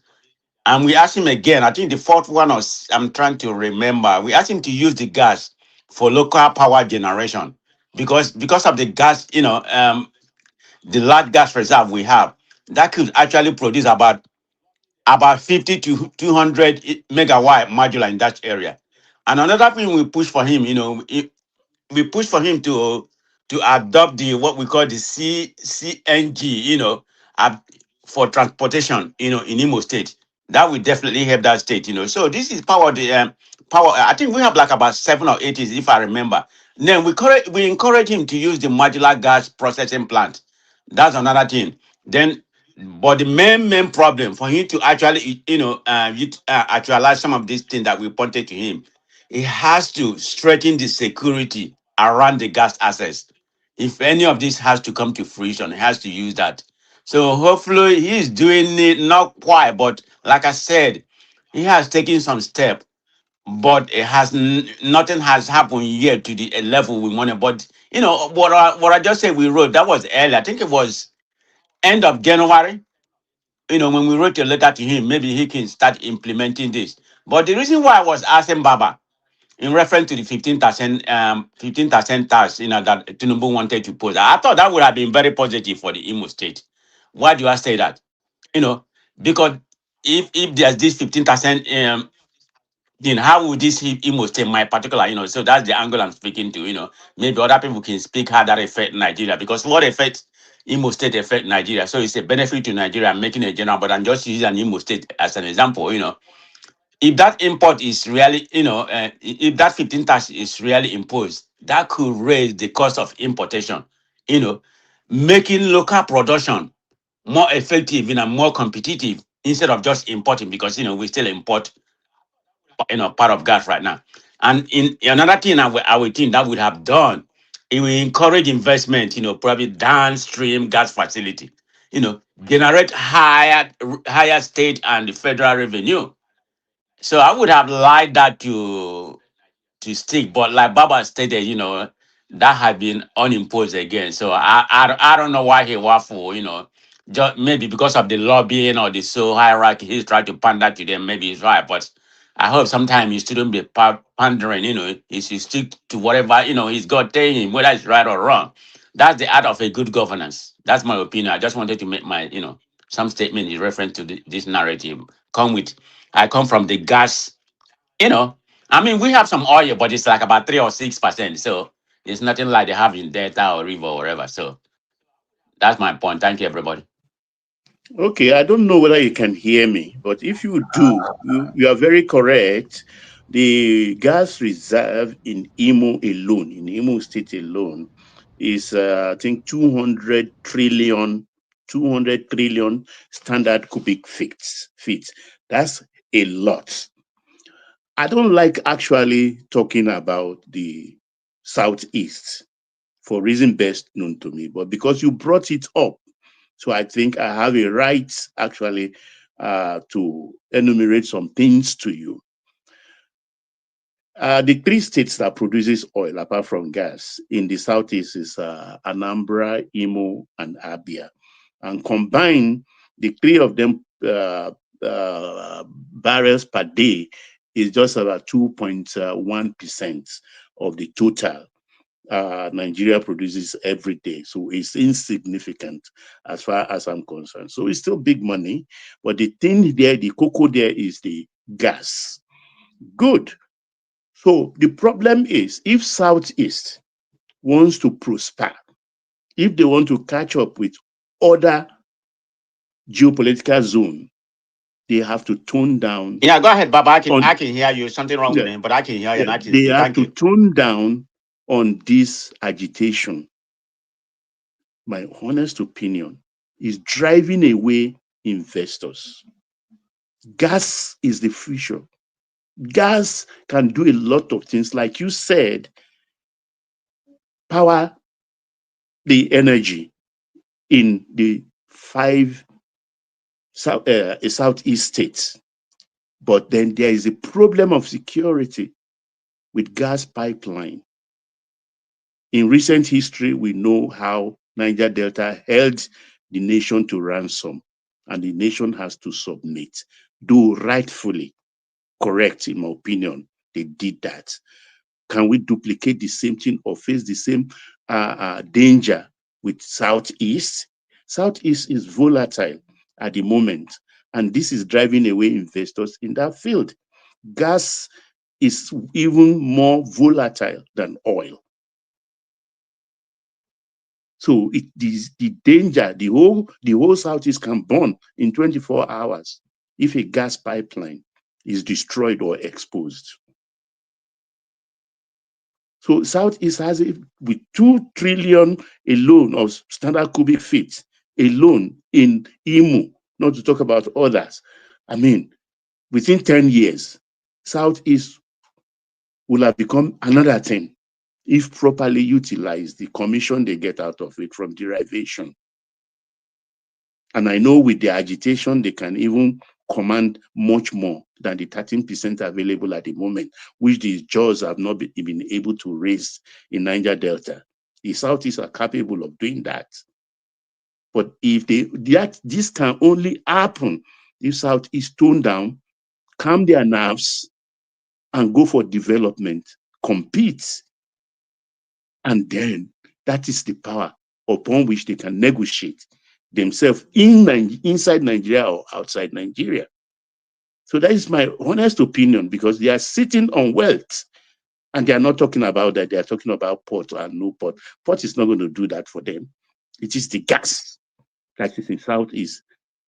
That is the corridor of their salvation. Baba, did you hear the breaking news? Somebody wrote on the platform. No, I've heard of Obiano about an hour ago. Somebody broke it live. So that is the situation, this thing. So when they start, they are ready to take off. Comparable fact. You need to fix your phone, man, because you're just in and out, in and out. So when the Southeast are ready, they will take off. That's how much I can just use in conclusion. I'm progressive. I don't know. This is a new phone, okay? You know, it's a new phone that I bought. This stupid iPhone, they said it's good. I don't know what's going on. I'm not interested if it's a new one or an old one. You don't need to tell me that you bought a new phone. So, Mr. Moderator, thank you.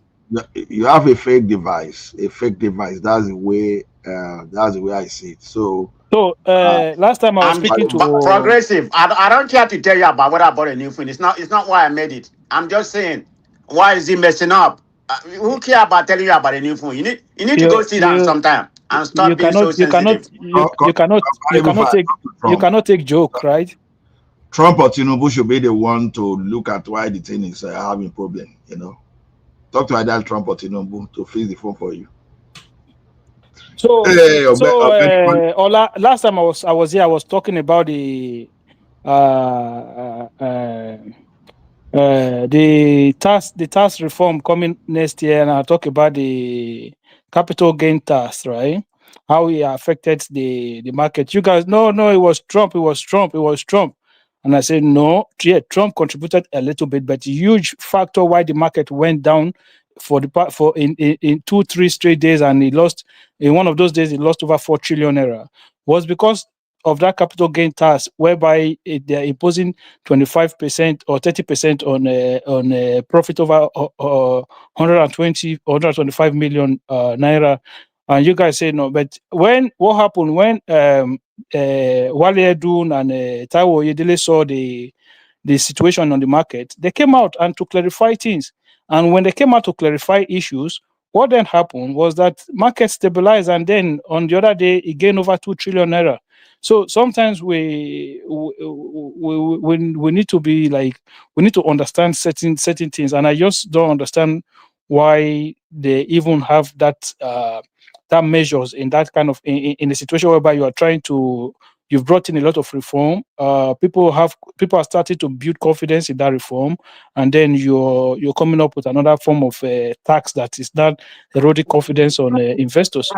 But progressive capital gains tax where you live is 33%. Let me respond to him. See, progressive. It's good as Wale Edun and Taiwo Oyedele spoke. People like stock market is just like a well legalized, a well structured gambling. So stock market is almost the same as your lotto when you play your Baba Ajebu. No, it's not the same. I say it's almost the same. Grammar say it's the same. So it's gambling. That's why you put money there. Some people lose, some people make money out of the stock market. So the thing is this: if you believe that Trump pronouncement did not affect Nigeria, that stock, well, no. I said to some extent, but the majority part of the drop we saw came from that tax. Okay. It's because let me tell you one thing. There is nothing there that the Wale Edun and Taiwo Yedele spoke that was different from what has always been on ground. But you know, sometimes communication, when you have people come around to speak, it still brings some kind of confidence instead of them keep it quiet. You know, they've all kept quiet since Trump pronunciation.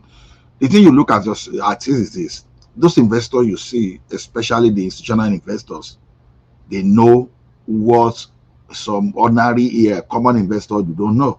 They don't know. They know. So the thing is this: if you are moving your money away because of the capital gain, to which market? You understand? Do you think if the type of a profit you are going to make in Nigeria is what you are going to make in the economy that is already plateaued? Yeah, but you also don't get the kind of volatility, what do you call it? Volatility that you get in Nigeria market. You also won't get it in That other is exactly what I'm saying. you were That's saying, why we need some problem. like Aro was saying that where I live is 33%, but there's guaranteed stability in their market, so it's different. If you are putting money in that Nigerian market, that's the volatility is too much. Then you are that is why we are telling you that Trump announcement was a major reason. You understand? That created that volatility that you are talking about. Even without Trump, before, we know a country like Nigeria market is volatile. But just now, you keep watching what will happen when there's a election time and see how people will just be taking new position. And when people take new position, they wait for like 3 to 6 months after the new president is sworn in, and they will start coming back again. When it's going to another political dispensation, maybe they are going to change. People will start bailing out. So the question is this: whether volatility or no volatility, the thing is, investors want to maximize whatever they can maximize. And institutional investors, they have a way of breaking things down. Okay, when you say you have to reach 150 million before you can pay certain, like up to 25% or thereabout, then before you reach that page, these people, they know how to break things down to take advantage, to maximize. That is why they are financial experts on their payroll. So it's not just a common person that just, okay, let me put my money here. You start thinking, okay, my money will become 200 million. Or no, institutional investors, they don't do that. They do calculated gambling, and the calculated gambling is mostly about political situation. So they listen to the political event. You know, after about 3 weeks now, right? You understand the type of chaotic situation that the Trump announcement made. You know, things is beginning to get to another equilibrium now. People start doubting, will Trump go there or will he not go there? Those are the kind of things that I think is influencing the comeback. So they won't run away because of capital gain. I can guarantee you like that for almost 100%. Because the question is this: if I'm in a market where I can make 200 million, and maybe I pay 25%. You need to stop. There are lots of market around the world. There are lots of places investors take their money to. There are lots of market investors can take their money to. They just have to shop around. That's all. I know. So the idea, look, what you're seeing in the market now is the confidence that like both foreign and local investors, FDIs, have in the reforms. And if that reform start to look shaky in a way, people are going to bail out. Okay, did Wale Edu and Oyedele said they are holding on capital gain? Did they say no? Because the interpretation is what matter, and when the people that are going to be in charge came out to explain the situation in a different way. I've not really watched the clip, but I knew that they came out and they made the explanation about it. So I'm still going to watch the clip and see Sorry, and hear what they who's say. speaking? Is it The Nigerian? progressive. The progressive. The progressive. Oh, I can't hear. So it's in a lot of markets around the world. So to you, what are the criteria for choosing a market? Yeah, you look at you look at a lot of factors. So stability matters a lot. Okay, so if the governance structure is stable, that is one thing you look at. You look at the kind of system the market operates. That is That is another thing you look at. You look at taxes as well. You look at the laws of the land regarding how it structures around the market. A lot of these things are the things you take into consideration before you go into those markets. So, Right. So majorly, market. So market is no market. Okay. Obviously, So why do you think people will gravitate towards the U.S. market than Nigerian market? It's not just the maybe US South African market. They could go into the Asian market. There are lots of Asian market doing well at the moment. They could go Right, anywhere. but why are people not going there? Obviously, they know Yeah, they but are in the market. so what about the people that who told you they are not doing it? Those ones that are taking their money out, do you know what they are doing? You don't know what they Oh are no, you doing. make it sound like they don't know of other markets or they're not going to other markets. No, That's why I was it's the asking the people that are question. saying that is the people that are saying that the tax, this capital gain tax is not a factor why the market is going down. And I listened to Naira Metrics, and I listened to a lot of economics platform, and they've complained about this capital gain tax. They said, look, it doesn't make sense.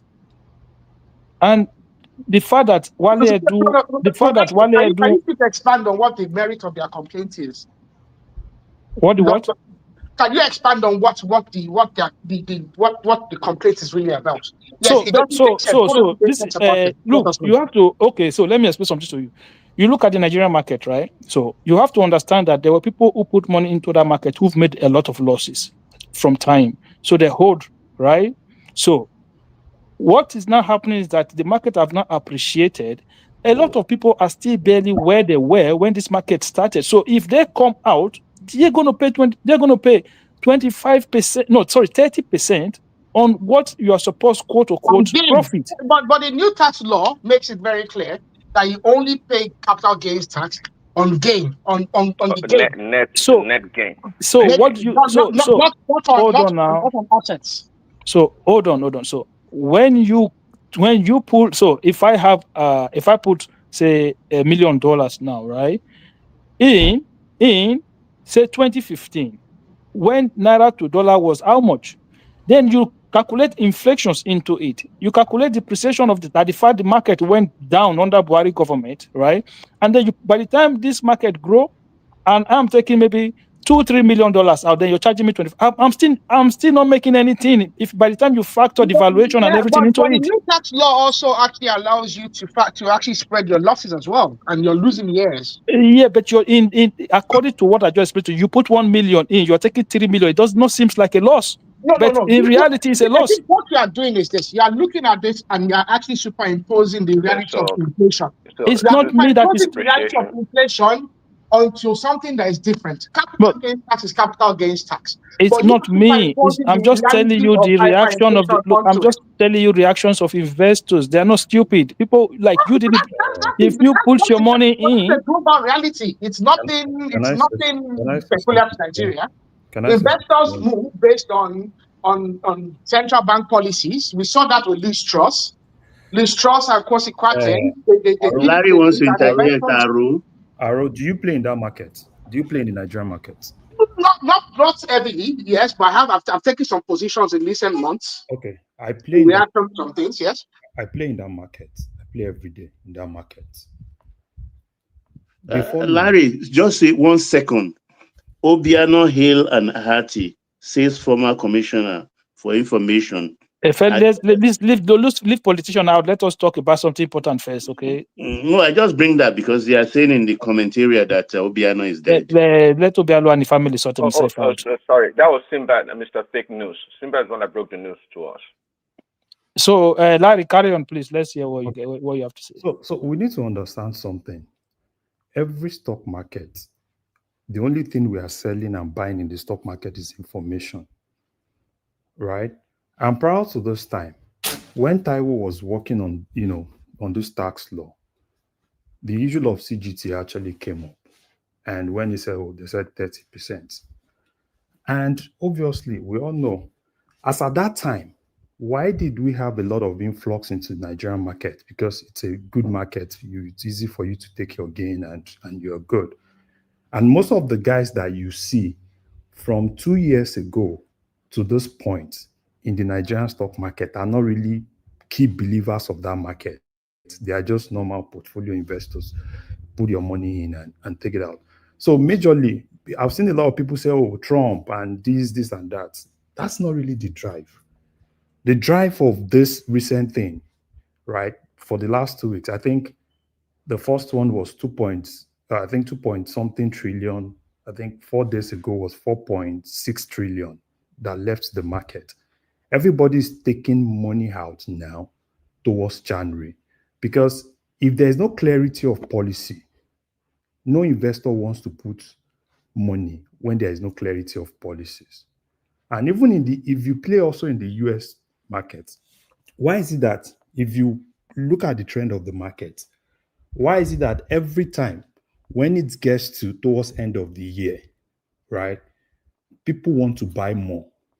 You want to buy more because you know that if you cross into the other year, then you start talking about, paying CGT to IRS. So it's a normal thing in the market. And I think the government is trying to talk to them and they're trying to see something to it and stuff like that. Because obviously nobody wants to, every business guy is a selfish guy, right? It's all about patriotism. It's all about how I could get the best out of it.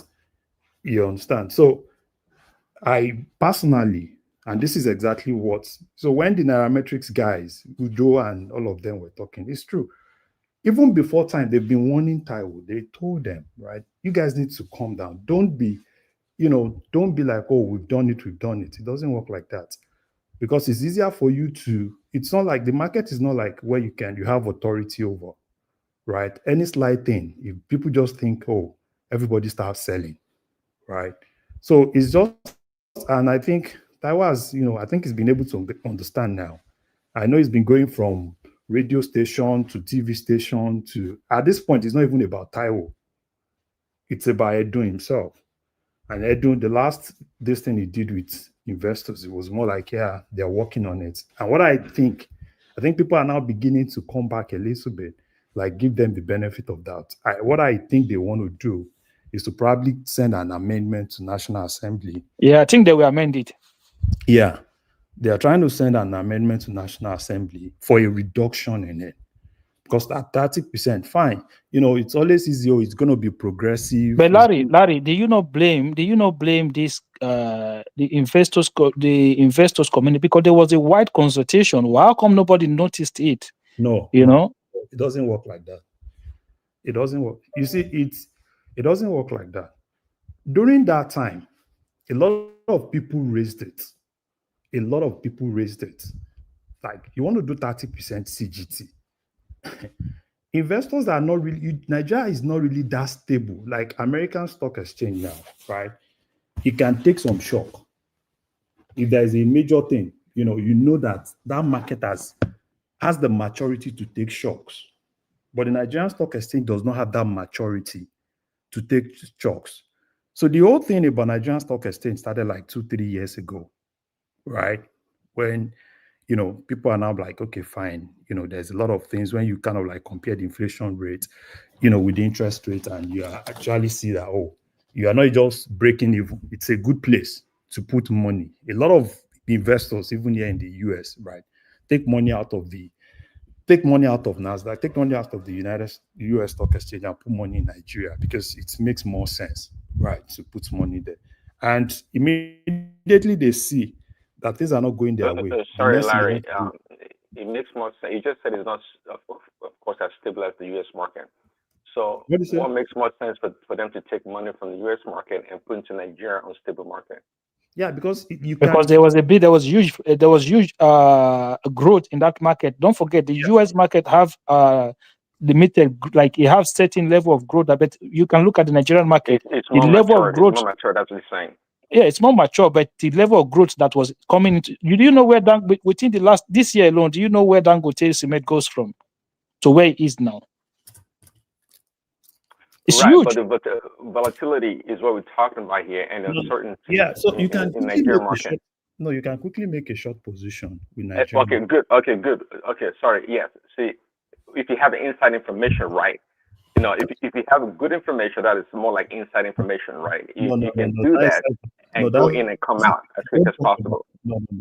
Insider information is a criminal offense, so it's not about insider information, right? Nothing like insider information, insider dealing or anything. It's just normal, right? Look at what is happening in the Nigerian market. Look at the growth. Look at the growth of the stock, right? And look at how it's really been moving. A lot of stocks in Nigerian stock exchange moved above 300 in terms of growth, over 300. Some of them even did 400% growth. 400% growth. So compare 400% growth with what you can see somewhere else. How many stock exchange in the world can you just, within a short period, see like 400% growth? I understand. Okay, yeah. By the way, with no inside information, it's illegal. But nonetheless, even in the US, they're trading it. Prince Daddy, you see, the thing is this. The thing is this. You see, you when you have money in your pocket, you want to put it into something. You look at the whole the whole package holistically. That's why you see. This is why Muhammad Buhari. Hold on, I know, but Larry is saying something unique. Okay, which has when it comes to investment, three aspect, right? Allocation, timing, and the industry you want to choose to invest in. Those three components are critical in investing, right? So. But Larry seems to have a good idea of timing, which is really critical. So taking the risk for a 400% gain over a short period of time takes a level of knowing. That's why I said having inside information. No. Prince Daddy, you have to understand that Nigerian market during June. Okay, what the problem we have is that we are kind of looking at the Buhari. We'll just write Buhari side off now. That 8 years, write it off. During Jonathan government, we had very decent market. It was when Buhari came, and then they just came up with some. I don't even know. Both Emefiele and all of them came up with their voodoo economics policies, and that basically some people's stuff almost got written off. They became junk. So the investors start to have confidence in the reform that this government brought in. They start to see stability in the currency. They start to see that the reserve is growing. The government can back whatever it needs to spend when it comes to dollar. In terms of the dollar, if we put the money in, there's enough capital, there's enough reserve for us to take the money out. So all of these things start to bring investors into the market, and then that was how you see the growth that we've seen so far. So it has to do with government policies as well, and it's the same with the United States. Okay, I get it. So you and Larry are saying that Nigerian market is a reliable market. No. Not Prince Daddy. Don't misinterpret me, right? I am Larry, not can you hear me? Yeah, I can hear you. Yeah, yes, I want to ask you a question, please. Okay. My question is, Larry, the capital gain tax at the present is about 10%, and the proposed one is they are talking about progressive capital up to 30%. And according to what I read today, they are postponing it to next year. What they are trying to do. The law starts next year. It's not that they are postponing it next year. The law starts in January. No, Remy is mixing that with what you heard in the news is the fuel importation tax 15%. They want to take that one to Q1 2026. Okay, my question is this: that because I just do a little check, I discovered that Nigeria, what do you call it, CIT is progressive, and they are talking about investment. CIT or CGT? When I said CGT, sorry, CGT. So they are talking about investment. So if a prospective foreign investor invests in any portfolio, whether stocks, bonds, or whatever, mutual fund in Nigeria, let me stop you. Saying that.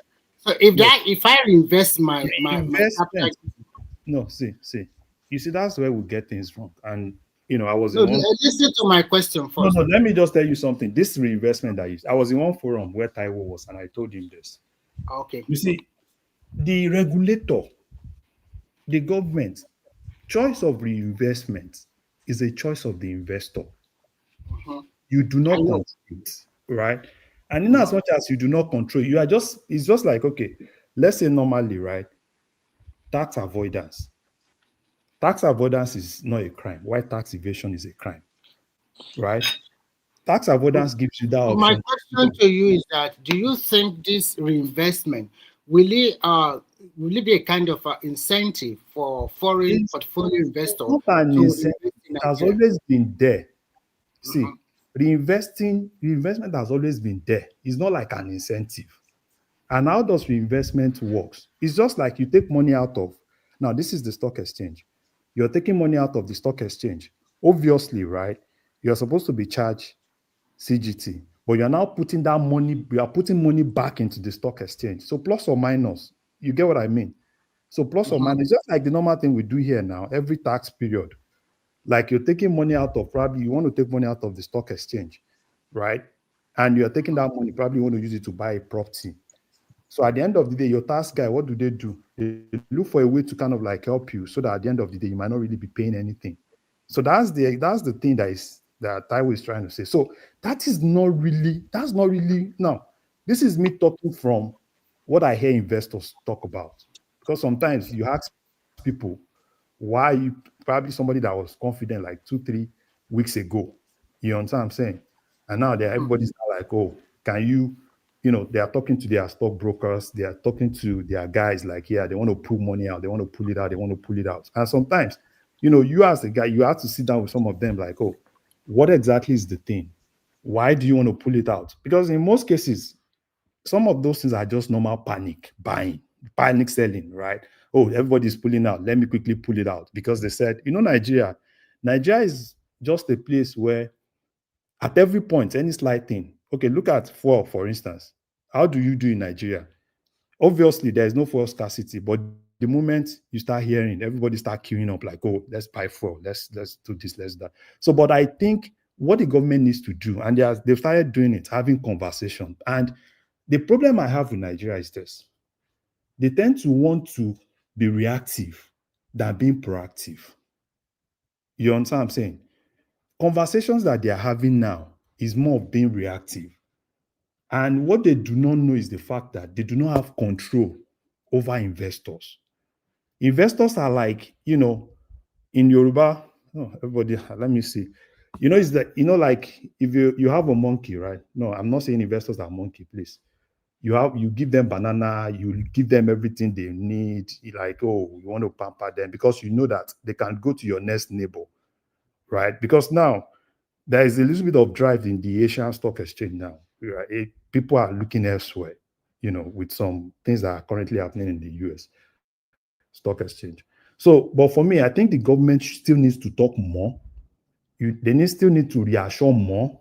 They need to start taking steps, right? Sit down with them, start taking steps. If you want to do amendments, start doing those amendments and see, at least so that at the end of the day, people are not saying they are not going to pay CGT.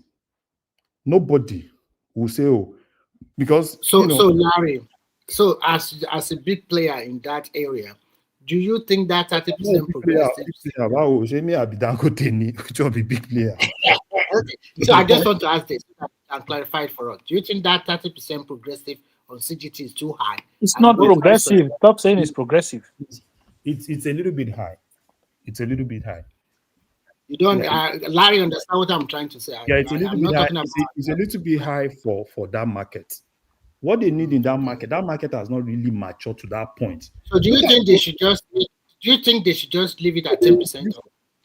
No. 10% is too small. Probably do 15%.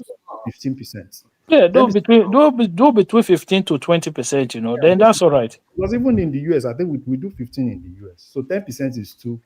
And now there's a lot of transparency now. Larry, listen, we cannot say because so if US is doing if they are issuing a bond now, right? They're issuing their bond at around 3-4%. So you're not going to say because US issue 3-4%, you're going to issue 3. Nobody's going to subscribe to it. No. There's a difference between that now. We are talking about CGT. Bond in Nigeria is up to 17%. We are not talking about interest rates. I know. I'm just saying if US is doing 15%, we cannot say because US is doing 15% because it's totally different economy, two different markets. I'm not saying they should do US now. You understand? I'm just saying, this is what I'm saying. That market still needs people. You know, sometimes when you are selling things, when you need people, there are, why do you do a lot of discount, a lot of all these things? Bring them in, because transparency in NGX now, it's more than what you used to see before. Now, a lot of diaspora people are buying Nigerian stock because of what? Transparency. Now, I could quickly pick on Bamboo, I could pick on Chaka, you know, I could pick on some other ones.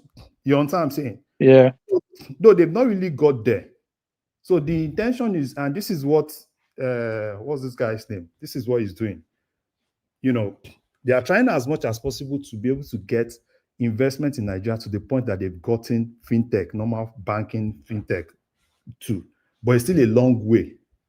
You understand what I'm saying? Yeah, it's a long way. So we have to. Agama is trying as much as he could, right? But they still need to be able to sit down with people, tell them, you know, that government is. Sorry, Larry, I see you're a player. Quick question. So are Nigerians more like sector investors or more like institutional investors? Like they invest in companies directly, as in, you know, they trust in companies more so than the sector? No, that is, you know, basically what I've seen with Nigerians, right? It's Nigeria are not really interested in, you know, fine. The institutional investors are, you know, obviously most of those ones they are coming from outside. People that invest big, but an average Nigerian is just they just go to the market and see what moves, and you know, and whatever they can pick their own. It's all about money to them, and how they could quickly get more money. So they really do not care. Yeah, but Larry, maybe some people. So my question is, I know what you're trying to say, Prince Daddy. You're talking about whether if people diversify their portfolio in terms of sector by sector in the economy, whether they're going to manufacturing or hospitality.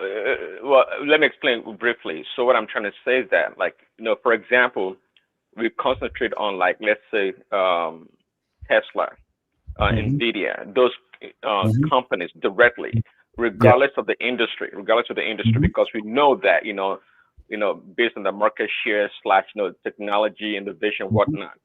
Okay, so they concentrate on those companies as opposed to the sector may not be even doing great overall, but because one or two companies, you know, they are excellent leaders in that industry, people are more likely to invest in those companies than trying to look at the sector in general. That's my question.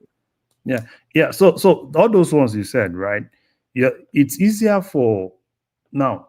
I'm not like I'm talking down. So Larry, I understand what Prince Daddy, what you're saying is true. That is how it works in Nigeria as well. People, there are people who will buy Eco Hotel shares because Eco Hotel is doing great as an individual company, but it doesn't mean that the hospitality in general as a sector is doing great in the market. Do you understand now? Okay. Or is that not what your question is all about? Yes, correct. Yeah. Cool. Nice. Yeah. So for me, like I said earlier, right, I think the government, they are beginning to talk more. A lot of people are now beginning to a little bit, you know, understand, you know, and Taiwo is, you know, they've told Taiwo to be less defensive. Before, Taiwo was defensive. At the point, Taiwo was fighting Ugo and all those nairametrics guys, right? And those were the guys that they put a lot of money. You know, they have those guys, they have a lot of funds. Some of them manage funds. They have a lot of things. And these are the part of people that really promote, they try as much as possible. Imagine, see when Otedola was writing in his book, like places he visits, nairametrics was part of those places, because Nigerians are today. If you really want to hear more things, I think it's just for me, I think nairametrics is just where I go to almost every day. Yeah, I go to nairametrics as well. Watching some of those guys with, you know, that these their drink charts that they drink, and you know, drink on mics. Yeah, drink on mics. So Nigeria will still get there. So I don't really see like, oh, probably it's going to be a lot of collapse. Investors will always, you know, investors now.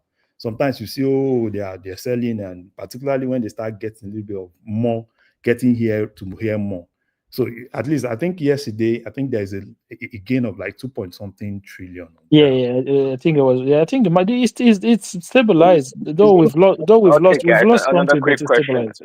Sorry. So, quick question. What is the oversight in the Nigerian Stock Exchange in terms of the auditing? And So yeah, there is oversight. okay. So So there is yeah, so Larry, go so ahead. in terms of oversight, right? So the major body that does the oversight is SEC, being run by this guy Agama. That's just like how CBN does for banks, right? So SEC does the same thing for SEC in Nigeria does the same thing for NGX and every other thing. Except now, I think CBN wants to take back commercial papers and some other funds. CBN wants to take that back to CBN, but at least for now, every other thing is still within SEC. And SEC is really doing, I think there's more transparency, at least from my side. If you ask me now, Agama has been trying as much as possible to put more transparency into what is happening in NGS. Prior to this time, 3, 4, 5 years ago, you hardly even hear anything about Nigerian Stock Exchange. At all. And I one thing they still need to do, the trading hours is too short, man. Like it's just they need to increase that trading hours. Yeah, exactly. So you hardly hear anything about Nigerian Stock Exchange, and people are now beginning to know now. Now Nigeria is easier now, right? It's easier now. Almost average. Can I ask a question? Yeah, yes, sir. Yeah, you can.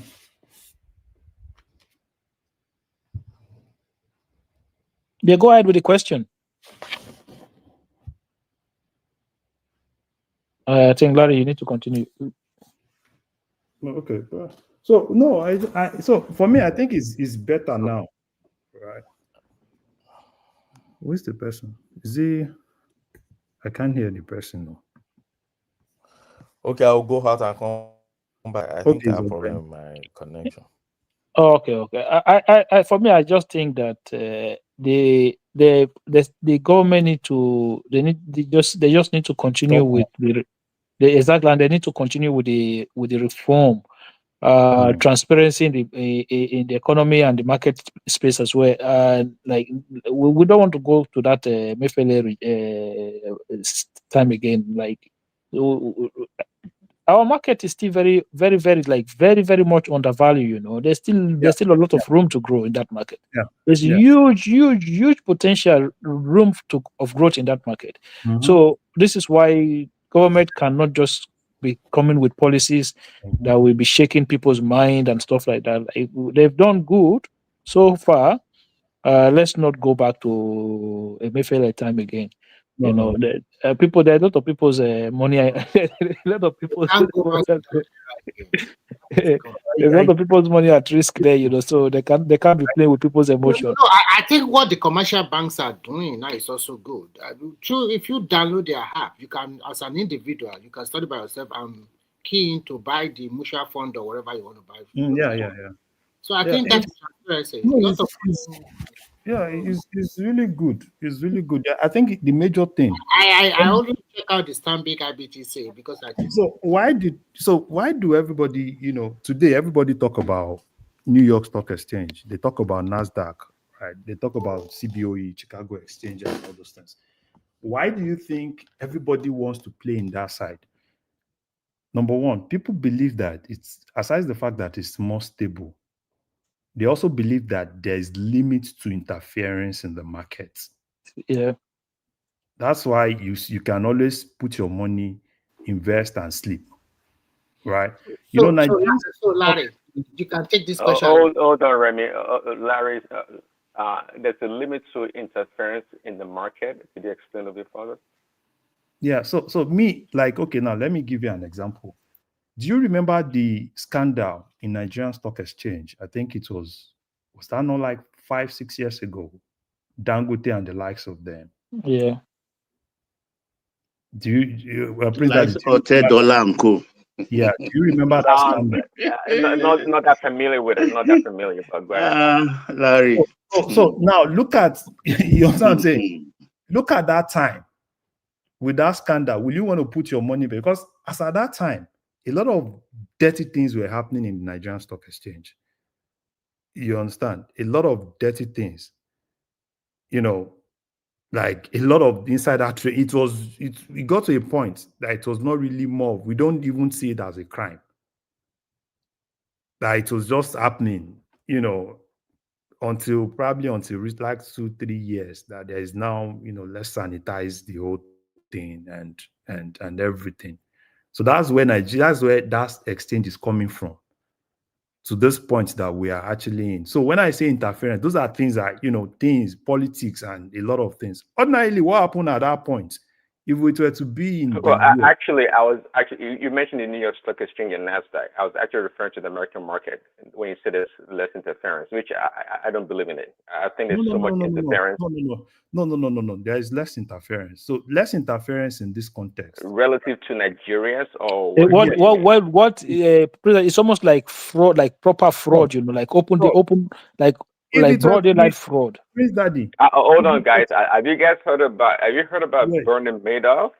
I Have heard you heard of about that? everything. Okay. If it were to be in the US, what happened at that point? A lot of people would go to jail. With Dangote and the likes of them, what they did at that point, a lot of them would be in No, jail now. that's what I'm asking, Larry. If you know the story of Vernon Madoff, trust me, a lot of people did not go to jail. Yeah. That was the biggest fraud in the stock market history. Over $50 Eh, billion. Okay, that was stolen from common people. Prince Mostly.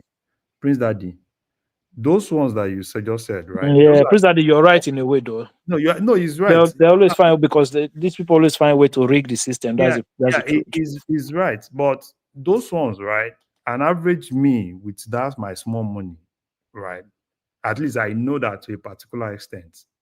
If I put money, like I put money in the stock exchange, I can a little bit, right? Because I don't have a lot of money, right? I can still sleep. But imagine you put your money now, you are in the US. You invest your money in Nigeria, and all of a sudden you start hearing, oh, they've started their papa. And before you know, everything is crashing in your face. That's the stock exchanges at that time. And that's why a lot of people put their money out. But at least in the US, at least you know that before everything start crashing in your face. And even you see the thing in the US, it can crash, and you can just leave your stock there. Larry, Knowing fully well that the thing comes, like in a few years' time, the market is probably going to get itself back again. But in Nigeria, you don't know what's. Sorry guys, because I pay attention to the U.S. market, for a long time. There's a pattern to the U.S. market. The U.S. markets tend to be overinflated for a while, maybe 5 up to a decade, so 8 years, usually about average 8 years. Exchanges, my Prince Daddy, every stock exchange is. Larry, sorry, I want to quickly bring a different topic inside, but it's still part of trading as well. Why are you not allowing? I've not heard Ogbeni call it Ogbeni. It was in, and his system was bad, so he went out. I don't know if he's back again. Yeah, I'm back. I think it's back you now. hear me So I also want to ask only one question. Ogbeni, my professor, Alafia. Sir.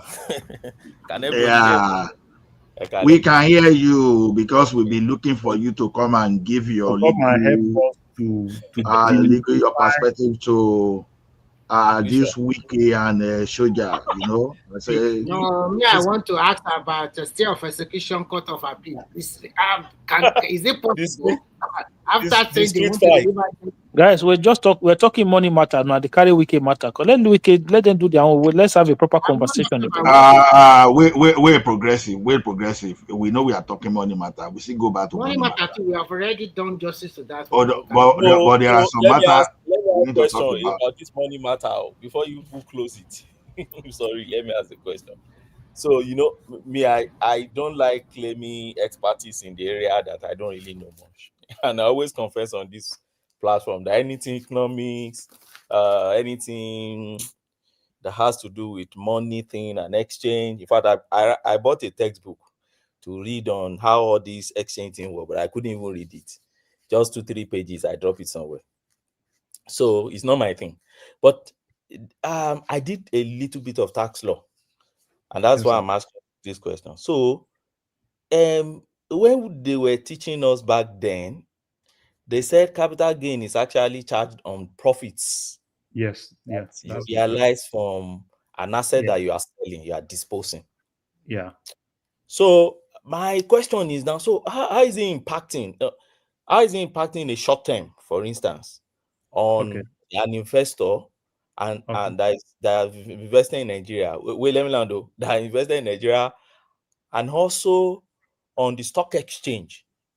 I'm wondering, I don't know how it works because I believe that if I'm coming from Japan, for instance, and I enter the country Mm-hmm. and I register a company, I bring my Mm-hmm. money, my foreign direct investments into the country. That Mm-hmm. money in itself is not what they charge capital gain tax on. So if No. I use that money to invest, purchase assets, and set up my Mm-hmm. company and everything, I'm making gain. I'm making profits. Okay. It is not that profit they are charging tax on. But Mhm. if I disposed my asset Yeah. and I'm taking it out from your boundaries, that is Mhm. where this capital gain things are. So where I want you to explain to me now is that, so if government announce or government is implementing some, and say, okay, I Mhm. announce that what you have, this is exact percentage. I'm increasing the percentage of if you dispose your property, this is your asset, this is what you will be paying me. So Okay. how is it in a quick sense? You've been making profit all this while with the asset. So Uh, why is it that what matters to you is now if I depose, I won't Okay. get more? Please So don't see me like I just Ogbeni, want I want Let's start like this. Let's start like this. Where your investors cap, right? yeah, yeah, Don't forget about government. Now you are an investor. Where your investors cap.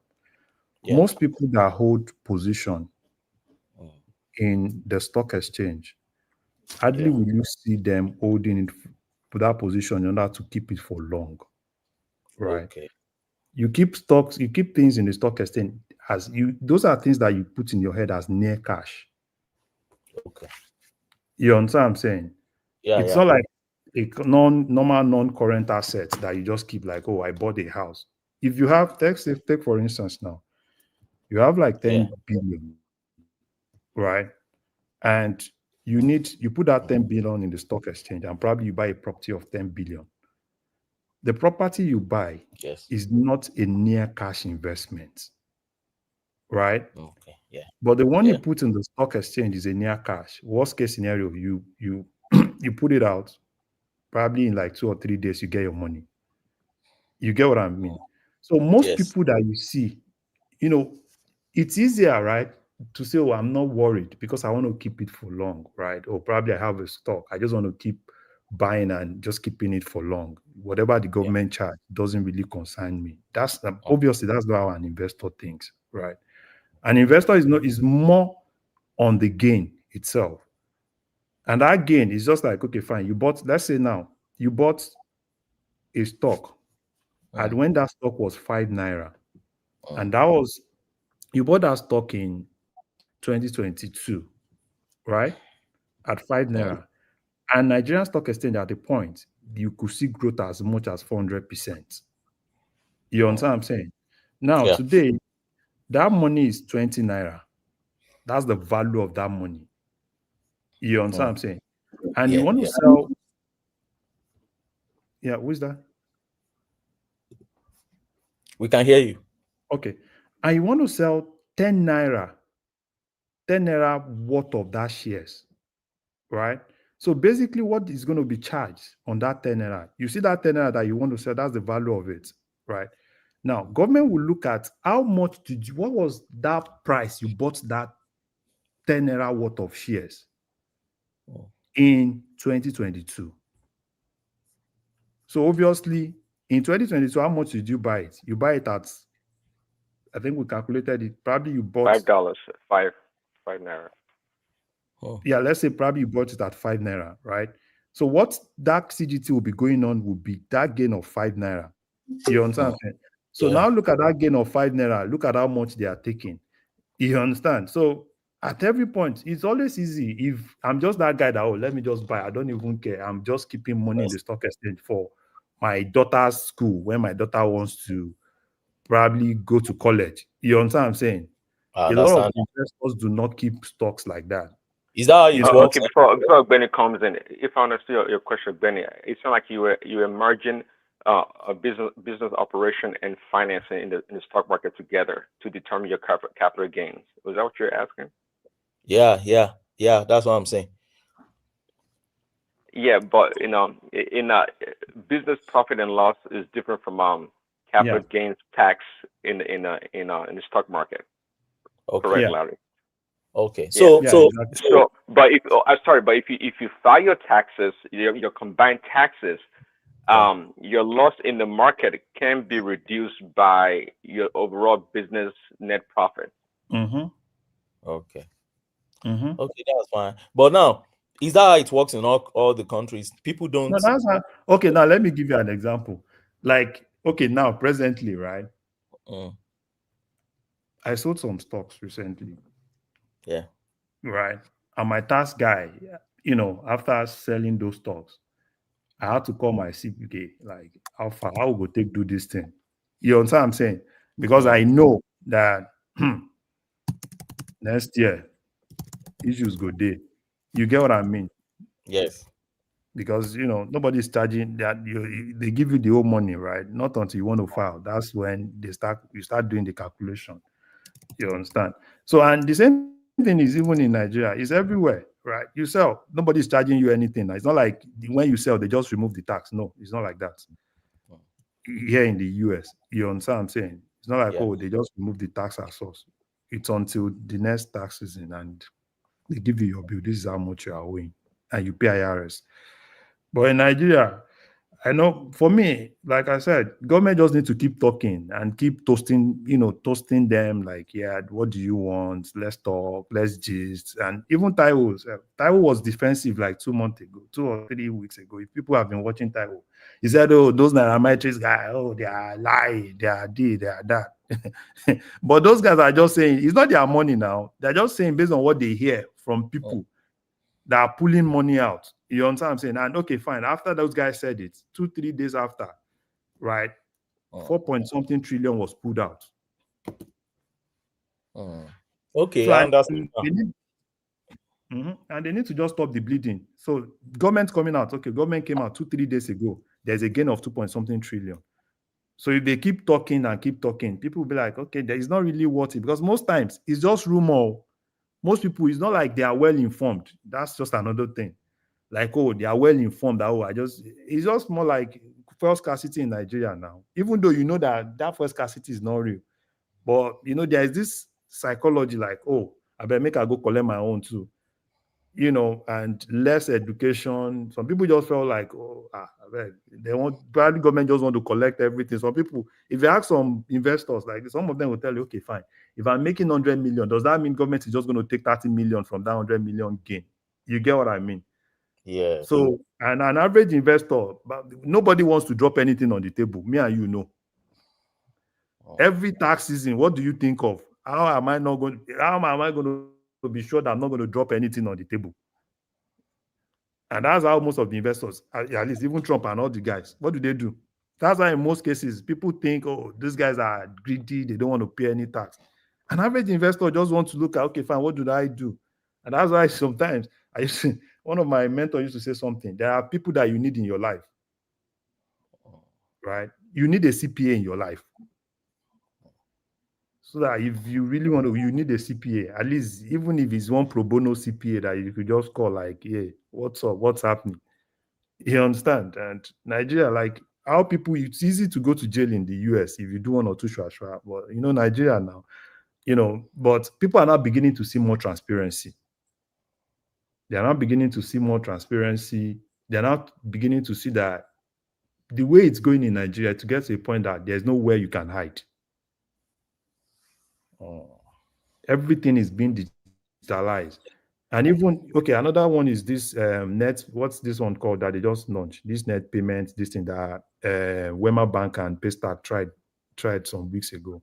People felt, oh, if I keep money in OPay, I keep money in Paystack, money points. You understand that, but now they are now beginning to centralize everything now. So there's nowhere to hide. There is nowhere. So that's why they knew when they said they are going for a $1 trillion economy, they knew, right? Because if you're able to bring everything, you don't even need to start charging people unnecessarily. you see the hill. You see the hill. So for me, like I said, government should just keep talking more, giving people confidence. No, no worry. We know they send Una away. That's what they've been doing for like 2-3 days now, and they've been doing it, and people are now beginning to like, I bet, does it really worth it? I mean, make I go keep the money there. Let me start seeing how the growth is going and everything. So I think we're getting it right. I think Yeah. even me, I had to hit. So I had to take back some of my words. I was really harsh on CBN governor at a point, even on this platform. You understand what I'm saying? Because I felt when the guy said he wants to go orthodox, like normal orthodox economics, I was like, God, which one you do? But I think it's working. How I wish Kolata is here today and Emeka. And Both of so them really bastardize and messed no, everything. even for me, I at the point I was like, Don't just give up like that. Come I on, told man. some people that no, even if you look at the financial, a lot of guys are like, okay, fine, probably we were wrong. You know what I'm saying? This thing is working. Like, yeah, you've seen some stability across. So, but at least for that, I respect So Larry, let's talk about first quarter of 2026. Probably after the budget or whatever. Do you think the naira will continue to gain strength against the dollar? I'm talking about maybe below 1,400 and 1,300 to $1. No, I don't really see 1,300.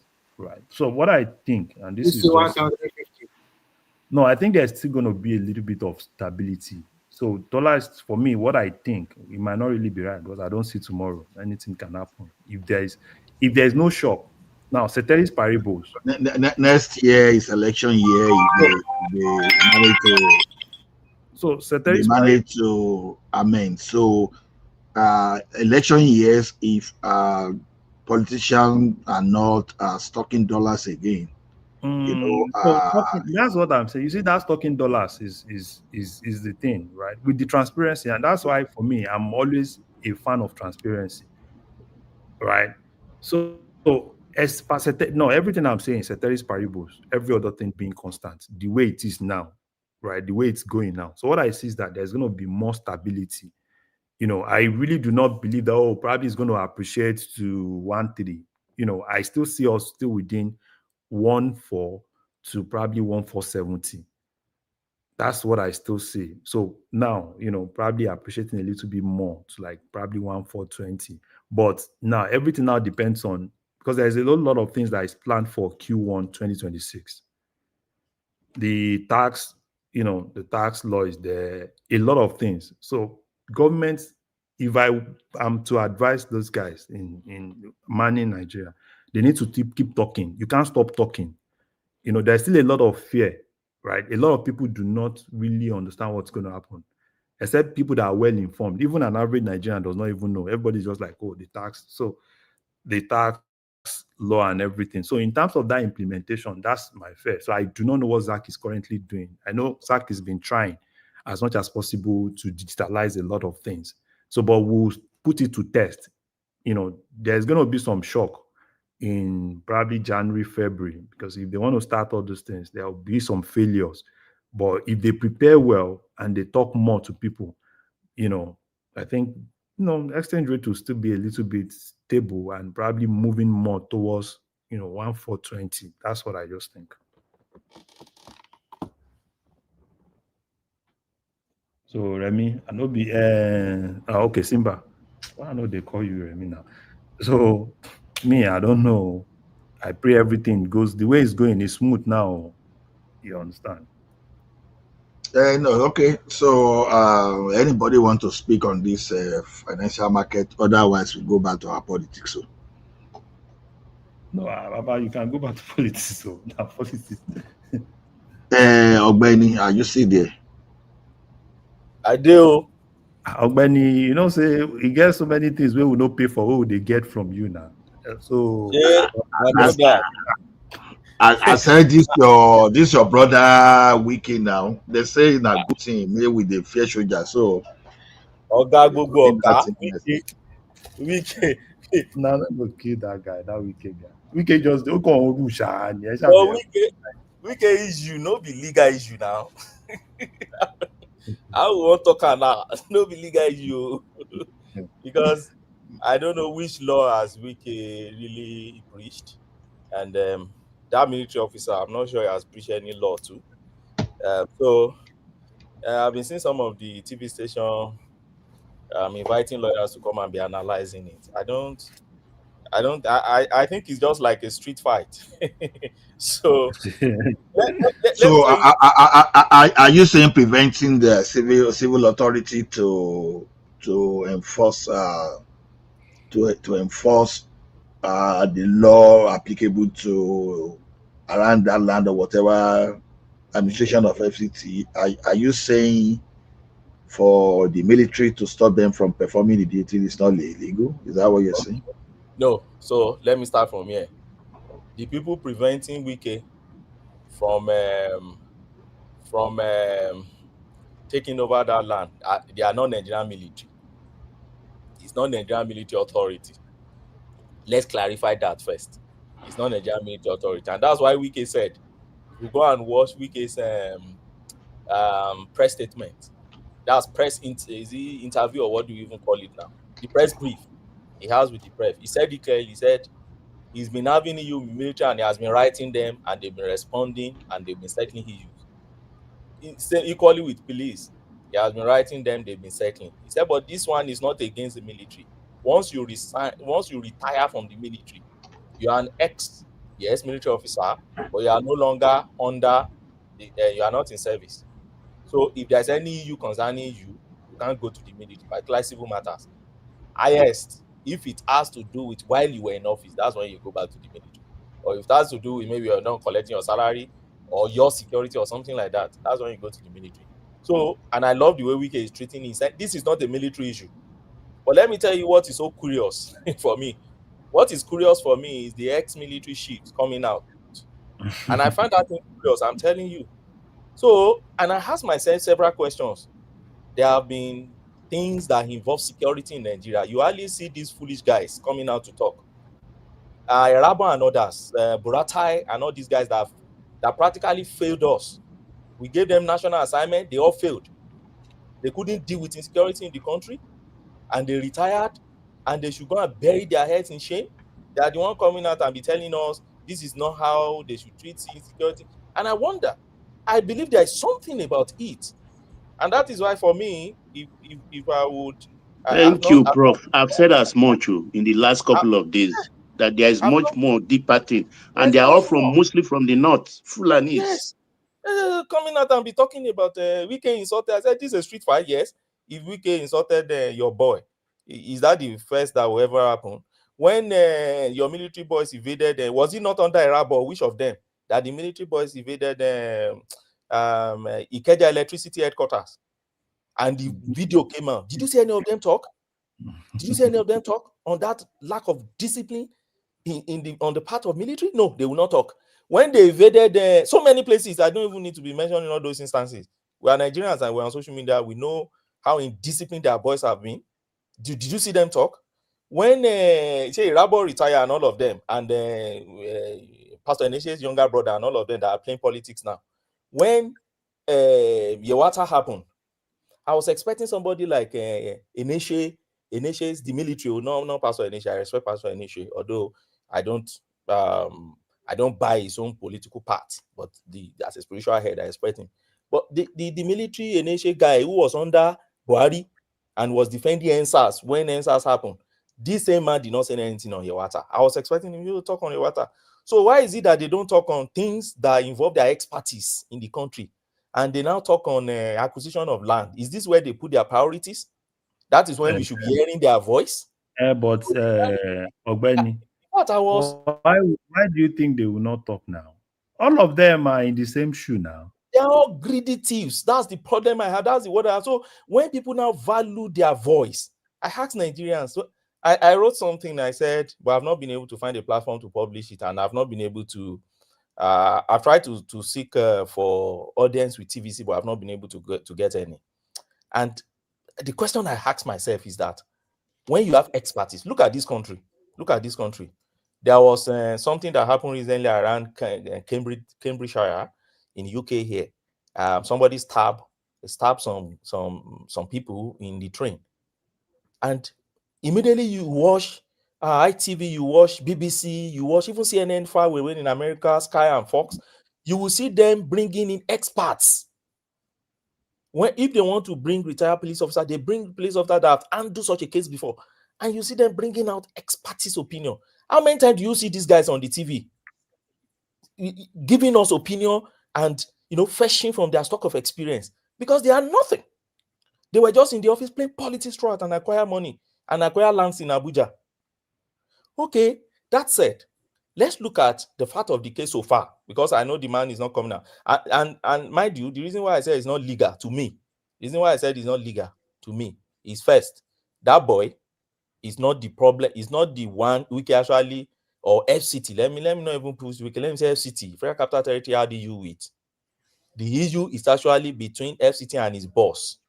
So I agree, under the martial law, once they give you a go ahead to do something, maybe protect a property, you have to protect.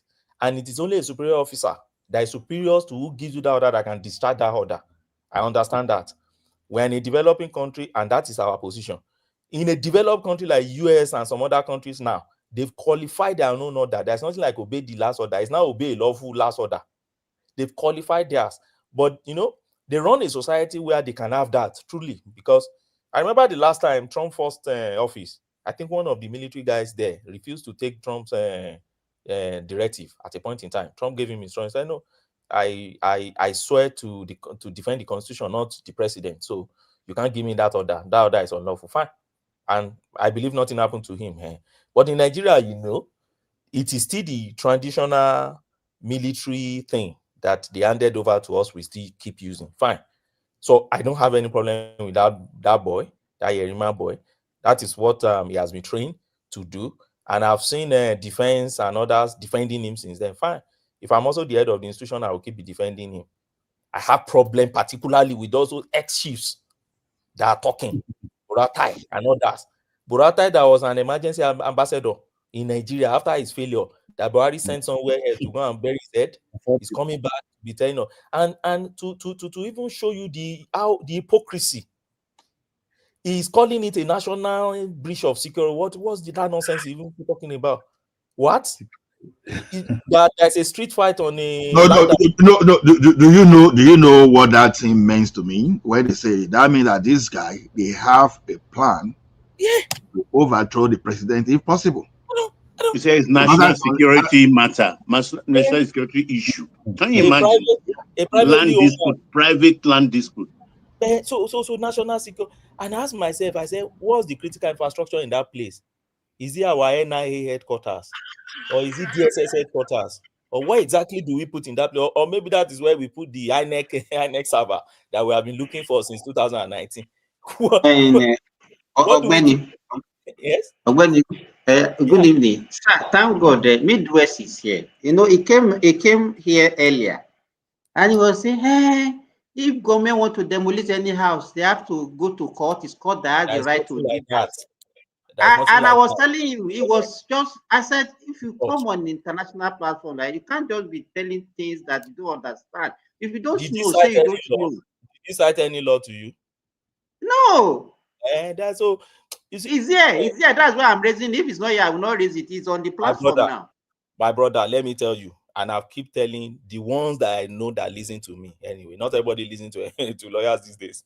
They know the law even better than the lawyer. But the one that cares to listen to me, I keep telling them, look, first, don't pick professional opinion from influencers. I've had people, and so sadly so, I've had people around me that had cancer, and they are listening to influencers who are telling them Orogbo cures cancer. They won't go and get their therapy or cure. They'll be using kola nut and Orogbo, and they're there with time. They died.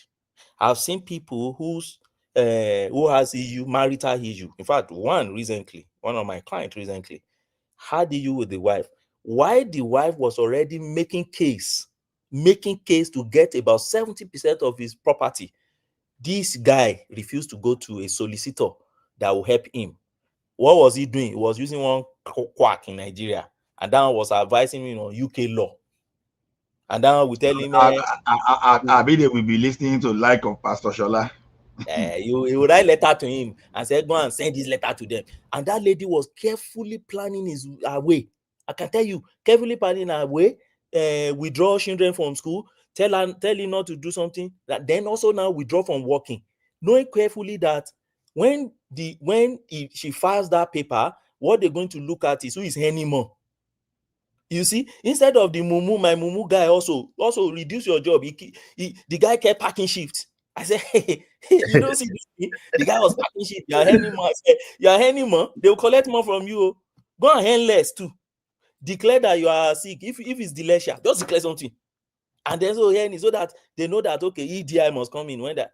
Now, about 3 months ago, now they've written him finally. He believed he can still settle with the lady. I said no. Once a lady open hostility like this, you're not settling. That's a snake. That is just. But what am I saying? People fetch professional experience now from influencer, from many politically tainted lawyers, and all sorts of things. So our head is so cloudy with a lot of information. Not lack of information now these days. It's a lot of false information. Right? Like AI now generate a lot of junk. If you go to AI now and say we can hear him advise me, you will see a lot. Grok will give his own. I'm telling you. Why are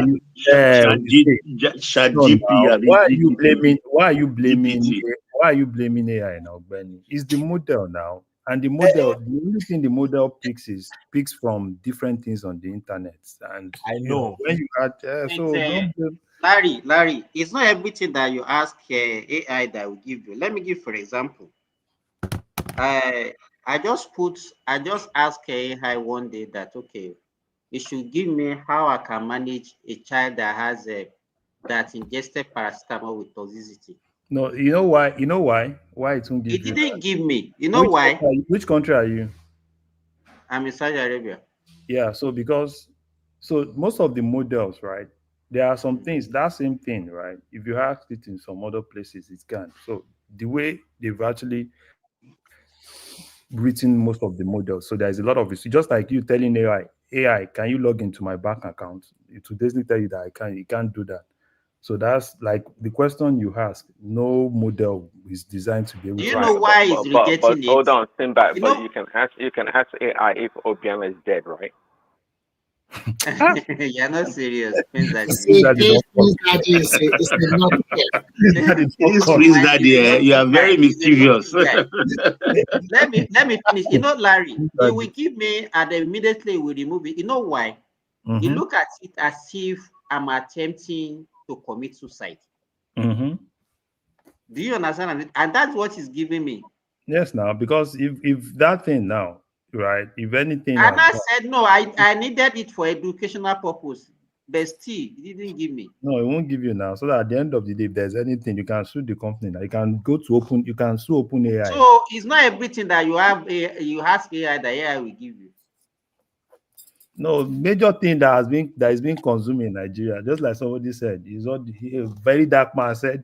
Nigeria. Simba, do you download other AI something like DeepSeek? Maybe can give you that kind of response. No, even DeepSeek. Everything depends on the model. Yes, right? that's the easy one. Because the one is using is American own. Maybe it doesn't mean now. It depends. Even if you are using DeepSeek, you're using ChatGPT, you are using everything. It now depends on the model. Are you using Sonnet model? And there are other models, series of model. I think Cloud has their different model. It can be GP5, GPT-5, and it depends on the model. And all the models are almost Google AI too. Yeah, so it depends on the model. So in most of the countries, right, like there are restrictions to what the models can actually do. So and that's why you see that most times, sometimes you ask some things from AI, because the data that is being fed into it are in most cases probably what people are discussing somewhere. If you ask AI something now, it can tell you people are talking about this. But when you are not asking, you are putting if you want to ask AI, Larry, if you want to ask AI anything, you must have some knowledge of what you are asking. Because that's where you tell you that you need the real thing. There are instances now, ask some things, and what comes out is all this, and you would Yeah, basically you'll be tell me able that to see people that are. this is rubbish now because it can So, somebody Yeah, so can yeah. generate rubbish for you. let's. I want to ask Baba, please. I want to ask you this question because Adewale is asking this question in the comment section about the new refinery, $50 billion refinery, Ondo. in Ondo State. So when is it going to come on board? And they are thinking about 500,000 capacity, some crude oil process. So Baba, do you know about it, sir? Have they started Yeah, building? I think there is another one nobody's even talking about. The one in Ogun State. That Yes, is now. of lesser distance. I think that one will 3 years, and this Ondo will take nothing less than about 5 years, and even 7 years in making. Baba, why are As they turning the whole of Southwest to refinery? Make them Because just it's relatively peaceful now, and they because can whether get. we like it or not, if there's, I can't remember whether I think the one in Ogun State is also single train. If they are single train, they are still relevant in the next 50 years, even though the average life of a refinery is 35. But well maintained, you can use it for about 50 years. So the Southwest, like, they don't know. That's why I advise comparable fact that they better wake up in their region and tap their gas and make use of it, because this one they are talking about port is not the issue. They better wake up, because tomorrow now they will say Tinubu gave Southwest all the money. No, Baba, these are private initiatives. Baba, don't Look blame at the them. fiber optic. The fiber optic they just Even opened in Baba, Shagamu. ẹ má sọ̀rọ̀ tó ṣe yẹn, ẹ má sọ yẹn ẹjọ́ nítorí Ọlọ́run, ẹjọ́ ẹ má sọ yẹn, ẹ fi yẹn lẹ̀, ẹ má loud ẹ̀. No, let them know.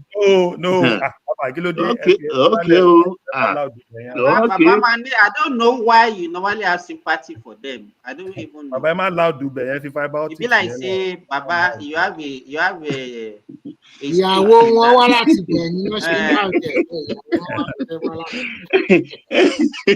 Ọ̀gbẹ́ni, quick one. Professor, quick one, I beg. Our new senior advocate, what's your take on it? Telling Supreme Court to arrest the judgment, or is it appeal court? Some people say he went to appeal court. Some people say he went to Supreme Court to He arrest went the to judgment of the High Court. appeal The new court. senior advocate. Ìwé yẹn ò tí tò ní the Oh, Tani Baba. Tani Baba. senior advocate. Onyindo, Mazi Nnamdi Kanu. Day of investigation, is that possible? That's what I asked that question before. Well, I think Kanu need to be sent to a hospital for assessment. It depends. No, let's hear from Prof. Abeg, because it's not every day it comes around. It depends on what exactly is the application is making. But let me tell you my understanding of what he has been saying. You know, there's a leg of it I've explained here abundantly before. That is his claim that Supreme Court said that they can't try him, that they should send him back to Ikeja. Sorry, I said Kenya. I've debunked that here before. I've read the Supreme Court judgment, and I keep telling you it's in part 1491. Go and read it. You will see there, Nigerian Weekly Law Report, part 1491. You will see there, it's reported clearly. Sorry, 1941. It's reported clearly. Supreme Court did not say they shouldn't try him. Supreme Court said they arrested him illegally and they should compensate him. Then they ordered government to compensate him, and they mentioned the money to compensate him. And they said, however, since you allegedly commit the crime here, nobody is taking you out. And the way you are arrested is not the concern of the law when it comes to criminal prosecution. Go and face your trial.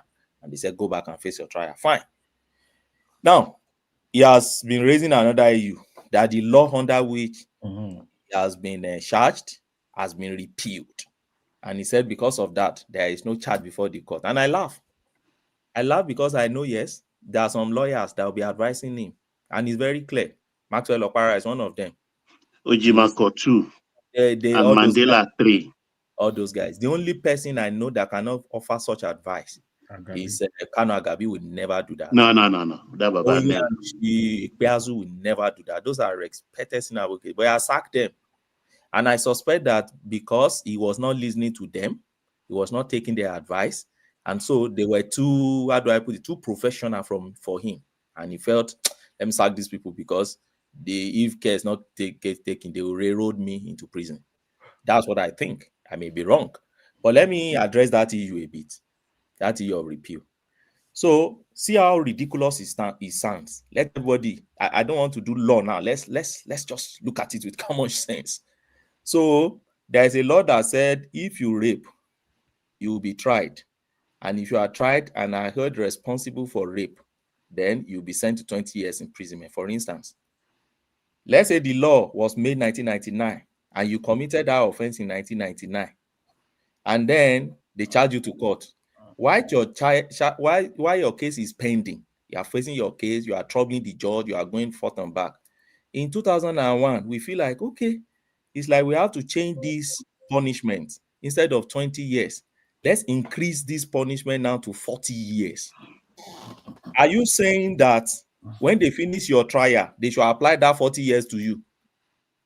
No, you will be insisting that please, it's 20 years old. You know, when I committed my own offense, it was 20, not 40. So what matters first to start with is the law as at when you committed or you allegedly committed your offense. That's what matters. Second scenario, assuming as at the time 1999, let's say rape was not a crime. Let me not use rape. Adultery, for instance. Adultery, particularly in Lagos now, is no longer a crime. Meaning that I can be a married man and still go outside to go and do chiki. Now, it's not a crime now in Nigeria. What's jiggy, Prof? Don't mind me. I'm just trying to pull your legs. The normal consummation for outside marriage now. You went to go and do it. Presently, it's not a crime in Lagos. It's still a crime in other parts of Nigeria and some other southern parts, but Lagos has liberalized it. So now, let's say in 1999 now, you committed, but no crime. They now said, okay, let's start investigating you. They started investigating. As at 2000, they now made it a crime. Would you agree and say it is 2000 law that should apply to me? You will be insisting that you remember it's that when I committed, it was 1999. Oh, don't come and apply this new law to me. Okay, let's go back to now. Sorry, Ben, what about statute of limitation if there's none? The statute of limitation, it doesn't apply to crime. Crime is not, if you commit an offense, even if it's 99 years they are chasing you, the day they pick you, even if it's your 1 day to the grave, the law is still applicable to you. Yeah, that's my point. If 10 years ago the crime was committed and it's not against the law, and today they pass the law and it's okay, it's a crime, can they go back retrospectively? No. You cannot go back because at times they don't have no retrospective law. No. And that is the problem Nigerians had with Buhari during his time, because he made one decree back then, and that decree made it retrospective. Many people that have allegedly engaged in such conduct when it wasn't a crime, Buhari started picking them and be killing them. But that was military, all those military relics. And that is why civil, the democracy is different. So now let's narrow it on Nnamdi Kanu, enough of my analogy now. So Nnamdi Kanu was charged under the 2011 Act. That 2011 Act has been repealed. Repealed means it's cancelled. And then there's a new one in 2022. But Nnamdi Kanu has been charged in between 2001 and 2022. So now they've been using that particular 2021 to continue charging him and trying him. What he's now saying is that the law that is applicable in the land now is 2022. Since you're not charging me under that 2022 and you continue with that 2011, therefore you can't hold me responsible for this, and then there's no law under which you're charging me. Now, to start with, number one, you see, when legislators repeal law, there are two ways. You can amend law, you can repeal. If you are amending, it is that same law. You are just removing some provisions and adding. If you are repealing, it means I'm canceling this law completely, and then I'm having a new law to replace it. Now, this is what they do. When they are canceling a law completely and they are enacting a new law to replace it, you see, immediately they make that new law to replace it. They will put a section in that new law which we call saving clause. They call it saving clause. And that saving clause, what it usually does is this. It is that saving clause, all right, that will now tell you that all pending cases under the old law, they are still existing, and they are as if they have been charged under this new law. Every law, you will see it. So they don't Even just me novice, I know that. they don't just repeat law. It is in order to save pending cases. And let me give you another analogy that will make you to make sense out of this. You have a governor, you have elected a governor, and that governor has been signing contracts, right, to contractors. And then the governor was removed by the court. Are you saying all those contractors should go home? Are you saying because the governor was not supposed to be governor at that time, they nullify all the contracts that they have signed? No. So there is a way, because of there will be chaos. There will be chaos. So there's a way we save it. Like the governor example I gave you now, they will save all contracts that they are signed. The new governor that enter will deem it as his own act and action. He cannot say, okay, let's try and do variation, let's try and check one or two things there and remove, but he cannot say I nullify it. If they go to court, they will win the case against him.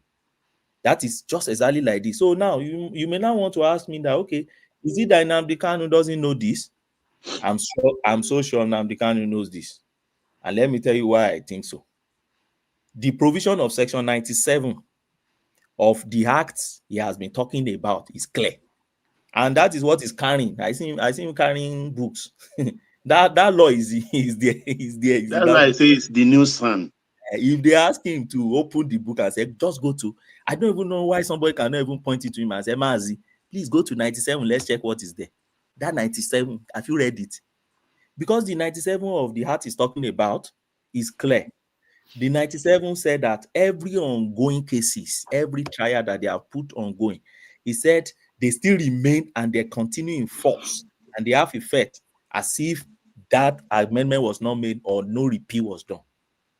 So I will continue under the old law, but it will be deemed as if I'm trying under the new law. It's simple. Every lawyer should know it, except those ones that went to universities where they use handout only and they don't read textbook. So, but every lawyer should be able to know that to start with. Now, assuming there is now problem, let's say there is no even saving clause. Let's assume there is. I've told you section 97, but assume without considering. Let's look at alternative argument. Okay, let's say there is no even saving clause. Let's say they made a mistake, because many of them are charlatans in the National Assembly, so they don't even know what they are doing. Let's say they did not even know what they were doing in 2022. Let's say they did not give a saving clause that save all cases that have been pending. There is something we call Interpretation Act in Nigeria. What does it do? Let me give you an example of what that thing does. You see, when you buy your TV, your TV comes with a manual, right? That manual helps you to navigate your TV, right? It helps you to say, these are the accessories, these are the facilities in this TV. Or when you buy a car, it comes with the manual. The manual tells you this is how you charge, this is how you press this is how you this thing. Don't charge it in the house, don't charge it only in Tesla place and things like that. Those are manual. In law too, in the legal space, we have our manual that we use to interpret law when cases like this happen. Even the Bible, Ogbeni. Yes. As a manual. Yeah. So the Interpretation Act is the lawyer's manual to interpret law, and judge's manual too. Okay. And what does it say? He has his own provision too. I look at it, section 61(1). If and see, you don't even need to visit library to get all these things. So these two laws I've told you now, if you just Google, just 2 seconds research, just Google, download it, you will see it there, Nigeria Interpretation Act. Go to section 61, go and read what it says. That section saves every case.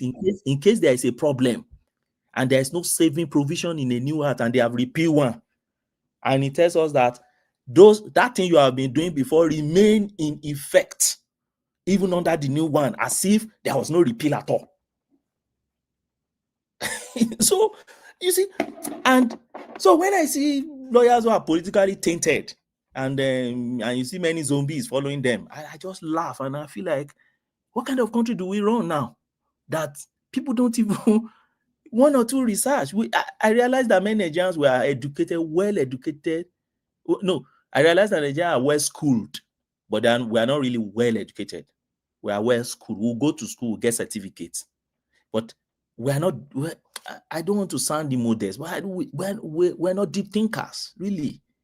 When you ask Nigeria one simple question, and the first thing they want to look at is the personalities. Yeah, Justice Omotosho. Now, all of a sudden, now they just remember Justice Omotosho is from Osun State also.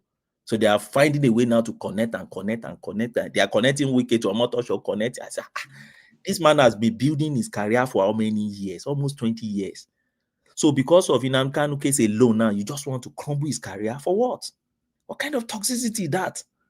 Why can't you guys face this case? And I'm telling you honestly, when Ikpeazu, and I said that it's not as if I godify that man. I've had a case against that man, and I've practiced together with that man before in some cases. In Delta, Okowa against Ogboru, we were together. We were representing Okowa, and he was representing Heineck, and we were on the same side. And as far as I'm concerned, that man is one of the, if not the best litigation lawyer you can get in Nigeria. Oyeanshi Ikpeazu. So when I saw him in that case, I said, Nnamdi Kanu case is taking a very good turn. If Ikpeazu, because he will not take any other case, that man. But if he can take that case, I said, that means he must have gotten some loopholes or some way to deal with that matter. The same thing I said when Peter Obi also engaged the man, but unfortunately again, Peter Obi, they put the man on the reserve seat, and then they allow Levy to lead the team. I said, okay, Dr. Levy will only try his best, but they can't win this case. The same thing. So when he sacked Ikpeazu, I said, so why? That means he must have been giving you a very blunt advice, because Ikpeazu will not fight this kind of thing now. He will tell you section 97, section 61. What do you want me to do about it? So if other lawyers ask this, what do you want me to do? Client will come and go. So how can I face other lawyers and still tell them that I'm a justice in the temple, I'm a minister in the temple of justice, and I still want to defend the law? There's an extent to which you can manipulate within the law. See, the law allows you, okay? The law is just like an instrument. And that's why I tell people when they say, lawyer, I say, no. The law is an instrument. It's just like you want to repair your car. Some will use some instrument, different instruments. You can achieve the same purpose. All right? So the extent to which you know and the extent to which you can use the law to meet your end goal is what distinguishes one lawyer from the other. And the extent to which you can read, because law is also dynamic. Every day keep changing. So the extent to which you can keep on updating yourself and you can read and you are not rustic in your knowledge, then you gain legal wisdom. Anybody can canvass good argument and better argument, and even a senior advocate of Nigeria. So now he's going to Court of Appeal. I wonder what he's going there to do. I know he has gotten a favorable judgment before in the Court of Appeal. So, and you know, these people are driven by ideologies and policies sometimes too. They may have their own, how do I put, maybe temperamental, or is it temperature now as regards Nnamdi Kanu case. But let's see to the extent to which they can bend the law for Nnamdi Kanu. But I know Supreme Court will be waiting there. And in summary, in all this put together, the only thing that would get me agitated is that if anybody now comes and said his government has wasted Nnamdi Kanu time. So we keep saying it here. He ran away for 4 years. He came back. He attacked the judge resigned. New judge, he refused to go. Listed 25 witnesses. Sack his lawyer. Now he's saying I won't enter my defense. Now he's going on Supreme Court of Appeal. Tell them to stay court. And tomorrow, some set of people will still come and say it is the government that is wasting his time and they don't want to proceed. That sometimes I can't really understand in my head. I feel like, are they not in Nigeria? Is it Ogbeni, sorry to butt in. So if the Federal High Court, they go ahead and do their justice about November 20, and Court of Appeal have not heard his appeal. So what happened? So I don't see the court going ahead, because in Nigeria, the hierarchy of court is very important, okay, to every judge. It will amount to judicial rascality if the trial court goes ahead to do anything, okay, that would affect in the negative sense what is before the Court of Appeal. And that's why I ask you, I want to know what exactly is before the Court of Appeal. I don't know. Okay, what is before the court? Let me wait. Is that he went and is asking Court of Appeal to stop Omotosho from delivering that judgment on the 20th, based on the grounds that He's not supposed to even be in that court at all. Okay, No, so talk of reaching conclusion. if that is what is before the court of appeal, Omotosho may not deliver that judgment. But by the way, you know, I've said it here But he before. didn't ask for stay. Yeah, so you know, it's a He criminal asked for matter. stay. That's what he's going for court of appeal for, stay of execution. Oh, okay. So okay. But I don't know. So the question I'm asking now is, I don't know whether court of appeal have really heard that case at all. I mean, they have to put a date. I mean, fix a date. No. So when you go to court of appeal, you don't go by a letter. So it's a procedure on its own. So when you go to court of appeal, you file you first make your request. Okay, I'll call it request so that because the educated fellows, yeah, you guys are not initiated. So just by the way, we are novice. I admitted that. That's by the way, anyway. So now you make your request first at the lower court, and I think he has done that. If they refuse it, then you go to the court of appeal. But in going to court of appeal, you have to transmit your record of what transpired at the lower court. You take it there, and then you have to file your brief. Then the other party also have to defend themselves. Don't forget there's fair hearing. Government also must defend themselves. So they come and defend. And so it's a whole lot of procedure. But so do you think in the next 5 days that thing can be done? Because it's not possible. It's not that's what I'm trying to say. So that means Omotosho will deliver that judgment. No, Omotosho may not. So if Omotosho realize that once they have signed everything and they have entered, appeal has been entered, meaning they have sent all their documents to court of appeal, Omotosho we need to respect the higher court. I said, okay, fine.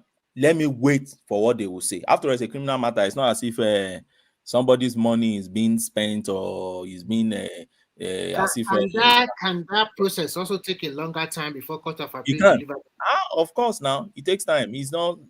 So he's just trying to make him stay. That is the point I'm telling you. If you delay, you keep delaying. Then let me tell you, what he was stopping Omotosho to do is not judgment. I've said it here before. Omotosho is not giving judgment. Delay. So nobody just let him. Just put him there for life. Then no problem. I think he believed that they will get. I don't know what exactly is his strategy. Before, I thought his strategy before 2023 was that Tinubu will lose election. Peter Obi is likely get there or Atiku. Any of them, they will release him. I want to believe that was the strategy for 2023. I'm not. No, Prof. This is my perspective. You understand? They are not. Is those three lawyers we mentioned? They are his problem. They are his problem because they are making money out of this. So they are not giving him proper legal advice, and that's why when they are afraid to come before Omotosho. Now, after that last Shiwore-led protest, because they know they've injured themselves as a priest in the temple of justice. So they now withdraw, but they still go to court. They call themselves consultants. They said they are consultants. What they cannot do legally in court, they are pushing Nnamdi Kanu to now do it because he will be pardoned as a novice. Then one major thing they failed to do when they returned him from Kenya and he was arraigned in court. That moment that's where he will have won by saying, I will not talk. I will not take a plea. Then I believe the court will now be in a dilemma because he's not going to take his plea. He's not going to talk to anybody. And continually repeat, I'm a political prisoner. Every day I'm a political prisoner. I think he will have stood a chance or have the sympathy of international bodies. Just like Beko. I think Beko did something like that. Yeah, but he was a coward. He thought he would stay too long in detention. But that's what people do. The Beko did not take his plea. He refused. Exactly. They are not intelligent. Well, for me, anyway, whatever is the strategy, you know, there are so many ways to Lagos. You can take Ore, you can take Ibadan, you can take. So maybe he believes, okay, there are so many ways to get this thing, and his own way is the way he's playing. I saw him writing Trump. You see his letter to Trump. I saw him writing Trump. Sorry to cut in here. Don't you think the justice system in Nigeria is too slow? Look at what they happened in Finland. Very quick. Immediately they dispose the case off like that. Why Okay, does it so always take too long time in Nigeria that way? It's to me just total waste of time and energy. you see, it's tricky a bit. It's tricky a bit. Our criminal justice system No, has it's tricky, but at the same time, it's not too long. Well, so you said? I mean, it's too long. It's too Yes, long for. I know. It's still the problem in our country. There are a lot of factors responsible for that. You see, our postdorial law, there's a problem with it. Procedure of file this one, let this one respond within these days, do this, do And this. case management too. Yeah, they've dealt with it in advanced countries. And I don't know why we are not yet dealing with our We are own. still using the old archaic system. The So arcade many system, you papers, understand? filing. Lagos is the only place. Lagos is the only place where you see practice that is a bit, not to no be say don't go and quote me. It's just a bit close to what we have in advanced country. So And Lagos, that's what former Vice President actually did for Lagos. oh, He laid the foundation. that guy he was so excellent in that aspect. He was so excellent in that aspect. He reformed the judiciary and the judicial system. In Lagos, he did well.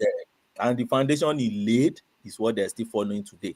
So, but one would expect Abuja to be following Lagos because capital city, commercial center, and then the administrative center of government, they should be at par.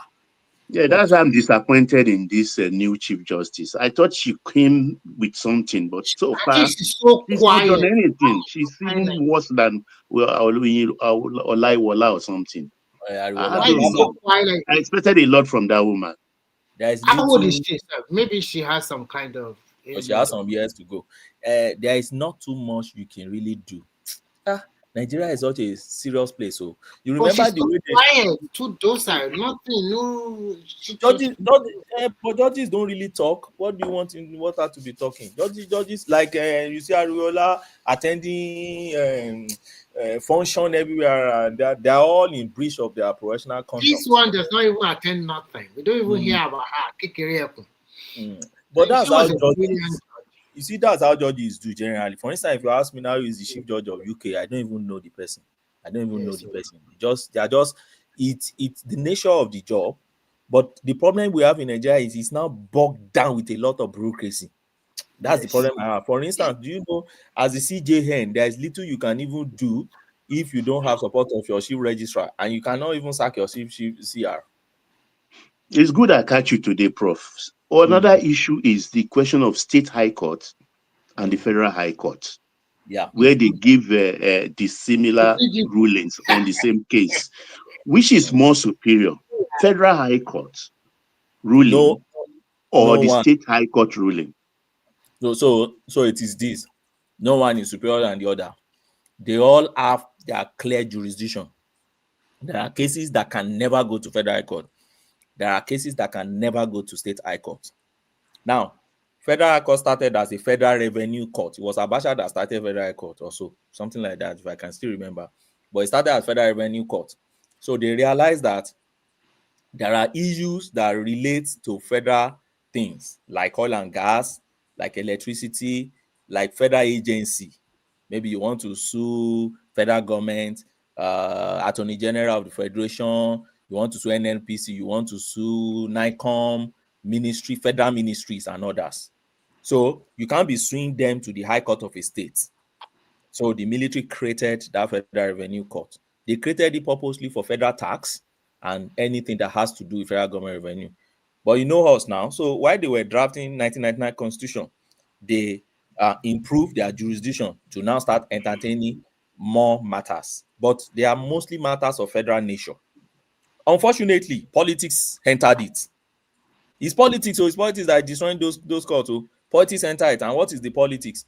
So let me give an instance now. So if you have a case now that involves a senator, let's say case of something that relates to pre-election matter that have to do with a senator, you now be thinking, okay, which court do I go to? Okay, if I go to the state high court, does state high court has a jurisdiction, or I go to federal high court? If you go to the state high court, they can come there and tell you, this is Senate, it has to do with federal. If you go to federal high court, they can say, oh, no, the constituency is in so state. Number one problem we started having. So now, Instead of the court also to, stand their feet and say, look, this is a clear jurisdiction, and let them give a policy decision on it. Policy setting. Exactly. Policy is now setting. Okay, if it is in Ekiti, you better take it to, because governor of Ekiti is APC, you better take it to Federal High Court Abuja. That is because we are connected with the federal, so that it won't affect you. All those sort of nonsense started happening. Dino Meyaye case, move it to Abuja. Oshun case, move it to Abuja. You remember most of those cases now, they will move it to Abuja to go ahead in Abuja and blah, blah, blah, blah, blah. We start having problem. Secondly, you see, Federal High Court has a special jurisdiction in terms of crime that relate to a federal crime. Like in Nnamdi Kanu now, the reason why Nnamdi Kanu is in Federal High Court is because it's terrorism. Terrorism has to do with Nigerian sovereignty. So that's a federal heart. So if it's EFCC heart, they will still go to Federal High Court. If it has to do with NDLEA heart, drug related, you go to Federal High Court. So anything that has to do with a crime established by the National Assembly, you will go to the Federal High Court. Anything that has to be crime relating to state, which is state House Like of Assembly, kidnapping. like kidnapping now, if you are trying it under the state law, then you go to State High Court. So what I'm saying in essence is that there are some areas where there are clear boundaries, and they have some which the line is very tiny, and it's a difficult one to decide. That is what politicians now, take advantage of, and they go to what they call friendly court. They will tell you, okay, I want a very convenient court or a friendly court. Okay, where is the friendly court? Take it away from his comfort zone. He knows the governor. They can influence it there. Take it to Abuja. Don't mind them. And But let me ask you, what about the case Obisu, this guy, Adeyanju, and took it to Anambra? You would like exposing this Obi. Yes, Obi is not wrong. You see, defamation matter. Now, each case is the fact of each case that determine which court you will go to. You remember that when Baba wanted to charge Farotimi, he brought Farotimi also from Lagos to Abuja to Ekiti. Okay. So you have to know why do they bring people to that kind of court. Let me analyze Obi one for you. Obi is suing for defamation. Okay. Now, in defamation, you can either go to the place where the person who defamed you has made that statement, which is Abuja, really. Because although some people argue say it's on Twitter, if it's on Twitter, but really it's Abuja.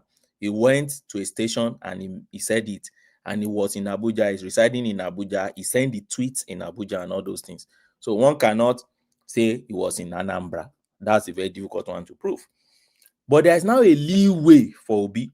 The leeway is that you can also sue that person whenever any person has read that thing and the person believe that that thing has affected your credibility in the eyes of that person, you can go and sue. And I believe that's what Obi is banking on. Mind you, I'm not saying that the person you have defamed, if the person you have defamed read it, that has not caused any cause of action.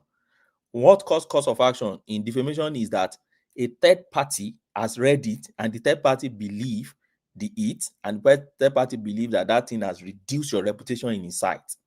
So I think what Obi will be doing, I've not seen his process anyway.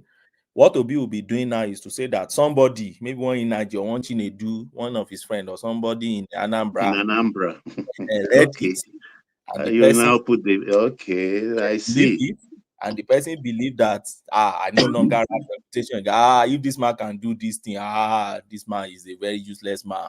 Therefore, there's a defamation, there's a cause of action now in Anambra. You see, if you remember Dele Parotimi, they sue in Port Harcourt, they sue in Abuja, they also took him for Ibadan too. So that is it. So defamation is a bit tricky. You can, in those days, I used to advise my clients. I said, how many states do you know people? If you want to trouble this person that have written nonsense about you, we'll sue them in all the 30 states. Let him be a engaging lawyer everywhere and waste his money so that he will understand that he won't defame you the next time. So it's strategy for lawyers.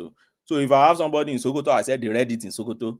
Somebody in Katsina, they read it in Katsina. Somebody in Yobe, they read it in Yobe. Then you start fighting for your life. And that is it. Thank you, everyone. Thank you, Prof. At least I got No, my no, Ogbani, please my don't go away. classroom today from you. Ogbani, the last question. The court Okay. processes, the court processes that have been happening between Federal High Court and the State High Court about PDP convention not to take place. What do you think will be the outcome? Should they go ahead with their convention or not? Will it affect them in the future? Because I've you not said been most following that, you know. because you just said now that the judgment from Federal High Court and State High Court are nearly the same. They are the same. One is There more is a senior. Federal High Court judgment that said that they should not hold the convention, and there's another one from that they should include Lamido in the chairmanship position or else they should not hold the convention. Then the State High Court from yesterday they should go ahead with the convention, ex parte motion or something like that. So it's very dicey for this party now. So it's dicey. If you look at this party, I don't know what is going on in that area. But what I know is this. If you look at S party, for instance, S party lasts for only 14 days. Yes. Highest the S party can last. Or if the court make a shorter date, sometimes the court may I say think the this. party will last exactly on the 15th, which is tomorrow that they will start their convention. I don't know whether maybe they have renewed So if tomorrow. the S party is simple now, if they are my client, if the S party was made around 10 a.m., just wait till 10 a.m. Then by 11, start your convention and then go on. So that S party has lapsed. Except they go back to court to go and get, and they won't extend ex parte for them. So they will ask to put them on notice. Ex parte means that the ex parte motion they get is just to give them room to go ahead with the convention. That is from the State High Court. It's to go ahead. But from the Federal High Court in Abuja, there are 2 court judgments, or even 3, that prohibit PDP for not to go ahead with the convention. Were they ex parte? They are not ex parte. These are court judge pronouncement. Only the State High Court is the ex parte. So where is the convention? Ibadan. Only the State High Court in Ibadan made that ex parte motion. Holding tomorrow and Sunday. Holding Saturday and Sunday. They've started the delegates. They are advising them not to do it. Because this guy. What is the reason that they are giving for not to allow them to do it? They gave for first the Wike faction of PDP said that they forged the General Secretary's signature for that convention. So when they take the case to court, the court now said they should not hold the convention. That is 1. 2, Lamido also take them to Federal High Court that because they exclude him from participating in their chairmanship, or they exclude not to buy form. So he took them to the court. So the court now said they should not hold the convention too. First, they should include him, and they should sell the form to him. So are you saying she wants PDP? Yeah, in fact, it's just a comic play, really. I don't understand. Ogbeni, is Ogbeni there? Have you heard about the what Kanu did to the Nigerian Medical Association? No.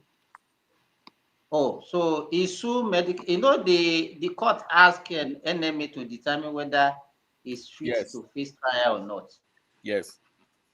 He has now sued Nigerian Medical Association 550 million naira, and the 10 doctors that participated in his screening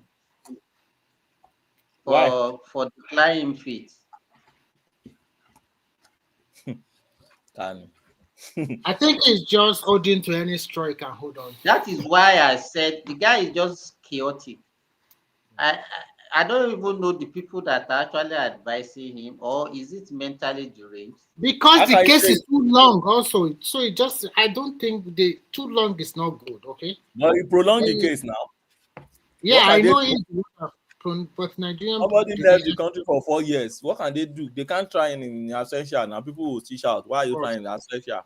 There is freedom of fair hearing, you know. See, it's tricky. It's tricky. So if you sue them, you can't win them now. It's not. Is he an expert? Then where will he get medical doctor to come and? Where will he get medical doctor in Nigeria to come and testify against enemy? From Abia State. Those who are, they will be joking with their license. You testify against NMA. You're a gunner now. I don't know what's worrying that guy, sha. It's just like you sue NMA. I have this belief that government is also using the late 30s. They might not jail him at the end of the day. Okay. You are wrong, Simba. That guy is going down. Forget it. Maybe Because Samuel Ekpa, who is his second in command, cannot go down. Where Nigeria actually persuaded them, they were reluctant to charge Samuel Ekpa, and they did it. Then you will leave the number one, the numero uno. It will be to a go bad scot-free. No. Very bad optic. It's going down. It will be a bad optic if they don't. Court can now It say is at that point they may start to solicit the president's pardon or clemency. He has to go down first before the presidency can listen to anything. And he is avoiding to go down. So there is stalemate. Now, wow. Okay, can we call it a day? Motion supported. Let me end the show. All right. Prof, thanks so much for your time. Okay, good night, everybody from here. Okay, good night.